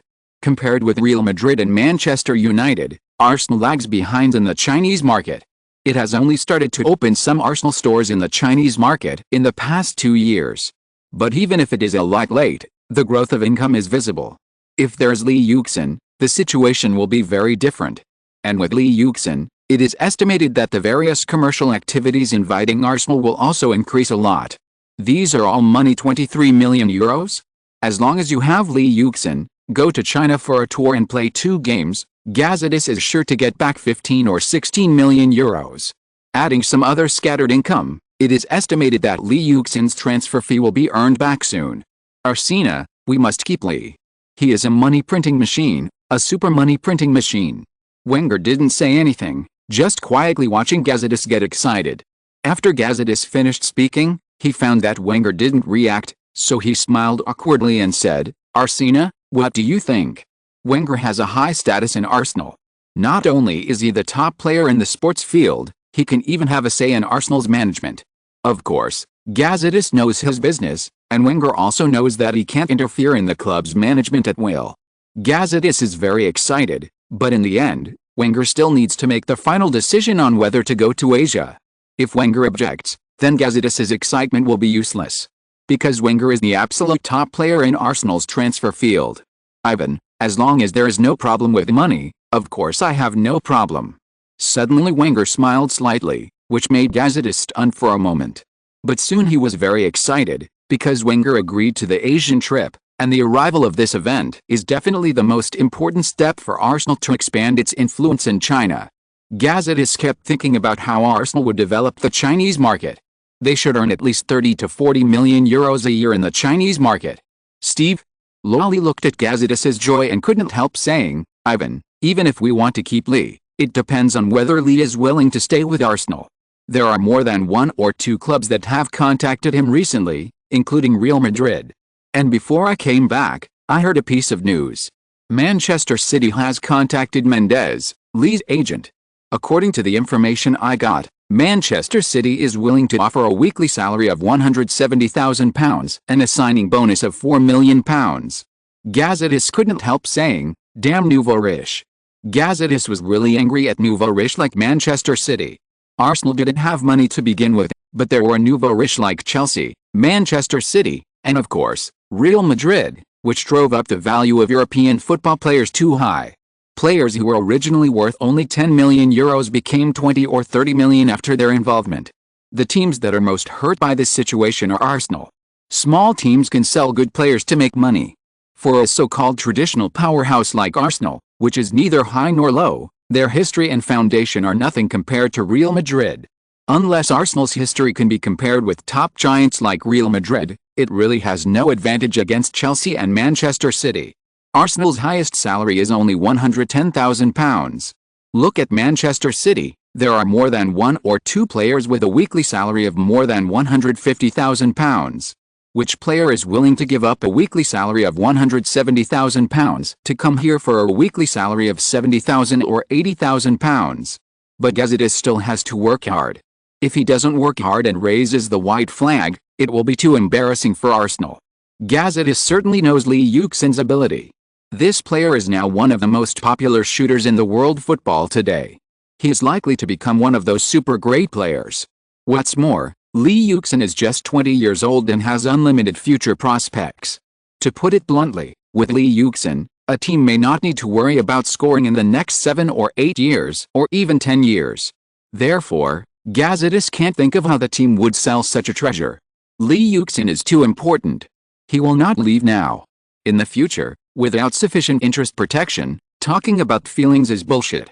Gazidis, who puts interests first, believes this very much. Arsenal is now difficult to make big signings due to the heavy debt crisis, otherwise they would not sell at Bayer and others. Arsenal must find a way to make enough money. Chapter 243 Arsenal's newcomer. Confidence Bendtner ended his loan and returned to Arsenal to prepare for the Emirates Cup warm-up match. At the same time, Ramsey also came to Arsenal in advance and the new signings in the summer transfer window. Participated in Arsenal's first training. However, because they had just gathered, the physical condition of Arsenal players was very poor. Most of everyone's training was mainly to restore physical strength.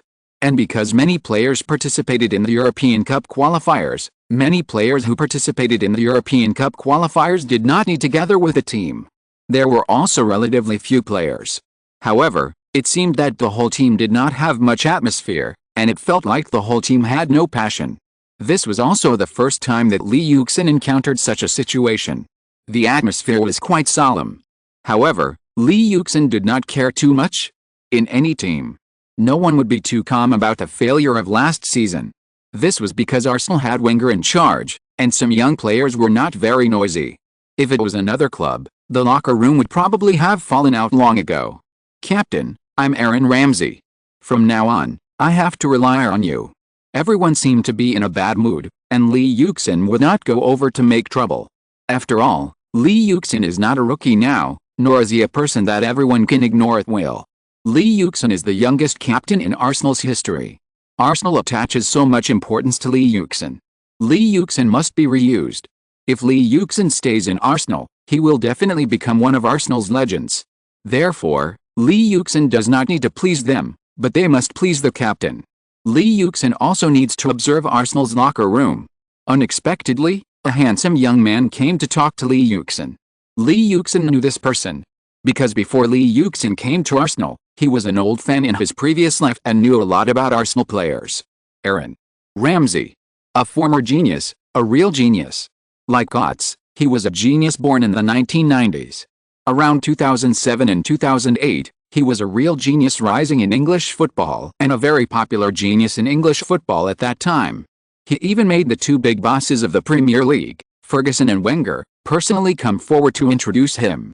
Originally, Manchester United and Cardiff Club had already reached an agreement.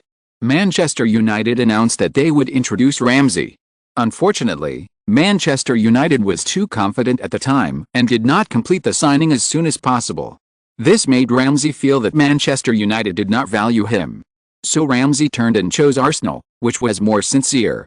Later, Ramsey's development was also very smooth, and he was highly valued by Wenger. At the age of 17, he began to appear as a substitute in the Arsenal first team. At the age of 18, he began to have many opportunities to play. At the age of 18 and a half, he scored Arsenal's first goal. Then his performance became better and better. In the 6 months before the age of 19, he had scored 3 goals and 3 assists for Arsenal. For Ramsey, who was still a main substitute at the time, such results were already quite outstanding. So much so that many people at the time said that Ramsey was the second Fabregas and would definitely become the next leader of Arsenal. At that time, Ramsey was hailed as another classic work of Wenger. Unfortunately, tragedy occurred at this moment. In the game against Stoke City, the 19-year-old Ramsey was directly tackled by Shawcross, resulting in a leg-breaking tragedy. Ramsey, who was only 19 years old, experienced a serious injury that was enough to ruin his career. He took 9 months to recover from this injury, and returned to the court nearly a year later. However, Ramsey, who returned to the court, was no longer the talented boy he once was. He was loaned to other teams, and it was not until last season that he had many opportunities. However, the reason why he was able to play as a starter in Arsenal last season was not because of his good performance. On the contrary, it was only because of the departure of Fabregas and Nasri that Arsenal had no players in the midfield. So Ramsey played as a starter. Unfortunately, the results were terrible, and he was criticized by the media and fans. He used to be Fabregas' successor, but after returning from a serious injury, he became a useless player that fans ridiculed every day. No one could tell that Ramsey was still the genius he once was. Everyone just watched Ramsey make mistakes in the midfield over and over again. Ramsey also completely lost the spirit he had when he was 18 years old. He lost the talent at that time. This is the Ramsey in front of him, who is still a 16-year-old boy. In fact, Lee Yuxin has not watched too many games of Ramsey. But since he was criticized so much by the fans, his performance must be very bad. However, Lee Yuxin still admires Ramsey. After such a painful injury, he was able to stand on the court again, which was already amazing. After all, he was only 19 years old when he was seriously injured, which was enough to destroy the spirit of a young player. In fact, Arsenal has a precedent. The young Eduardo, who is now known as the Fox in the penalty zone, also developed very smoothly back then. But he also suffered a serious injury like Ramsey. Although he finally returned, he was no longer the Fox in the penalty zone back then. He was afraid of confrontation and was left with a psychological shadow. His career has completely gone downhill because of this. Many people think that Ramsey is probably the same. Hello, Aaron. Lee Yuxin responded to Ramsey immediately. Because although Ramsey was blackened to pieces, he is also an old player in Arsenal. After all, he has come to Arsenal now. If he stays in Arsenal, he will also be an old player. For a team like Arsenal that keeps selling various core players, Ramsey will also be an old player in the future. Moreover, Ramsey is British and a local player. He and Bale are fellow countrymen and both are Welsh. Of course, the most important thing is that many people say that Ramsey is Wenger's godson. Just from some reports, Lee Yuxin knows that Wenger is very optimistic about Ramsey. No matter how many doubts there are outside, he firmly supports Ramsey. Lee Yuxin must make friends with such a player. Aaron, you can come to me directly for anything you want to see, buy, or eat. There is an old Chinese saying that goes, "It is a great pleasure to have friends from afar. I am very hospitable to friends from afar. So you don't have to be polite. I will treat you to Chinese food that day, and as the captain, I will take good care of you." Lee Yuxin immediately showed his generosity. Lee Yuxin actually did not find a way to get into Arsenal's current locker room. In the Arsenal locker room, Wenger is obviously the boss. With a great man like Wenger in charge, even if there are some small gangs, it is estimated that they will not cause any big waves. But Arsenal obviously has a local gang, a French gang, and future young players, and the captain himself also needs to lead them well. Lee Yuxin still needs to observe. But Ramsey was so friendly. Lee Yuxin was of course very happy and would respond to him. "Who wants to treat me?" Just as Lee Yuxin and Ramsey were talking, a big head entered between the two. Lee Yuxin looked up and saw that he also knew this player. Another talented player of Arsenal. He is the confident emperor of Arsenal. Nicholas Bentner. Captain. He said he will treat us to Chinese food in a few days. Ramsey pointed at Lee Yuxin. Chamberlain heard Ramsey's words and immediately said to Lee Yuxin, "Captain, is there a share for me?" "Yes, of course."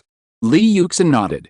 After coming to Arsenal, Lee Yuxin tried hard to recall Arsenal's information and understood that Wenger began to build English local players after 2008. In the future, Arsenal has Gibbs, Walcott, Chamberlain, Ramsey, Wilshere, Jenkinson, all of whom are very young but have unlimited potential. Being able to have a good relationship with these local players will be very helpful for Lee Yuxin to quickly master the Arsenal locker room. "Well, Captain. To welcome us, let's go to the bar for a drink after training." "Nicola, I have to state in advance that I seldom drink." "No problem. But Captain, I want to eat Peking duck." "You know Peking duck too." "Of course." While talking, Lee Yuxin took a look at Arsenal's first team. Sure enough, the thing that this world lacks most is talent. Look at the current Arsenal lineup, there are so many post-90s talent in the first team. Lee Yuxin also observed the demeanor of many Arsenal players, especially Walcott and Bale. Among the young players in the first team currently assembled, these two guys are the most experienced players in Arsenal and also the biggest players. They were found to be playing football silently on the side. They might have something on their mind and did not communicate with other players. Lee Yuxin remembered the rumors about Walcott and Bale's contract renewal, and could understand the situation of Walcott and others. Arsenal now has to shoulder a bigger burden. Just as Lee Yuxin was thinking, a skinny black boy suddenly ran up to them. Lee Yuxin looked and shouted, "Hey, little guy, do you know who I am? Why do you come to me like this? I know you. You are the Captain Yuxin Lee." The black boy was not afraid at all and didn't care about Lee Yuxin at all. Lee Yuxin couldn't help but smile, and then said, "Boy, what's your name?" "Even I know it, it's not easy. My name is Las Tiara, I'm no worse than Makalil of Real Madrid. As for you, my agent used to mention your name every day. You should mention me more to the boss, let me play more, and I will definitely help you make a lot of money." It was just a kid who had just arrived at the team. He patted his chest in front of a big guy like Lee Yuxin to guarantee that he could make money, which made Lee Yuxin very funny. But Lee Yuxin did recognize Las Tiara in front of him. Las Tiara, like Mohamed Diarra, is a very good defensive midfielder. Especially Las Tiara, who once created a very amazing record when he was in Arsenal in his previous life. That is, the number of appearances in the national team exceeded the number of appearances in the club, which shows his strength. Las Tiara likes to make trouble, no matter who he is in. Even after he came to Real Madrid, he still liked to make trouble and wanted to leave Real Madrid every day. But a strong coach like Mourinho kept Las Tiara again and again. It is precisely because of Las Tiara's outstanding ability. Las Tiara is very good at defense in the position of defensive midfielder, and he can also play as a full-back, and he plays well. If Las Tiara only focuses on defense, he is definitely one of the best players in the world in defense. Of course, this buddy's emotional intelligence is not much different from Balotelli. He will make trouble wherever he goes. Now he comes to Arsenal to face Lee Yuxin like this, you can imagine his temper. If you're listening to this novel on a channel other than Fanfic World, it means they downloaded and uploaded it without effort. We cordially invite you to visit our channel, Mundo Fanfic Novelis. There you'll find the original version of this story and you can explore many other novels of various genres. We're waiting for you to immerse yourself in a world of incredible novels. Chapter 244, First Battle Victory. In the Emirates Cup, Lee Yuxin did not play, but watched his teammates run in and quietly waited for the arrival of the league. On August 12th, Arsenal ushered in the first league match against Fulham. Fulham's history at Arsenal's home is very bad, especially in the Premier League era. In the Premier League era, Fulham's home record at Arsenal was terrible. In the past few years, Fulham has always been either tied or lost here. Fulham is also Arsenal's favourite opponent at home. Of course, Fulham's strength is not as good as Arsenal. No matter how down and out Arsenal is, it is still a team that wants to play in the Champions League. Fulham has been a relegation team in recent years. The goals of both sides are different. Although Arsenal has left a lot of people this season, Arsenal's strength is still better than Fulham. In this game, Wenger arranged three midfielders in the midfield of Flamini, Diaby and Fabregas. Arteta controls the rhythm of the game, Diaby makes connections, and Fabregas is the core player in the midfield. Fabregas is responsible for the offense. The two wingers are Bale on the left and Walcott on the right. Wenger, as expected, sent captain Lee Yuxin to the front line. Such midfield strength almost crushed Fulham. At the beginning of the game, Fulham only tested Arsenal in the opening stage. After two crosses were resolved by Szczesny, Fulham's attack disappeared directly. When the three-pronged attack in the opening stage did not work, Fulham quickly retreated. Defense. Defense is not shameful. Speaking of the beginning of the Premier League, everyone still encouraged defense. Graham's Arsenal played too ugly, and even Arsenal fans booed Graham. In fact, there were many teams in the Premier League that play defensive counterattacks. There were even teams that play defensive retreat. But such teams have been criticized by many fans. Even their own team would not like such a team. But the one who broke this window was the current Chelsea head coach Mourinho. The upstart Chelsea, coupled with the arrogant Mourinho, became an alternative in European football and also in English football. But their combination is a match made in heaven, and their combination is definitely the most perfect cooperation in Chelsea's history that deserves a close-up. At that time, Mourinho used defensive counterattacks to win 2 Premier League titles. He also eliminated countless giants in European football. No matter how ugly the game was, Mourinho had a way to mobilize the emotions of the fans. There was a way to make the fans cheer for the team. Mourinho was awesome, and he brought a lot of alternative things to the Premier League. He told everyone how to defend. I can win the championship with my defense, and I can win the victory with my defense. I can also be loved by the fans and cheered by the fans with my defense. After that, many teams began to imitate Mourinho. It is not shameful to defend against a strong team.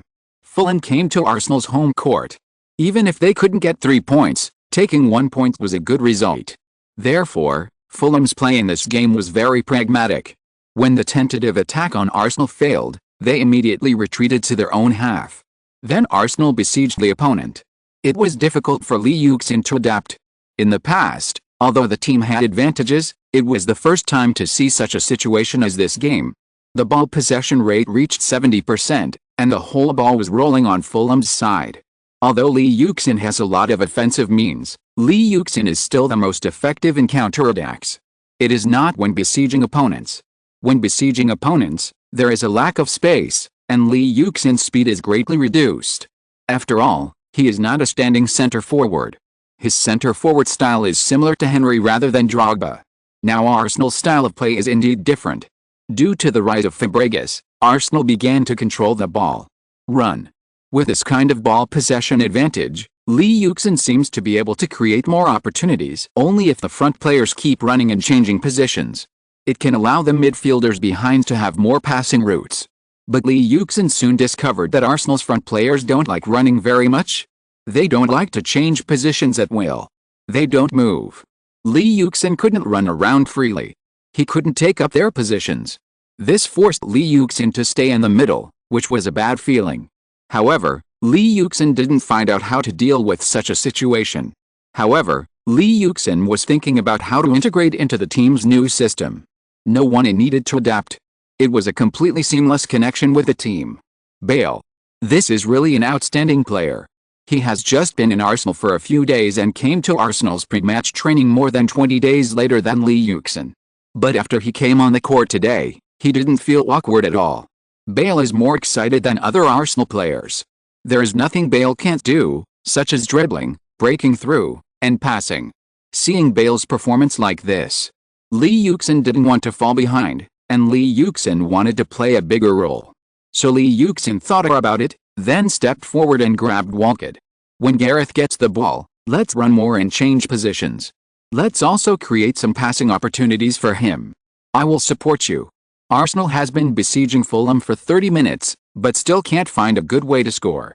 The only good chance was Bale's long shot in the 12th minute, which created some threats. Diaby passed the ball to Bale. Bale performed very well in this game. He doesn't need time to adapt to the rhythm of the Premier League. Bale accelerated and ran past Larsson. Bale passed the ball. Lee Yuxin received the ball. Bale passed the ball to Lee Yuxin while running, and Lee Yuxin was just walking towards the middle. After receiving the ball, Lee Yuxin gently passed the ball again. It was a very simple cooperation.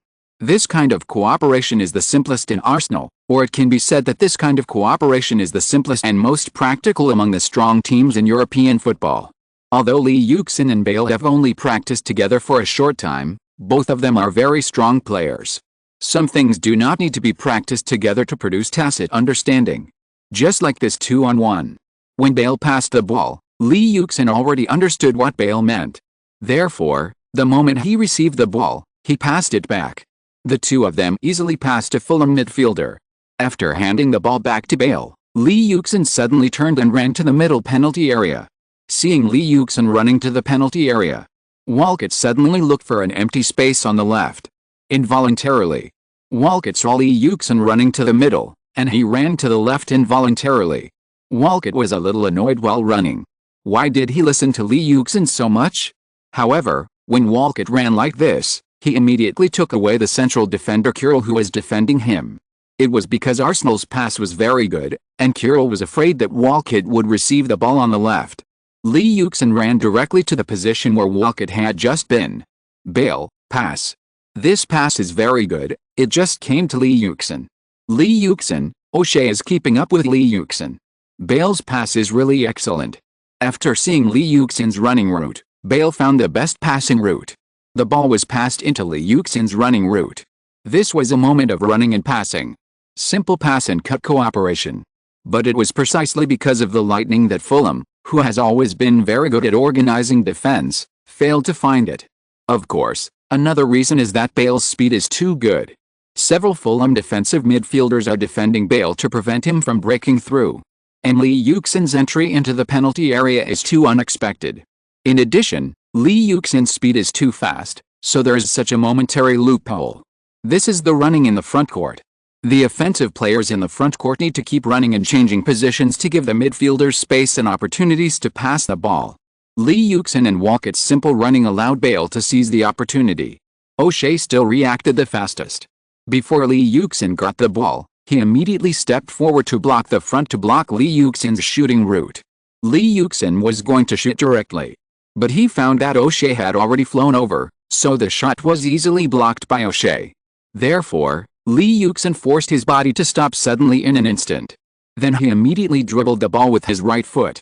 This action looks simple, but it is very difficult to do. Especially since Lee Yuxin is very fast, it is easy to get hurt if he wants to stop his body. Fortunately, Lee Yuxin has strong explosive power, and he also practices sudden stops and turns. But O'Shea is not so easy. He was desperate to block Lee Yuxin's shot, so he didn't consider those at all. When Lee Yuxin stopped and turned suddenly, O'Shea also wanted to stop suddenly, but he couldn't stop his body. O'Shea is old, and he can no longer stop and turn suddenly like he did when he was young. Lee Yuxin dribbled the ball back, but O'Shea had already thrown it aside because of his strong force. Lee Yuxin dribbled the ball and completely past O'Shea. Lee Yuxin, there's only the goalkeeper in front of Lee Yuxin. After Lee Yuxin stopped the ball, he looked up at the goalkeeper's position. Although it was in the penalty area and many defensive players were coming, Lee Yuxin did not shoot in a hurry. On the contrary, he observed the position of the goalkeeper very calmly before shooting with his left foot. Lee, shoot. Goal. Lee. This is his first official game for Arsenal this season. He scored the first goal and helped Arsenal lead Fulham. Isn't there a better start than this? The team's signings this year are very weak. But Lee is still sharp, and Gareth and his team are also becoming more mature. Today's Arsenal is still a team that can compete for the championship. Commentator Senk said emotionally. Fulham's idea is very simple. Defend, and defend again. Fulham wants to make a 0-0 at Arsenal's home stadium, and when Arsenal is anxious, Fulham can steal another one if they are lucky. Maybe they can take 3 points. When facing Arsenal, many teams have this idea. Especially Arsenal's strength has been declining in recent years, and there are not many ways to face the dense defense of some teams. Arsenal players are playing more and more standing, and they are always unable to break through the opponent's defense. So Fulham's choice is very pragmatic. Even if there is no 3 points, taking 1 point is fine. But Lee Yuxin's ball disrupted Fulham's arrangement and made Fulham very passive. Therefore, Fulham's coach was very angry. But then, Lee Yuxin used the corner kick to hide a beautiful dead corner. Arsenal fans also stood up and cheered at the moment when Lee Yuxin scored this goal. Because with Lee Yuxin's goal, Arsenal basically won the game. Scored twice. No one was happier than Lee Yuxin. Lee Yuxin remembered the number 9 behind him and some bad rumors about the number 9. In Arsenal, the number 9 has always been an ominous number in Arsenal for the past 10 years. In the past 10 years, Arsenal's number 9 has basically not been really successful in Arsenal. If there is a success, it is Anelka. But Anelka finally joined Real Madrid, and then his status went from bad to worse. Except for Anelka, other players are very unfortunate. Except for Park Ju-young last season, the owners of the number 9 jersey are all well-known talents in European football. But after wearing the number 9 jersey, no one has played well. On the contrary, many died halfway. Like Reyes, he was a top talent that the entire European football world was scrambling for. Unfortunately, the final result was very helpless. Therefore, here at Arsenal, the number 9 is not sacred, on the contrary, it has some cursed feeling. But Lee Yuxin completely broke this curse. Now that they are behind, Fulham can only attack. But for Fulham, their strength is not enough to fight against Arsenal. In fact, let alone Fulham, there are not many Premier League teams that can really beat Arsenal in a head-on attack. Because Arsenal is best at fighting against each other, Arsenal's passing and ball control are very advantageous. Fulham and Arsenal will definitely die in a head-on attack. But Di has no way now. 0-2 behind and 0-3 behind are exactly the same, both are 0 points. Therefore, Fulham can only attack. But as long as Fulham dares to come out, there will be gaps everywhere. They retreated, and Arsenal had to work hard to find gaps among their crowd. But when they came out, the gaps were big, not just 1 or 2. This is especially true for players like Lee Yuxin. After the game started, Lee Yuxin had no chance to display his amazing speed. But when Fulham came out, Lee Yuxin's speed had room to play. Speaking of Arsenal's wing, there are 2 speed maniacs. They are Walcott and Bale. This time they were even more aggressive. In the 58th minute, Bale broke through on the left and passed the ball to Lee Yuxin, who scored a hat-trick in front of the goal. Arsenal finally defeated Fulham 5-0. I appreciate your support. Today this book has 1 million words. Sorry, I have something to do today. There will be 3 updates tomorrow. Chapter 245 Defeat Manchester City. After the big win over Blackburn in the second round, Arsenal's match against Manchester City on August 25 attracted great attention. The old giants versus the upstarts. In this league, both sides brought out their strongest lineups. Wenger continued to send out the main lineup that swept Blackburn 3-0 at home in the previous round. The goalkeeper was veteran Lehmann, the backline was Sania and Clichy on the wings, Gallas and Senderos partnered as central defenders, Fabregas, Flamini and Diaby played as the 3 defensive midfielders in the midfield, Heleb was the forward, and the striker partner was Da Silva and Lee Yuxin. Arsenal's attacking midfielder is not that good, but they can still attack with ease. In this way, they can succeed in the league. However, the defense of the opponent is stable and will not leave any gaps for their passing back and forth. I am afraid that their offense will be difficult to work. In this season's Champions League, they were invincible in the group stage, but in the knockout stage, they met the old and out-of-form AC Milan, and they had no way to deal with AC Milan's overall defense. After the difficult elimination of AC Milan, it was also for this reason that they lost to Liverpool without much temper. When the opponent's head coach put a lot of effort into defense, Arsenal's offense would encounter difficulties. On the defensive side, the team also had big problems. The 2 fullbacks were better at attacking and their defense was average. Central defender Gallas often got carried away and made mistakes. Senderos was in poor form after being bullied by Drogba. However, Arsenal could not find a better central defender than them. The lack of defense was the biggest factor that prevented Arsenal from winning the league title.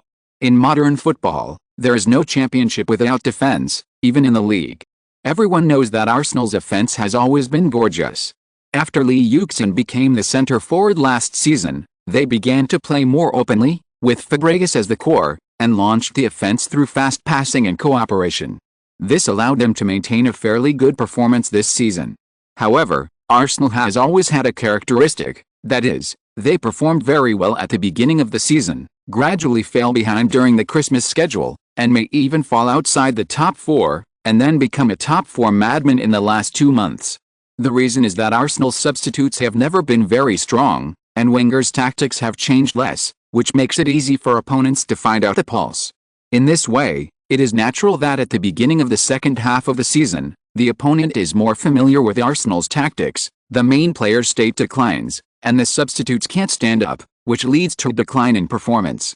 What really makes them a little embarrassed is how to attack next. They simply can't find too many opportunities in the previous offense, which is rare in normal games, and every time they have this feeling, they often encounter a draw or even a loss, and even if they can win, it will be difficult to win. This is also Arsenal's biggest weakness. In addition to defense, there is no good way to break the dense defense. This situation was not very obvious before, but it became more obvious after Henry left. After Henry left in the previous life, although their offense seemed to become more flexible, they lost a top breakthrough player, a top free kick, and a superstar who could change the entire game situation through his own personal strength. At that time, the state of Arsenal players had begun to decline, but now, they are still in good shape, and they still have this superstar who can dominate the game. In the first half of the game, Arsenal took the advantage and opened the scoring with a beautiful volley from Yuxin in the 37th minute. After getting the ball, Fabregas immediately took the ball forward a few steps. After attracting the attention of Parker and Barton, he raised his foot and passed the ball to Diaby, who was inserted on the right.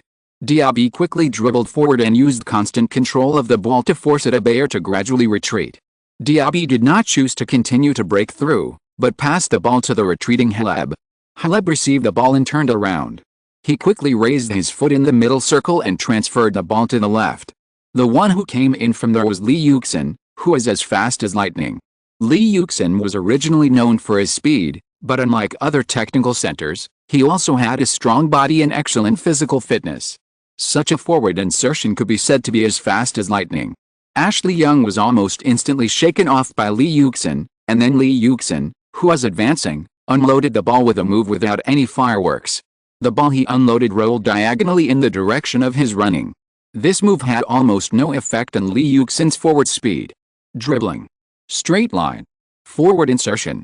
Yuxin's forward speed with the ball did not seem to be fast, but Barnes, who was forcing from the side, began to retreat at the first event. But when Yuxin dribbled the ball into the penalty area, he still couldn't defend against Yuxin. After breaking into the penalty area, Yuxin faced the attacking Schmeichel.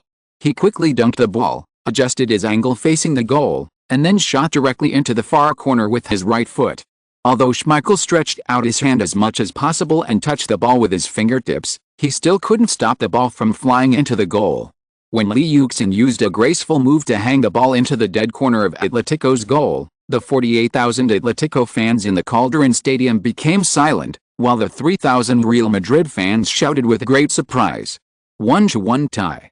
10 minutes after the start of the second half, in the 55th minute of the game, Real Madrid, like in the first half, was in a passive and disadvantaged position in the offensive situation, but relied on a beautiful counterattack and the tacit cooperation between several stars to equalize the score with a counterattack like flowing water. This is the role of superstars. I really hate this. There are sudden events beyond my control. This kind of thing is so helpless. Pierce spread his hands helplessly the moment he saw the ball fly into the goal, then turned and walked towards this position. After sitting down, Pierce covered his mouth with his palm and said to the assistant coach. The assistant coach smiled bitterly, and he also felt helpless. He knew that Pierce must be very, very, very unhappy at this time. He had planned everything out, and he calculated all the game situations, and he could make the general trend of the game move forward according to his own assumptions and manipulations. But there were always such superstars who broke this general trend with outstanding personal performances. This feeling of powerlessness, no wonder Pierce, the head coach who did not have a superstar under his control, felt very unhappy. Manchester City spent so much money but failed to buy a superstar. The second half of the game also continued to suppress Manchester City and occupied an absolute advantage in their home court. At this time, Robinho looked depressed. When the media saw Robinho reappear in the starting lineup, they had something to say. After joining Manchester City, Robinho earned a weekly salary of more than £90,000 after tax. The deepest impression he left on us was the 2 shots he missed when facing an empty goal in one game. Who said that it is harder to miss a goal than to score it? Robinho proved us that this statement is wrong. The former bicycle kid was favored by the king of football Pelé, who believed that his achievements would be higher than his own. Now it seems that Pelé's bad mouth was not only reflected in predicting the outcome of the game, but also in his judgment of people. The English media did their best to humiliate Robinho, and their words were very vicious. They made fun of Robinho a lot in the past half-season, and they also gave him a nickname, which roughly means empty goal miss emperor when translated into Chinese. When the team's performance is not good, his joke of missing an empty goal will be repeatedly brought up. Some netizens even made a video and uploaded it to YouTube. The name of the video is Robinho's Manchester City Performance Highlights. When you open it, you will see one empty goal after another. The scene is played repeatedly. In fact, to be honest, Robinho's number of missed empty goals is definitely not as many as everyone publicizes. He only missed empty goals 3 times in total, including 2 in that game, but that was also a curse. Robinho's luck in that game was so bad. But now that everyone is talking about it, it seems that Robinho will miss any empty goal. Robinho once protested against this, but everyone still criticized him as they wanted, so he simply kept silent after a while. Going against public opinion will not win. He has now been labeled as missing an empty goal, which can be said to be impossible to wash away even if he jumps into the Atlantic Ocean. Before this game, his joke of missing an empty goal was dug up again and hyped.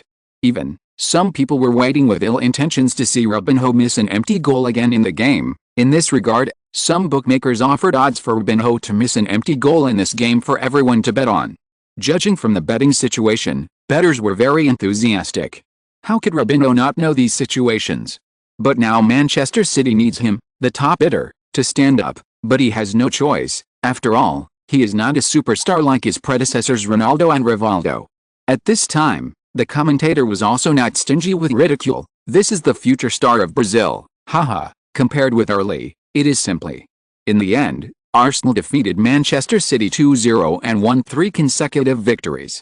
Chapter 246 Unexpected Disaster. After defeating Manchester City, Arsenal continued to advance and won all the way to the top of the standings. The first round of the Champions League is coming. Arsenal will play against La Liga powerhouse Sevilla at the Emirates Stadium. Sevilla also has many players familiar to Yuxin, such as Alves, Canut, etc. This time Wenger sent out a 442 formation. 24 Almunia/3 Senia, 5 Touré, 6 Sandris, 22 Clichy/13 Haleb, 16 Flamini, 4 Fabregas, 7 Rosicki, 9 Yuxin. Sevilla Ramos also uses 4-4-2. 1 Palop/4 Alves, 28 Fazio, 14 Escude, 3 Dragudanovic/7 Navas, 8 Paulson, 18 Marti, 66 feet 21 Kita, 17 Capel, 66 feet 11 Renato, 10 Fabiano, 46 feet 9 Korzakov, 12 Canut. The game itself was nothing special. Arsenal wore traditional red uniforms, and Sevilla wore black away uniforms. Arsenal quickly began to enjoy the advantage of ball possession. In the second minute, Arsenal cooperated all the way to the front court from the left, but Yuxin did not have a chance to kick. Then Rosicki knocked back from the left, and Fabregas made a diagonal pass to the penalty area to find Walcott, but the ball went directly to Palop's arms. In the 4th minute, Alves and his teammates made a 2-on-1 cooperation on the wing. Haleb pressed the ball near the corner flag and knocked it out of the bottom line. Marti's corner kick was cleared by Walcott at the front point. In the 5th minute, Alves pushed the ball to Navas. Navas took a step and shot directly at the corner of the penalty area. The ball was not fast and finally slightly higher than the crossbar. In the 8th minute, Capel's right corner kick was punched out of the penalty area by Almunia. Navas got the ball outside but had no chance to kick. In the 10th minute, Almunia collided with his teammate Sandris when he attacked again, almost giving Fabiano a chance to pick up the leak. In the 12th minute, Walcott dribbled past a defender near the penalty area arc and ran diagonally, then shot hard from 25 yards away. The ball was so powerful that it bounced out of the bottom line after Palop made a save. 1 minute later, Arsenal once again endangered Sevilla's goal. Flamini's low shot from the front of the penalty area was saved by Palop. Yuxin followed up and tried to make up the shot but could only kick Palop himself. The ball was still tightly held by Palop. The two sides had almost the same time of possession, but Arsenal was more threatening in front of the goal. In the 16th minute, Fabregas's lob to Yuxin was directly confiscated by Palop. In the 19th minute, Flamini's straight pass gave Yuxin the opportunity to break out of the encirclement. Yuxin failed to stop the ball, and etched next to him kicked the ball out of the baseline. In the 21st minute, Alves' free kick from the right side went directly out of the baseline, and then his pass to Canut was intercepted by Touré. In the 25th minute, Arsenal kept kicking back and forth in front of the opponent's penalty area, and Walcott's final shot in front of the penalty area arc went wide of the goal without any threat. In the 27th minute, Arsenal took the lead as they wished. Sevilla cleared the ball not far away. Fabregas observed from 25 yards outside the penalty area and then took a long shot. The ball was blocked by etched at the edge of the penalty area and went into the lower left corner of the goal. Palop, who judged that he was disturbed, had no time to move. With Fabregas' sixth goal of the season, Arsenal led 1-0. In the 31st minute, Canut made a straight pass from the outside, and Fabiano in the penalty area was almost in an offside position. In the 33rd minute, Clichy forced Alves to commit a foul. Fabregas sent the ball into the penalty area. Sania, who was competing for the header, helped Arsenal get a corner kick. Rosicki's corner kick found Touré 8 yards in front of the goal, but Touré's header went wide due to the interference of etched. Arsenal had a slight advantage, but Sevilla's counterattack began to show threats. In the 35th minute, Fabiano tried to penetrate into the penalty area, and Sandras cleared the ball in time. In the 38th minute, Capel dribbled inside, Haleb committed a defensive foul, and Navas' free kick was slightly off the goal. In the 40th minute, Yuxin broke free from Fazio's defense and dribbled into the penalty area from the left, but unfortunately his shot from 12 yards was ridiculously off. In the 42nd minute, Flamini's shot from the edge of the penalty area was easily confiscated by Palop. 1 minute later, Canut shot while running in front of the penalty area. This was his first threatening shot, but Almunia saved the ball from the bottom line. In the stoppage time, Poulsen made a diagonal pass to the penalty area from the left, and Canut successfully countered the offside, but the ball was slightly beyond his header. Sevilla took the lead in the second half, and number 9 Korzakov replaced Fabiano. In the 48th minute, Alves' free kick from the right was confiscated by Almunia. In the 49th minute, Yuxin overwhelmed etched in the header, and the referee Flofield took out the first yellow card to warn Yuxin. Rosicki was injured and staggered towards the player tunnel. Diaby replaced him. In the 52nd minute, Fabregas shot from the edge of the penalty area hit Fazio and bounced high. Palop confiscated the ball over Walcott's head. In the 54th minute, Poulsen's overhead pass to Canut was slightly too long again. In the 56th minute, Walcott was kicked in the face by Alves during the attack and fell to the ground. In the 59th minute, Flamini dribbled the ball on the left, Alves pulled the ball and Fabregas' free kick was lobbed in front of the goal. Touré at the front point did not touch the ball, and Walcott at the back point easily sent the ball into the goal with the arch of his foot 6 yards in front of the goal, 2-0. This was Walcott's third goal of the new season. In the 63rd minute, Korzakov passed the ball directly to Canut, who was offside again. In the 64th minute, Sandras did not kick the opponent's cross from the right, and Marty at the back point did not kick the ball. Touré behind him quickly cleared the ball. This was Sevilla's best scoring opportunity. In the 66th minute, Sevilla made 2 substitutions, Kita and Renato came on. In the 70th minute, Sania on the right accurately sent the ball to Yuxin's head while running. Yuxin made a diving header near the penalty spot, but the ball just missed the goal. In the 71st minute, Sania made a transfer near the right baseline, and Walcott, who rushed to the back point, forced Palop to save the ball from the bottom line. In the 73rd minute, Alves was tackled by Clichy, but Alves made a gesture of taking out a card to warn, but was warned by the referee with a yellow card. In the 76th minute, Canut was again judged offside when receiving a pass from Poulsen. In the 78th minute, Navas' cross from the right was cleared by Sania's header. 2 minutes later, Navas made another cross to Can out, but Sania still resolved the threat. Arsenal replaced Lee Yuxin with Van Persie. In the 84th minute, Can out received a header from his teammate at the edge of the penalty area and his left foot hook shot was slightly off target. In the 85th minute, Keita threw the ball in anger and was given a yellow card. In the 86th minute, Renato shot high from 25 yards without anyone pressing him. 1 minute later, Diarra, who joined from Chelsea, replaced Walcott. In the 89th minute, Hleb tried to make a 2-on-1 with Van Persie, but Etched made a tackle to break it. In the stoppage time, Hleb intercepted the ball in the front court and passed it directly to Fabregas, who passed it to Van Persie again. Van Persie fell to the ground and shot from close range in front of the goal to score another goal, locking the score at 3-0. However, just as everyone was celebrating, an accident happened. Fabiano kicked Senderos angrily. Lee Yuxin immediately flew into rage and punched Fabiano. The scene was in chaos. When Fabiano saw a fist growing larger in his sight, he only had time to think, damn, isn't Lee being held by his teammates? Then he immediately felt a heavy blow to his head, as if a water and land dojo had been opened, with cymbals and gongs ringing together. Fabiano's whole face became distorted in an instant, and then he flew out with his neck tilted, like a slow motion in a movie. First his whole head tilted to one side, and then his body broke free from gravity, and flew to the other side with Lee Yuxin's swinging fist. The whole scene was immediately in chaos. After swinging this punch, Lee Yuxin wanted to rush up and hit again, but the Sevilla players were not going to sit there and watch their teammates suffer, so immediately Paulsen rushed up to them. He was the captain of Sevilla and had to step forward at this time. But although Paulsen was also known for his bravery, he was far inferior to Lee Yuxin in size. The other players of Sevilla would not sit idly by and watch their captain suffer, and immediately surrounded him from all sides. Lee Yuxin was very powerful. He first knocked down Fazio next to him with an elbow, then he directly bumped into him and knocked Abidal out. When he wanted to rush over to chase Fabiano, Etched rushed over, Keita came from the side, and Peak, 3 people tried to stop Lee Yuxin. The Arsenal players also reacted at this time. There was no one easy to deal with on the Arsenal field. Bale has always been a brave and aggressive person, and Van Persie is not a fuel-saving lamp. The two rushed over from the left and right.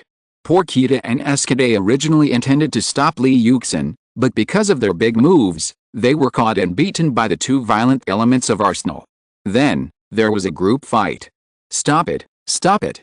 Fabregas was pulling Lee Yuxin, but his hand was still half a meter away from Lee Yuxin. He shouted and kicked Fabiano fiercely.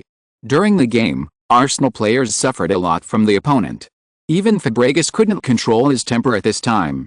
Walcott jumped up from behind and directly gave Alves, who was about to attack Lee Yuxin from behind, a skyrocket. The Brazilian screamed and rolled on the grass holding his head.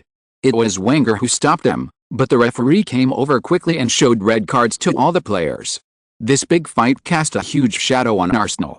Now the Arsenal players on the field chased the Sevilla players and beat them up.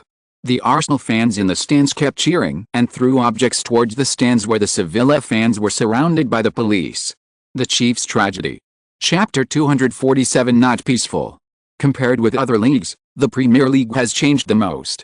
La Liga had strong teams such as Valencia and Deportivo La Coruña around the 21st century, but now, unless Real Madrid and Barcelona have problems, La Liga is dominated by Real Madrid and Barcelona. Needless to say, the Bundesliga has the dominant Bayern. Although the PhoneGate incident occurred in Serie A, the strength is still the three powers in the north. Roma is just showing its face, and Naples is not yet established. If Serie A really wants to revive, it still depends on the development of the three powers in the north. Only the Premier League changes every year. Needless to say, this year, a rich man from the Middle East came and threw more than £80 million. Manchester City, a small club that can only avoid relegation, has become the focus of everyone's attention this season. Many people even believe that as long as the rich man from the Middle East continues to invest, it is only a matter of time before Manchester City becomes Chelsea. Manchester City is still just a nouveau riche. But Liverpool is different. As a top giant in the world football, tourist arrival is even more eye-catching. Where will Liverpool go with a big investment? This is what everyone is concerned about. Any of these changes could change the situation in the Premier League. It could make Manchester City the new Chelsea, Or it could make Liverpool rise again. Of course, it is also possible that Manchester City fails to become Chelsea, and Liverpool fails to rise but instead falls. Even Manchester City rises and Liverpool declines. These are all possible. But the Premier League is not short of news, and this season is full of news. Liverpool just came to Torres, and everyone was paying attention to Liverpool's second Champions League victory. And the sudden fight at Arsenal triggered a new round of attention in the Premier League. On the same day, another explosive news: Stamford Bridge earthquake. The Sun directly used this title to express this incident. What is qualified to be the Stamford Bridge earthquake is, of course, something that caused great turmoil in the entire Chelsea. What caused great turmoil in Chelsea? It was Chelsea's meritorious coach Mourinho who left Chelsea on September 20, 2007. On this day, Chelsea club announced that they had reached an agreement with coach Mourinho. Mourinho officially left Chelsea, that is, after the agreement between the two parties, Mourinho was no longer the head coach of Chelsea. This news was absolutely a bolt from the blue for Chelsea fans. Mourinho himself had a high status in Chelsea, and even higher status among Chelsea fans. Chelsea fans regarded Mourinho as the biggest contributor to Chelsea's revival, and they really worshipped Mourinho. After all, half a century later, Mourinho brought 2 league championships to Chelsea. Even if he failed to win the Premier League last season, Chelsea fans' love for him has not ended. Unexpectedly, such a head coach actually left Chelsea without any signs. Of course, for insiders like Lee Yuxin, this matter was not surprising at all. Many insiders understood that Mourinho and Chelsea's top management had been at odds a year ago. If it weren't for Mourinho's status in Chelsea, Abramovich would have fired Mourinho long ago. After all, any coach who puts his favorite star on the bench is directly slapping himself in the face. Mourinho went too far in the Shevchenko incident, not caring about Abramovich's face at all. But for the fans, this was a surprise. It was something they had never thought about. After all, Mourinho had just signed a new contract with Chelsea last summer. Mourinho also said that he would continue to stay at Chelsea. Mourinho himself also said that he hoped to stay in Liverpool forever. Unexpectedly, Mourinho left after only 1 year. In fact, although Chelsea's performance this season is not strong, it has not reached the point of firing the coach. In the league, it is temporarily 4 points behind Arsenal. But for a total of 38 rounds of the league, it is obviously unrealistic to predict that the championship has been decided before Christmas. Although Chelsea drew in the first game of the Champions League, Chelsea is far from being doomed. In other words, Chelsea's current performance is not too bad, but Chelsea has been in a slump in the last 2 or 3 games and has not achieved any good results. Unexpectedly, Mourinho has left Chelsea. Chelsea fans are very sad because their favorite head coach Mourinho is leaving Chelsea. There are even Chelsea fans who besieged the Chelsea club, hoping that they would keep Mourinho. But the English media are different. They keep mocking Chelsea. For them, Mourinho's departure and Chelsea's turmoil are the best things that can't be better. The English media who are gloating over the misfortune of the club satirized Chelsea and Mourinho. The Independent directly satirized Mourinho. Mourinho is a spendthrift. Once he has no money to spend, it's time for him to leave. The News of the World also joked, instead of spending a lot of money on Mourinho and Terry's wages, it's better to save it to buy a good player. The Times satirized Chelsea even more directly. Rubles can buy league titles, but the Champions League trophy may require euros or pounds. Mourinho is definitely a star coach. His resignation is not only a shock to the English football world, but also to the European football world. So much so that the media reports in the past few days are all about him. In the 5 major leagues in European football, there are at least a dozen people who are fired midway every year, and sometimes no less than 20, and even up to nearly 30. But currently, no coach in the world football has such appeal, and his dismissal has caused such a big uproar. Tisk tisk tisk, a coach should do this. Look at the earthquake caused by his departure. It is estimated that only Ferguson and Wenger were treated like this when they left their coaching clubs. Sister Cheng Wen, let me put it this way. Coach Mourinho has reinterpreted the meaning of a new era and a new coach. Can you tell me if there has been a star coach like Mourinho in the past 10 years? Among the new generation of young coaches, Mourinho is definitely unique. Although he is the coach of the rival Chelsea, Lee Yuxin admires Mourinho very much. It is not because of his other aspects, but because he has become the model of the new era coach after the collapse of the old era coaching system. It can be said that after the development of commercial football, players have become millionaires, multimillionaires, and even billionaires. Coupled with the emergence of the Bossman Act, the power of players has increased unprecedentedly. The coaching style of the old era is obviously backward. But just when everyone thought that the status of the head coach in world football would gradually decline, Mourinho suddenly appeared and became a star coach. Once again, he took back the power that belonged to the coach, and told everyone that the coach could become a star just like the players. Haha. You think quite highly of him. Cheng Wen also admitted that Mourinho was a star in the coaching world, and also a coach with countless fans. Mourinho is definitely a very charming coach. It can even be said that there are very few coaches in the coaching world who have more fans than stars. Just look at how many Chelsea fans were conquered by him and cheered for him in a short period of time, and you can know his ability and charm.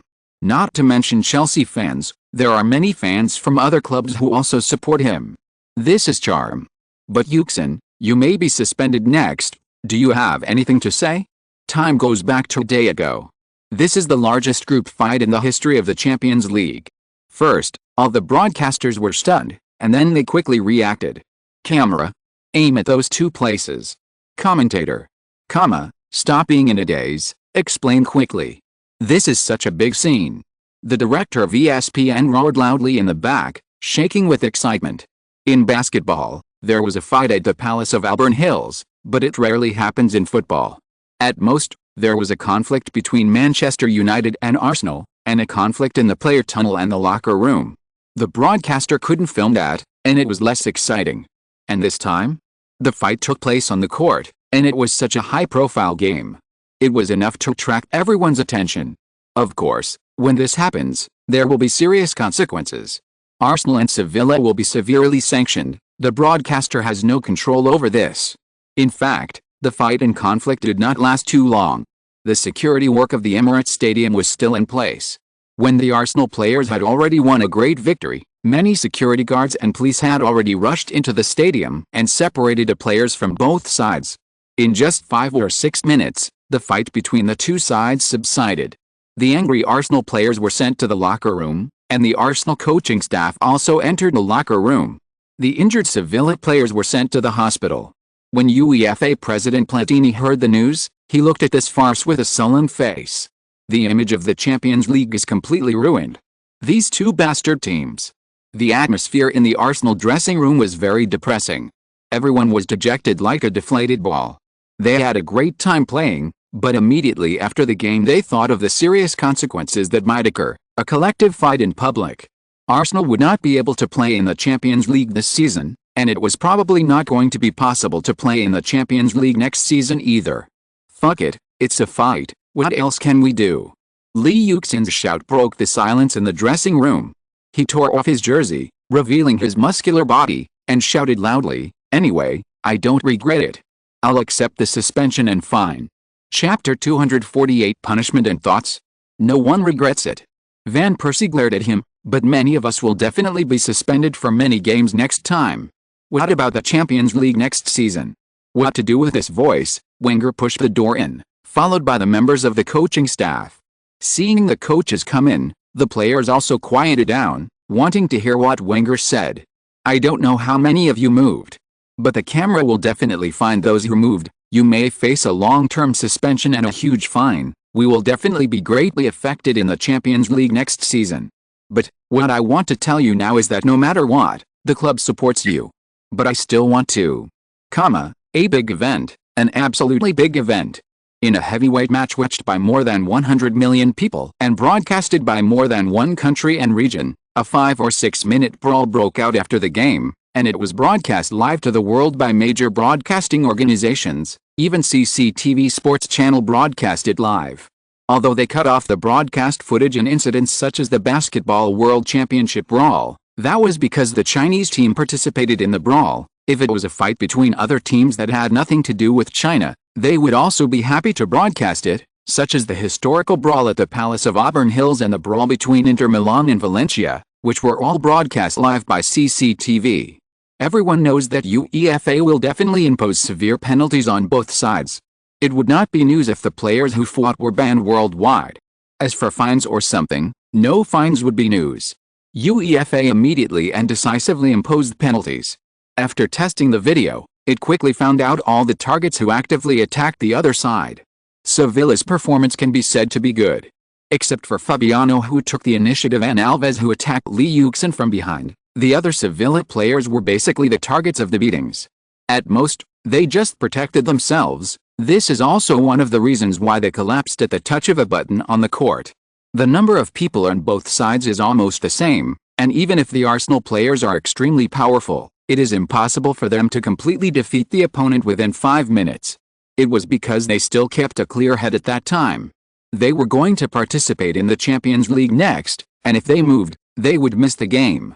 So in the end, the ones who will be punished are Fabiano and Alves from Sevilla, and Yuxin, Van Persie, Fabregas, Bale, Walcott, Flamini, Clichy, and Lostiara from Arsenal.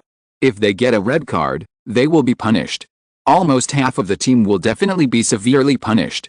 If it is a punishment at the level of a global ban, then Arsenal will basically lose half of its combat effectiveness, and this kind of punishment will come down very quickly, and you will definitely not be able to successfully appeal. UEFA responded to the first incident. They announced that they would impose the most severe punishment on the players involved, Arsenal Club and the Emirates Stadium. Platini said in an interview, "This is absolutely unforgivable. This is an extremely bad thing. We will carefully investigate the specific circumstances and then impose the most severe punishment on those involved." 2 days later, before the start of the next round of the Premier League, the penalties for the players and coaches involved came down.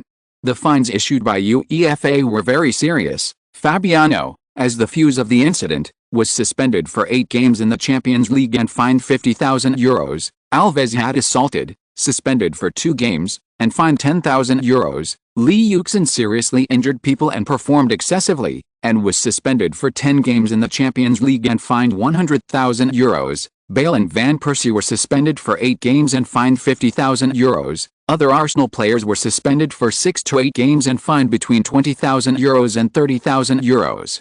FIFA also issued a fine, and all the players involved were banned from participating in 5 international A-level matches.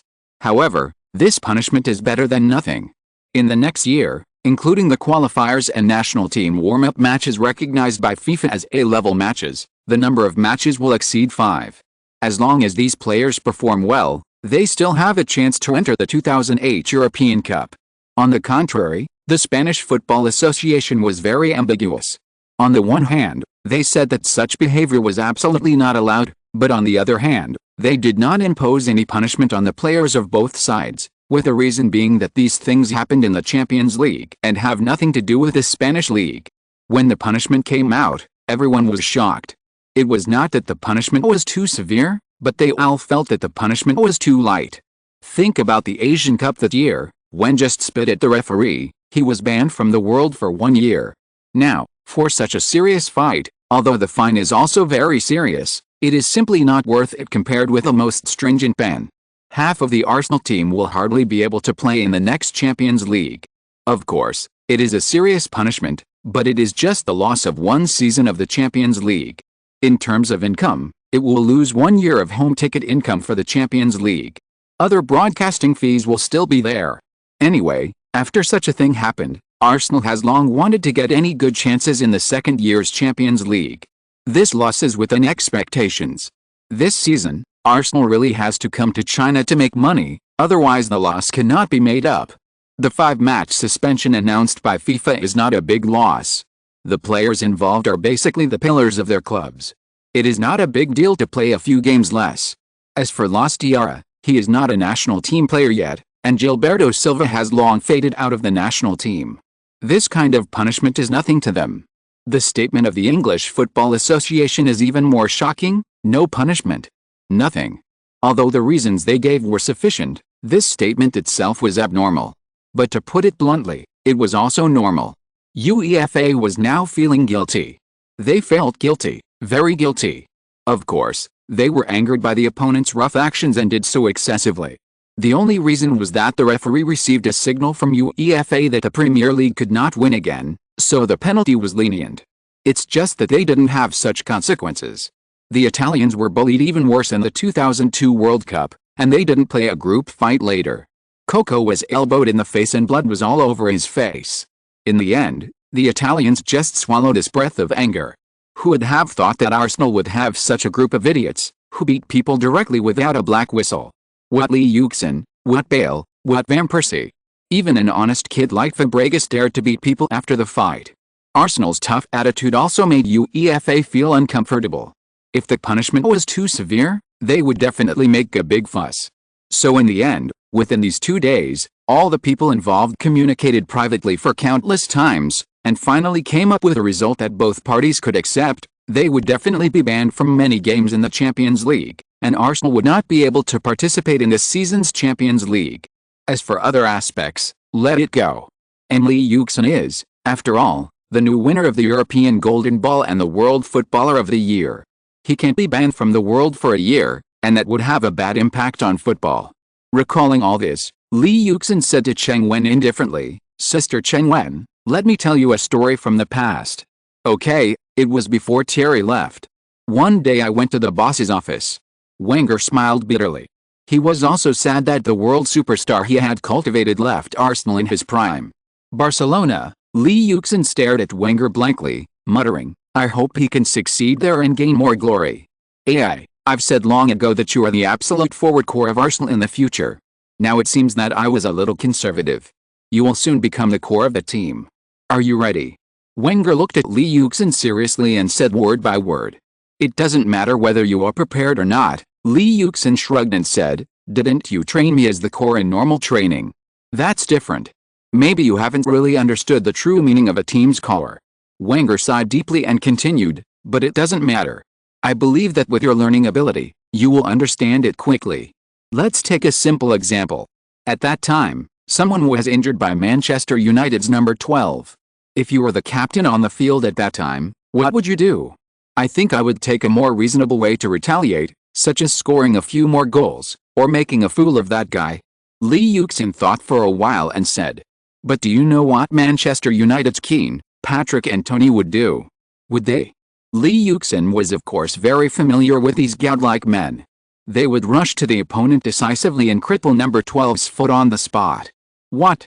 Would that mean he would be sent off with a red card, and he would most likely be suspended for many games? Lee Yuxin obviously couldn't understand this exaggerated approach.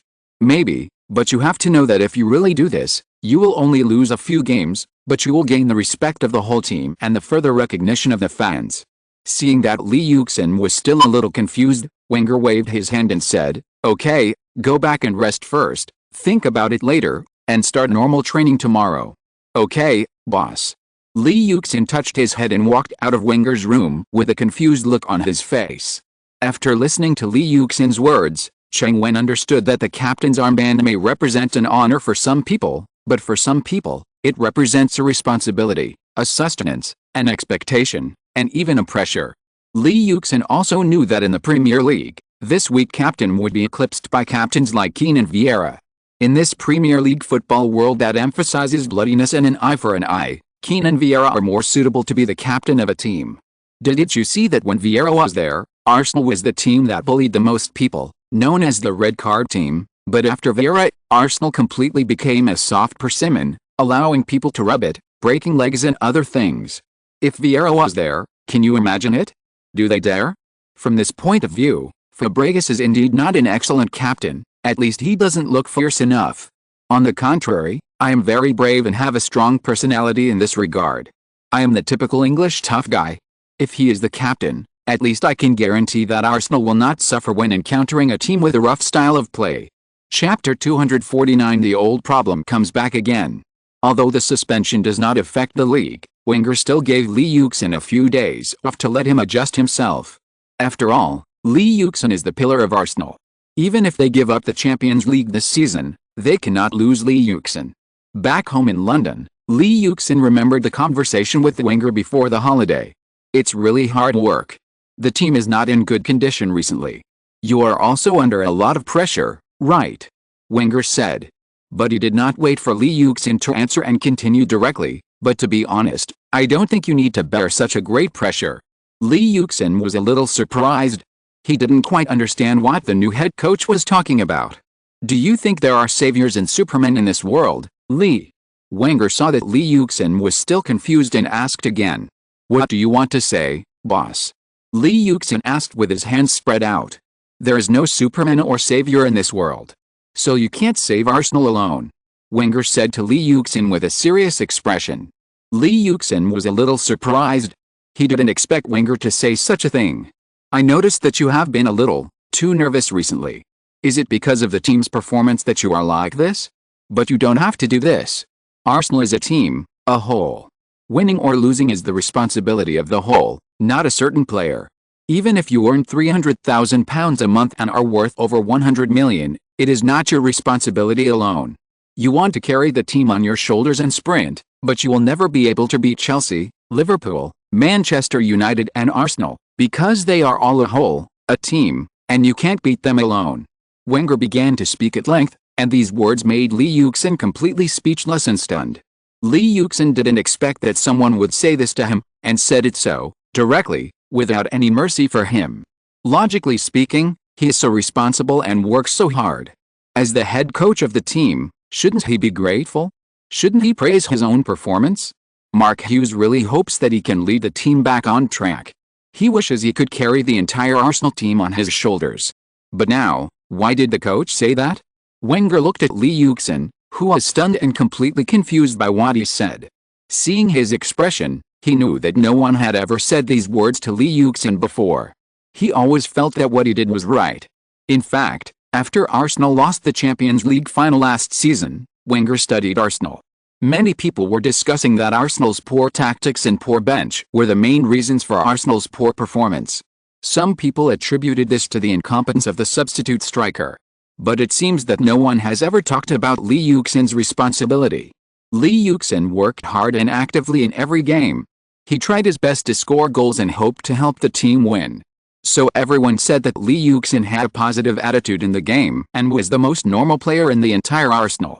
Almost everyone in the Arsenal team had been criticized, but no one had ever criticized Lee Yuxin's performance.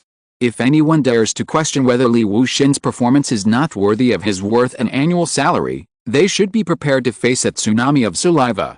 It seems that Lee Yuxin's hard work for Arsenal is absolutely correct.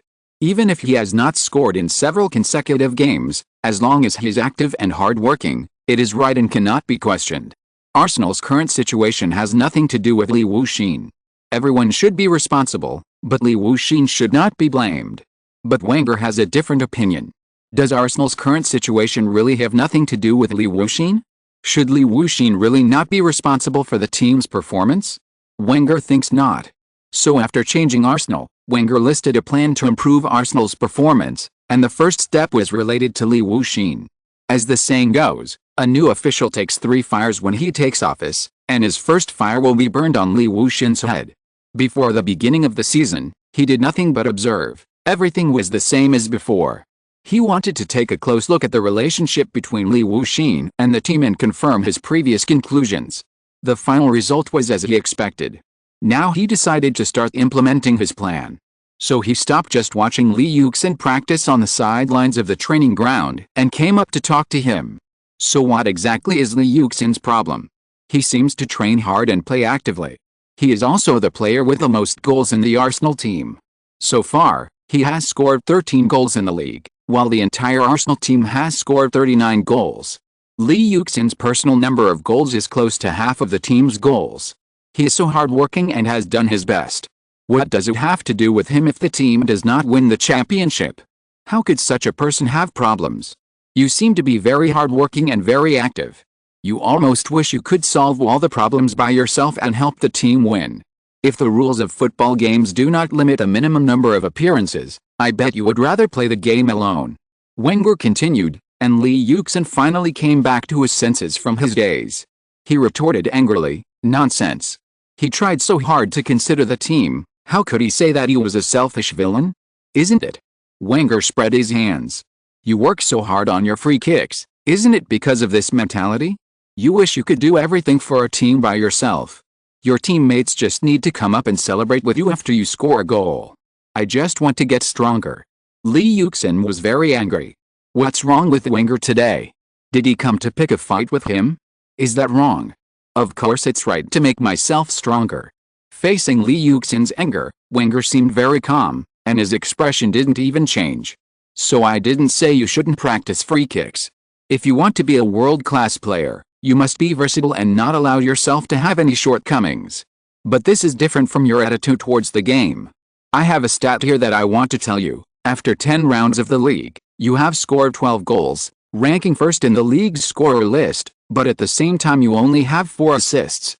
The threatening balls you pass to your teammates are pitifully few. Especially as the league progresses, you rely more and more on your own strength. Da Silva, Gareth and Theo look like expensive decorations. When people criticize them for their poor performance, they ignore this point. You rarely assist them to score now. Li Yuxin wanted to refute something, but when he thought about it carefully, it was indeed the case. Walcott and Van Persie were his regular partners, starting almost every game, but he had never assisted them to score. Although the numbers are boring, they are the most convincing. In front of the numbers, Li Yuxin was a little speechless. The media is always discussing the reasons why Arsenal's performance was good at first and then bad, but do you want to know what the real reason is? Wenger continued. Li Yuxin looked at him and said nothing. It's you, Li. Wenger pointed at him and said, Captain, are you going to the training ground to train in advance again? In the locker room, the Arsenal players who came one after another changed their clothes and chatted. The team is not in good condition, but it will not affect the players' mood for a long time. Life must go on and the sun will rise as usual, so they will just live their lives as usual.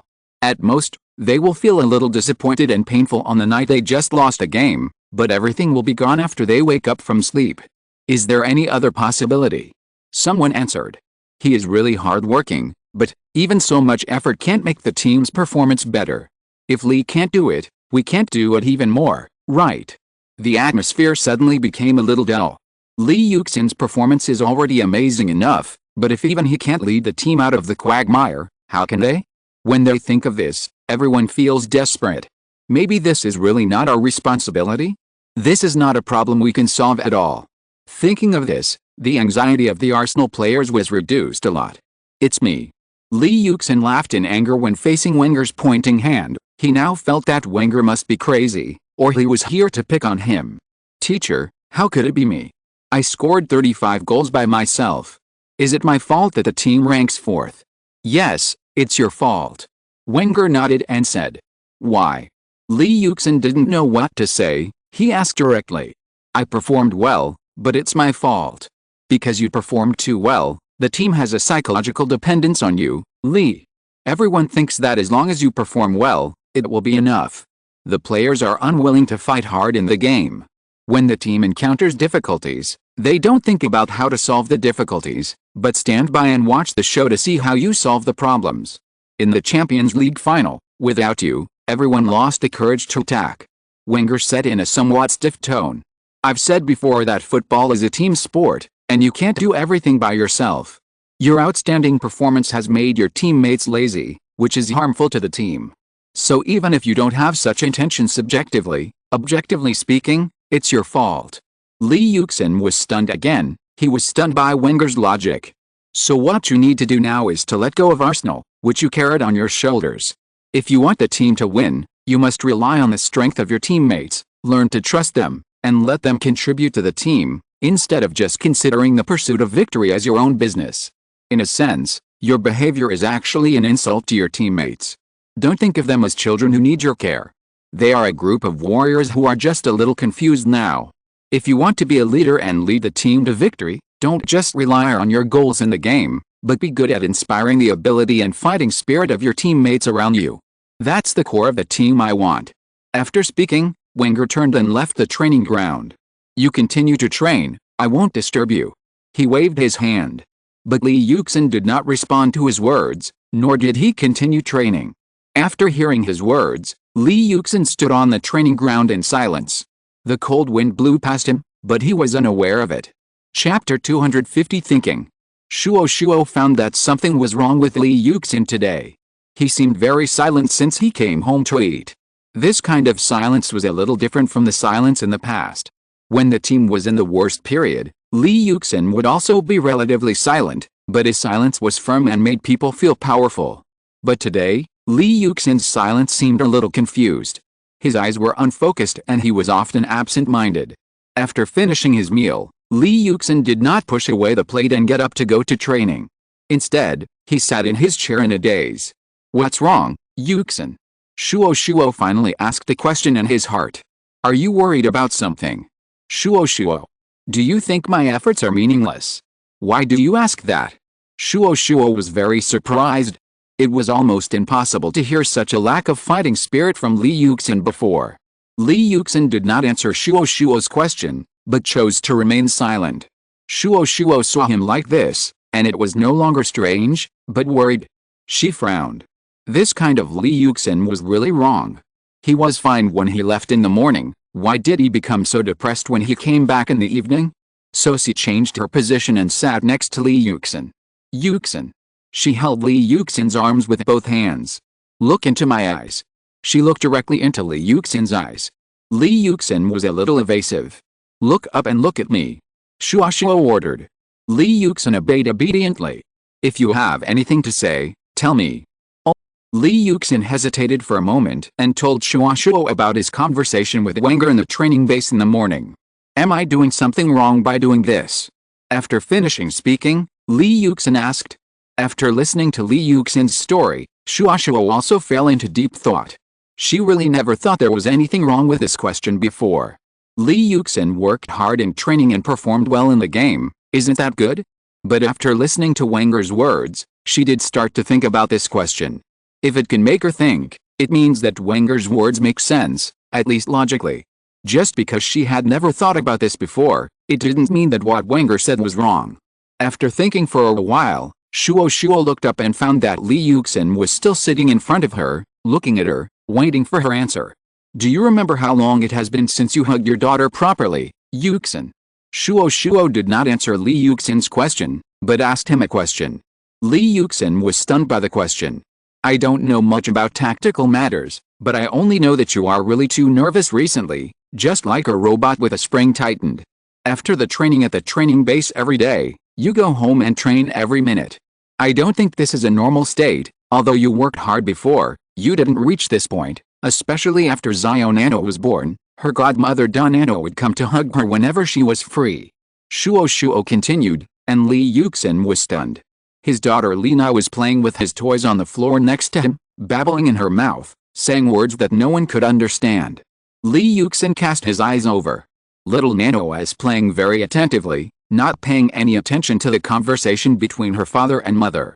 While playing, she raised the toy in her hand, looked up at Li Yuxin and Shuo, a happy expression on her face, and the babbling in her mouth became louder.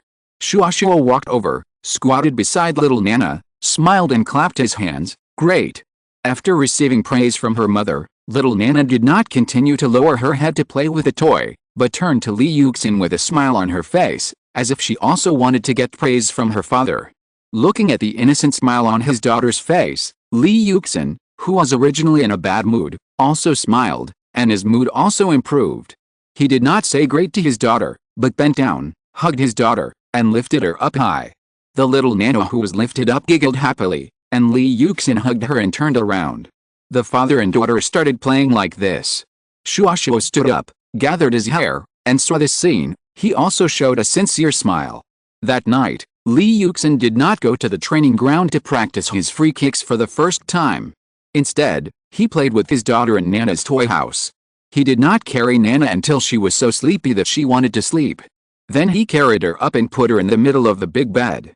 He undressed her gently, changed her into pajamas, and covered her with a blanket. Shuo was watching with a smile on his face. After doing all this, Li Yuxin stood up and looked up to see Shuo's smile. "I thought about it when I was playing with Nana. Although I don't want to admit it, the head coach is right.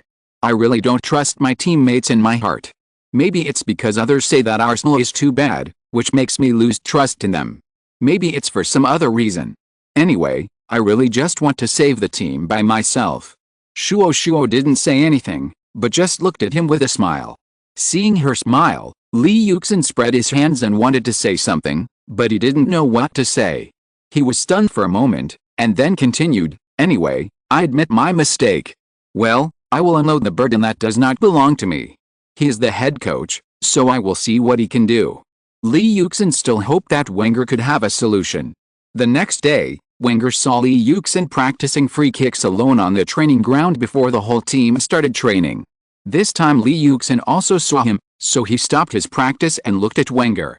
Wenger originally planned to leave quietly, but when Lee Yuxin looked at him, he was embarrassed to turn around and leave. So he changed his mind and turned around and walked onto the training ground. "Good morning, Yuxin." "Good morning, boss." Lee Yuxin replied.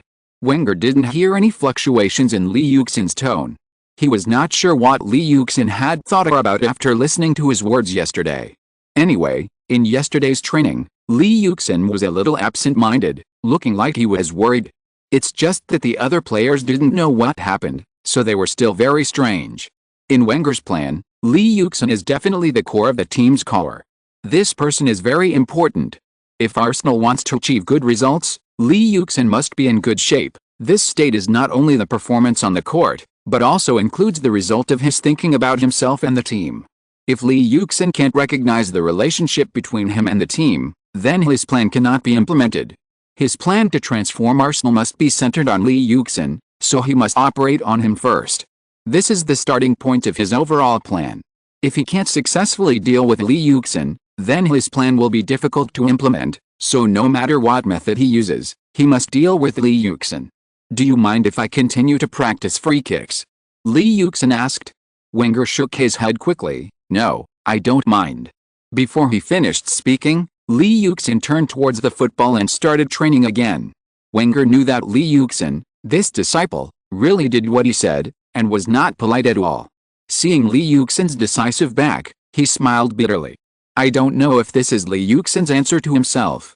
He seems to be a little dissatisfied with himself. As the core of the team, if he has a bad relationship with a head coach, the future prospects of this team can be imagined. He was wondering whether he should talk to Lee Yuxin again. After all, it is for the team. Although he has absolute authority in Arsenal, he still hopes that this disciple can become an excellent captain of Arsenal's youth training like his predecessor Tony Adams. But looking at Lee Yuxin's determined training back, he finally gave up the idea. Forget it, let's wait and see. Arsenal's players have changed into training clothes and are waiting for training on the training ground. While waiting for the coaches to arrive, everyone gathered in groups of 3 or 5 to chat. Although the team's recent situation is not particularly good, the players' mood has not been greatly affected. When you accept your fate and find that Arsenal should perform like this, you will often not be anxious and depressed. Not to mention that from the ranking point of view, Arsenal's current performance is better than before. Before it was the first in the league, now it is the second in the league, and it is still in the Champions League zone. The players didn't have to wait long.